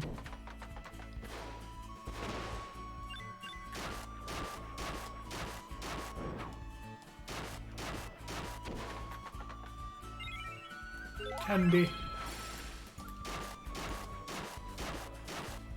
And then just stun lock this dude to end it. Aw.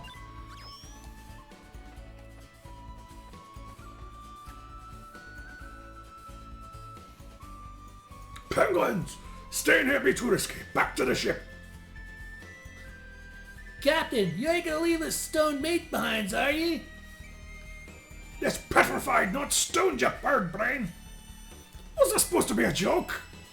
One more stupid quip like that and I'll have you no, No! clonked in your heads. Captain, that don't scare us hardened pirates. You have to say something like, I'll kill ye all. Say it for us, Captain, go on. We're just lowly pirates, Captain. We need your tough love. But kill is such a strong word. Mom always said so. All of us penguins came this far by because of ye. Say it, Captain. Say it like a real pirate. Yeah, Keelhaul would have been good too. Listen up, penguins. One more stupid joke and I'll kill ye all. Yeah, that was wonderful. You're a real pirate for sure. Time to avenge our stonified shipmates. We'll not be doing that, penguins. Back to the ship with you. Forsake the land to see the sea. I see.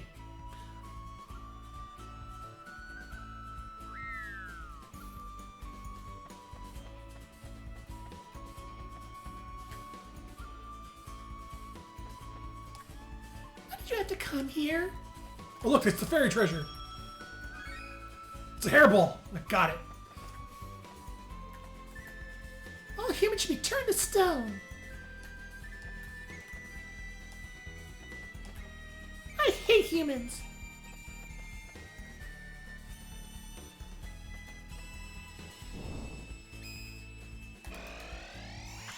Not even gonna fuck with it.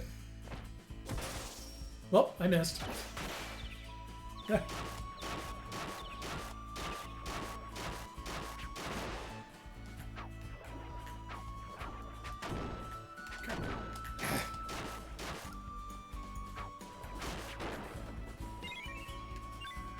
Nope, not fucking with you. Okay, it resisted the palsy at least.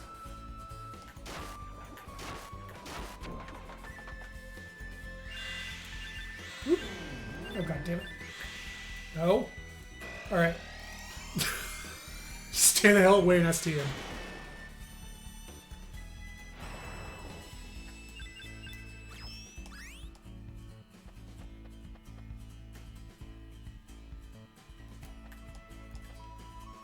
Humans, you create nothing but filth. Us fairies like things clean. Penguins are a type of human, aren't they? No. Move, penguin. More fairy treasure.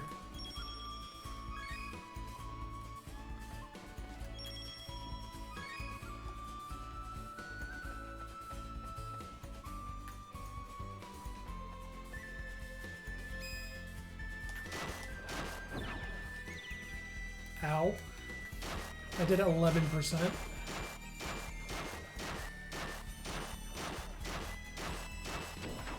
I forget what, but gray oxes are good for farming for something as well. But I forget which item it is. And they all went away. You must sacrifice yourself to the master, just like the others. Wait, the penguin started this, not me. Ah!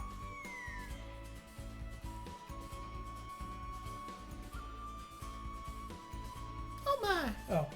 Oh my, this is worse than I thought. Once you go down, you won't get back up by yourself. You have to decide whether saving them is worth the risk.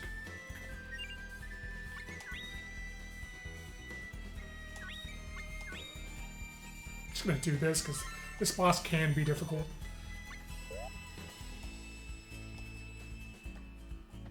Yeehaw! I may as well go too.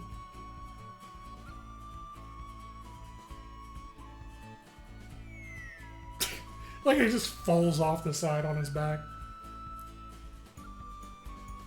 Captain, get a hold of yourself!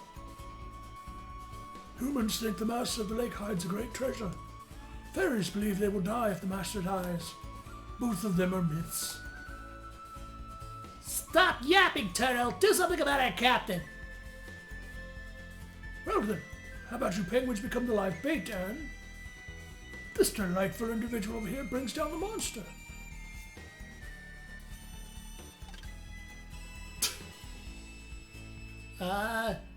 Is this master of the lake a big lad? Yes, he is. How big is he?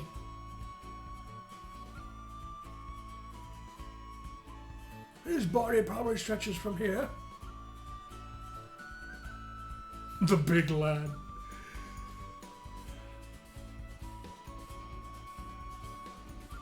To here.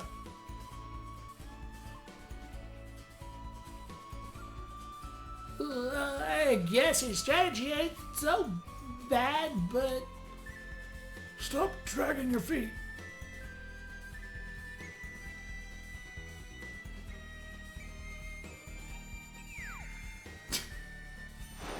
Hey!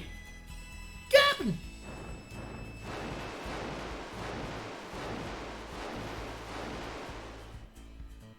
The rest is up to you.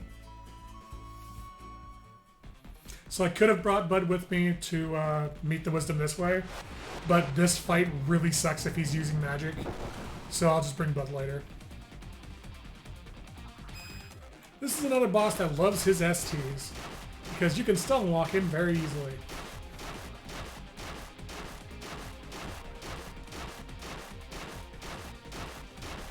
I am honestly surprised he hasn't used one yet.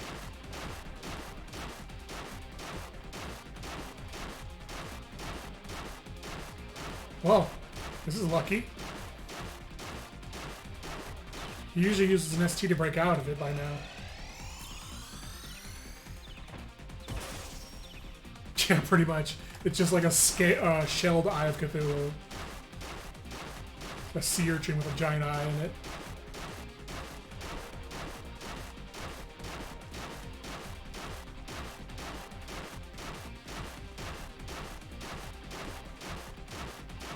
Well, that's the best run of that fight I've ever had.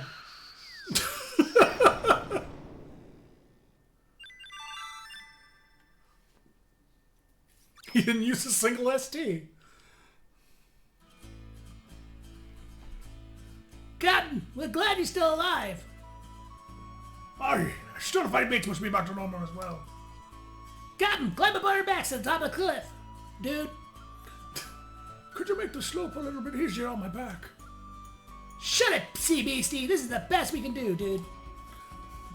Do as he says, you cheeky scoundrels.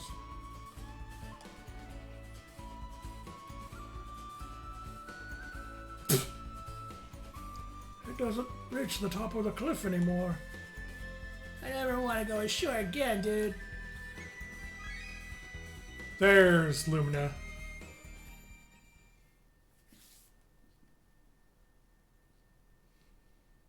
There's the intrepid captain.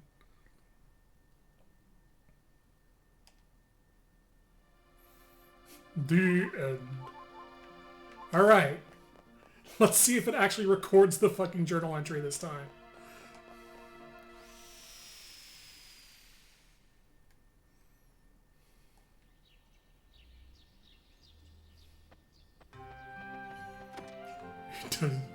I played Dragon Crown. Beholder boss thing game is legit scary.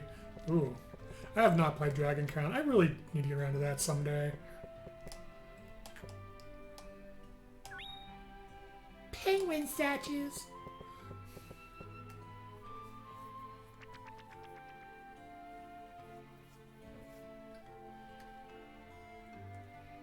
Alright, is the entry there? Do I have the Gorgon's Eye? The Gorgon's Eye.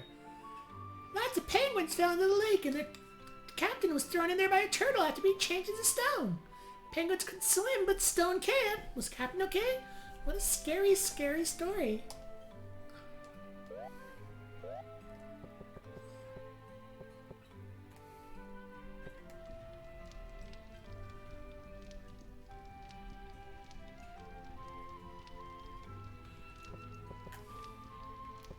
Alright. I'm at 4 hours, but I'm going to do 2 more quests because the next 2 quests are actually fairly short and will unlock another crafting minigame. So I'm going to get those out of the way real quick.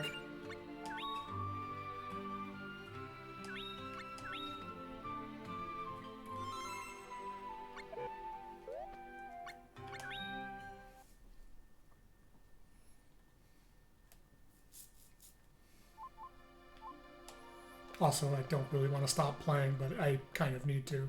I'm starting to lose my voice. So thankfully these are straightforward.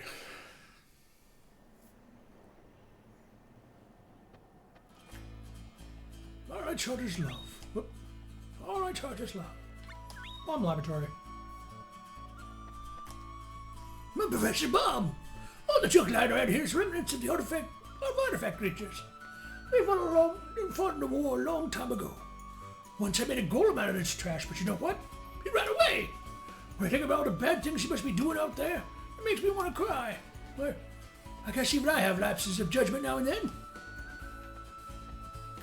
I named him Pavlov, you see. If you could find him somehow, I'd be so happy. I'll find him. You will? Thank you, thank you, thank you!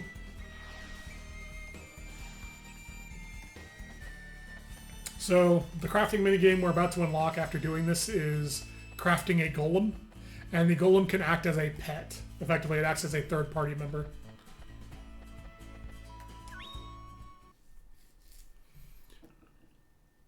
Yep, exactly. Fetched. I want to keep playing it, but I can't. Because I'm going to run out of voice real fast. I can already feel like it's scratching when I talk.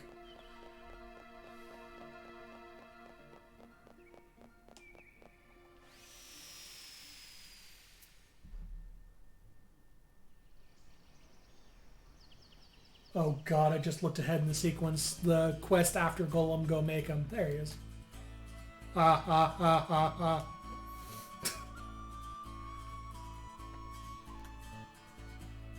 What's this level's name again? This is, wow. I'm now completely blanking. I think it's Killia Lake.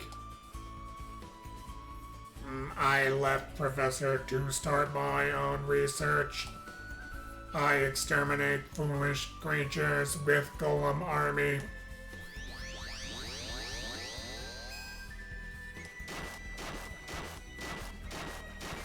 This guy can be dangerous if he gets attacked, if I let him get attacks off, which I am very much not going to do.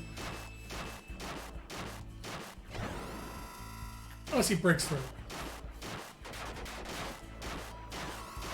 There we go.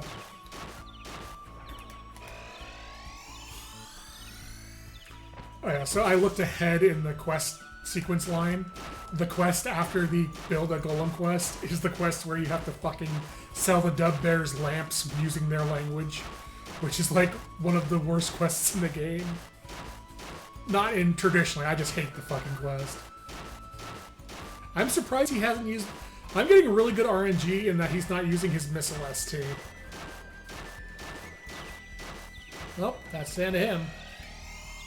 Unless I whiff this. Nope.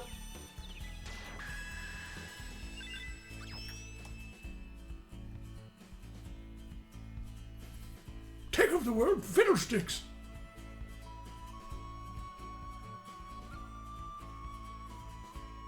The characters in these games have weird animations. I'll redesign you. I forgot he farts. That's what Professor Bomb looks like. It's fucking horrifying. It kind of is Captain Caveman. Captain Caveman! It's the honeycomb mascot. Or the hobo from Harvest Moon. No, God, now I'm going to have to give him a Captain Caveman voice. Granted, I haven't seen Captain Caveman in like 30 years, so... Fine.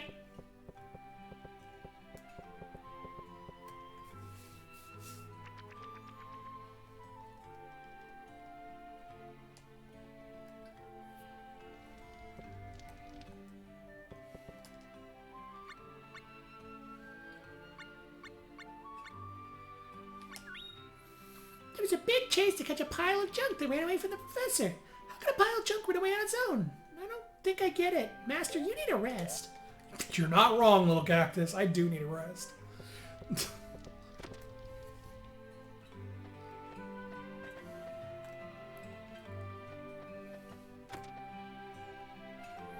I built a golem laboratory right here.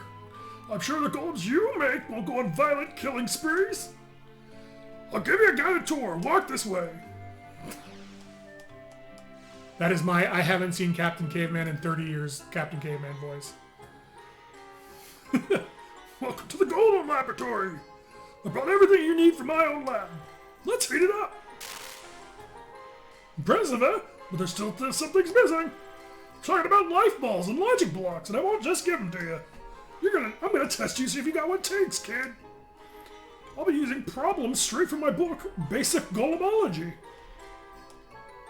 Have you read it? Nope. Of course you haven't. I haven't published it yet. A while back, a traveling merchant came and begged me to publish it. He made me buy an old pen and some writing paper for a ridiculous amount. Ah, good old Niccolo. So I decided to put my thoughts down. But the merchant never came back for the manuscript. He tricked me. But that book never leaves my side. It's the fruit of my labor after all. Well, here it is, so read it up. We'll start the test as soon as you're finished. So unlike Watts, this is actually important because he gives you a massive quiz on the book. And if you get it wrong, you have to start over. What are the necessary components of a golem? A completed body and logic blocks. The body of the golem determines its power level, and the logic blocks provide the techniques for the weapons it uses. How does the golem decide what action to take? By comparing its action gauge with the distance to the enemy. The logic grid has 2 axes. Isn't that supposed to be axes? Axes? One for the action gauge and one for the distance to the enemy. The golem calculates these values and decides which action to take based on the results. How is the malfunction rate determined? By the number of armor pieces used. The higher the percentage shown on the menu screen, the more frequently the golem's attacks will fail to trigger. If one action fails, an action connected by wedge marks on the logic grid will also fail. Attack and defense levels. What determines an attack's golem and defense levels? The properties of the weapons and armor used to make it.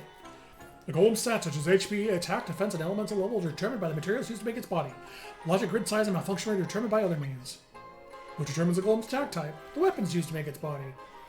A logic block can only be placed in the logic grid if it's compatible with the golem's attack type.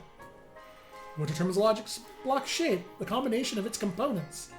Logic blocks can have one of 11 shapes, and a block's effectiveness determines the parameters of the materials used to make it. What determines the logic blocks? Oh, Jesus. Combination of components. Experiment with different types and equipment combinations to create logic blocks you want. Customize your golem's action patterns. Logic, size of logic grid. Number of armor pieces. The larger the grid, the more logic block it can hold, and the more variety of actions golem performs. It makes up a logic block, 2 pieces of equipment. Logic blocks are made by combining 2 pieces of equipment from your list of armor, weapons, and instruments. Each block represents a single technique, and the block can be arranged to instruct the golem how to behave. What makes up a golem's body? At least 1 weapon or piece of armor. A golem's body is made by combining a life ball with at least 1 weapon or piece of armor. You can only use 1 weapon per golem and both 3 pieces of armor. The parameters and performance are determined of the properties of the equipment used to make it. And we're done. Are you ready to begin the test? Yep. Fine, fine. Now for the test. Question. Here's a real basic problem. What do you need to activate a golem?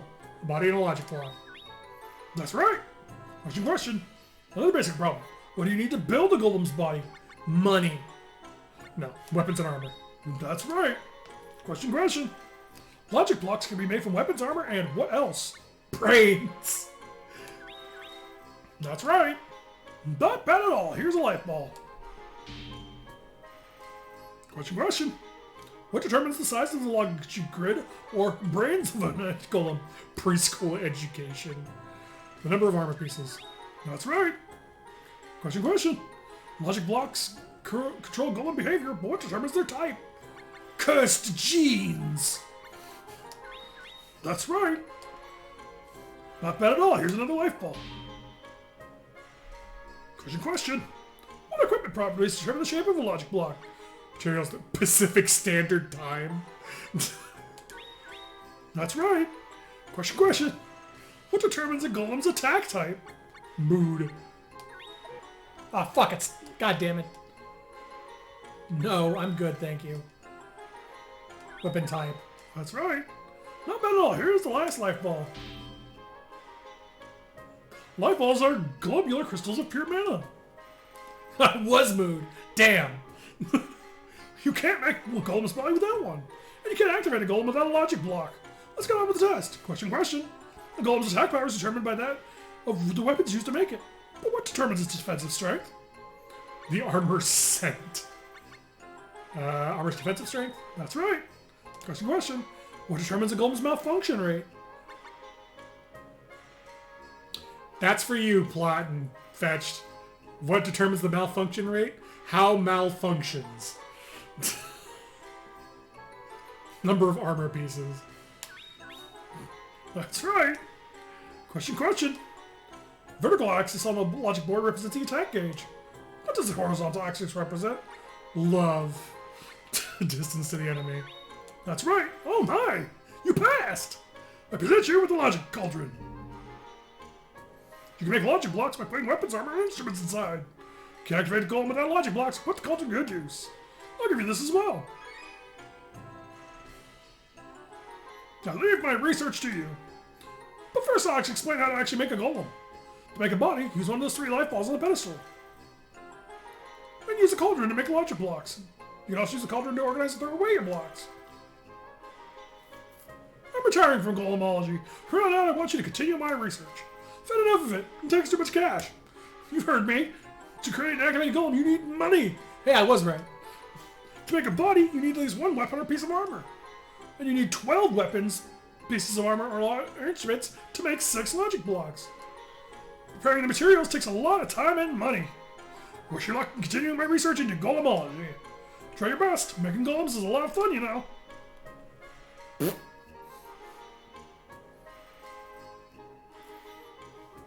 I'm going home. But to help you get started, I want you to have this. Thanks for showing up, giving me a bunch of floating balls, and then farting in my laboratory before... Ooh, that's new weapon right there. Fine. Good luck in your research. Fuck your golem. I'm making a sword out of that steel.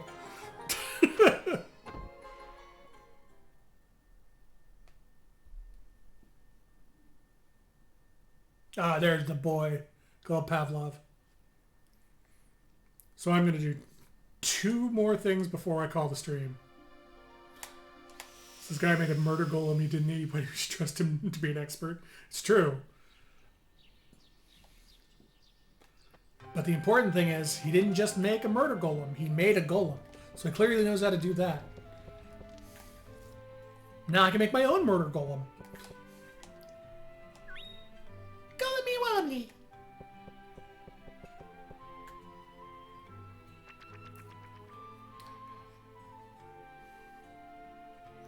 So 2 things are, 1, I'm going to do the little cactus diary to make sure I don't forget it before next stream. And 2, I'm going to put Lumina down because I want to be able to get the materials from there to make gear.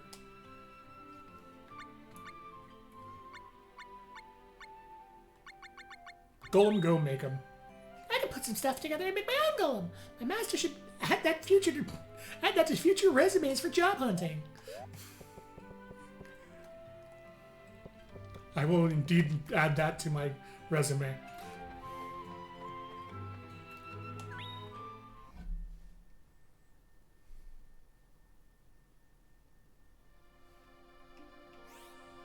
Alright. You go here. Pay the damn rent, master.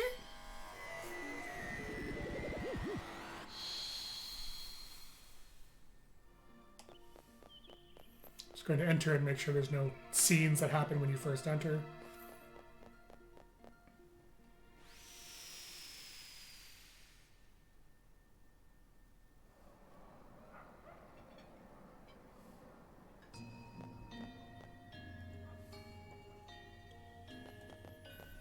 So this is Lumina. Our next quest will be going up in here and talking to that little centaur fuck over there on the ledge. And you'll understand why I'm calling him a centaur fuck when we do the quest. But for now... that's going to be the stream. Thank you, everybody. Wow, my brain is just melting already. Thank you, everybody, for coming. I appreciate y'all being here. I hope you enjoyed the stream. I will be back next Wednesday at 8 Eastern, usual. I really need to figure out fucking emotes. I really do. The nonplussed one is a good idea. I'll probably work on or get that a couple other things. Thank you again for the subs. I super appreciate it. Lice and Regals for the gift sub bombs. Fuggins for the bits. Ozzy for the sub. Let me find a raid target here. /raid. And hopefully I will see you guys next week. I was gonna go raid Pat, but that's a rerun, so that's not really worth doing. So, go enjoy Geef. He's playing Project Zomboid. In fact, I'm probably gonna watch that myself. I actually like watching Project Zomboid. And have a night. See you guys later. Where is my... Although there are innumerable ways for one to die, our danger-seeking prince has come to know a sizable variety. Oh no!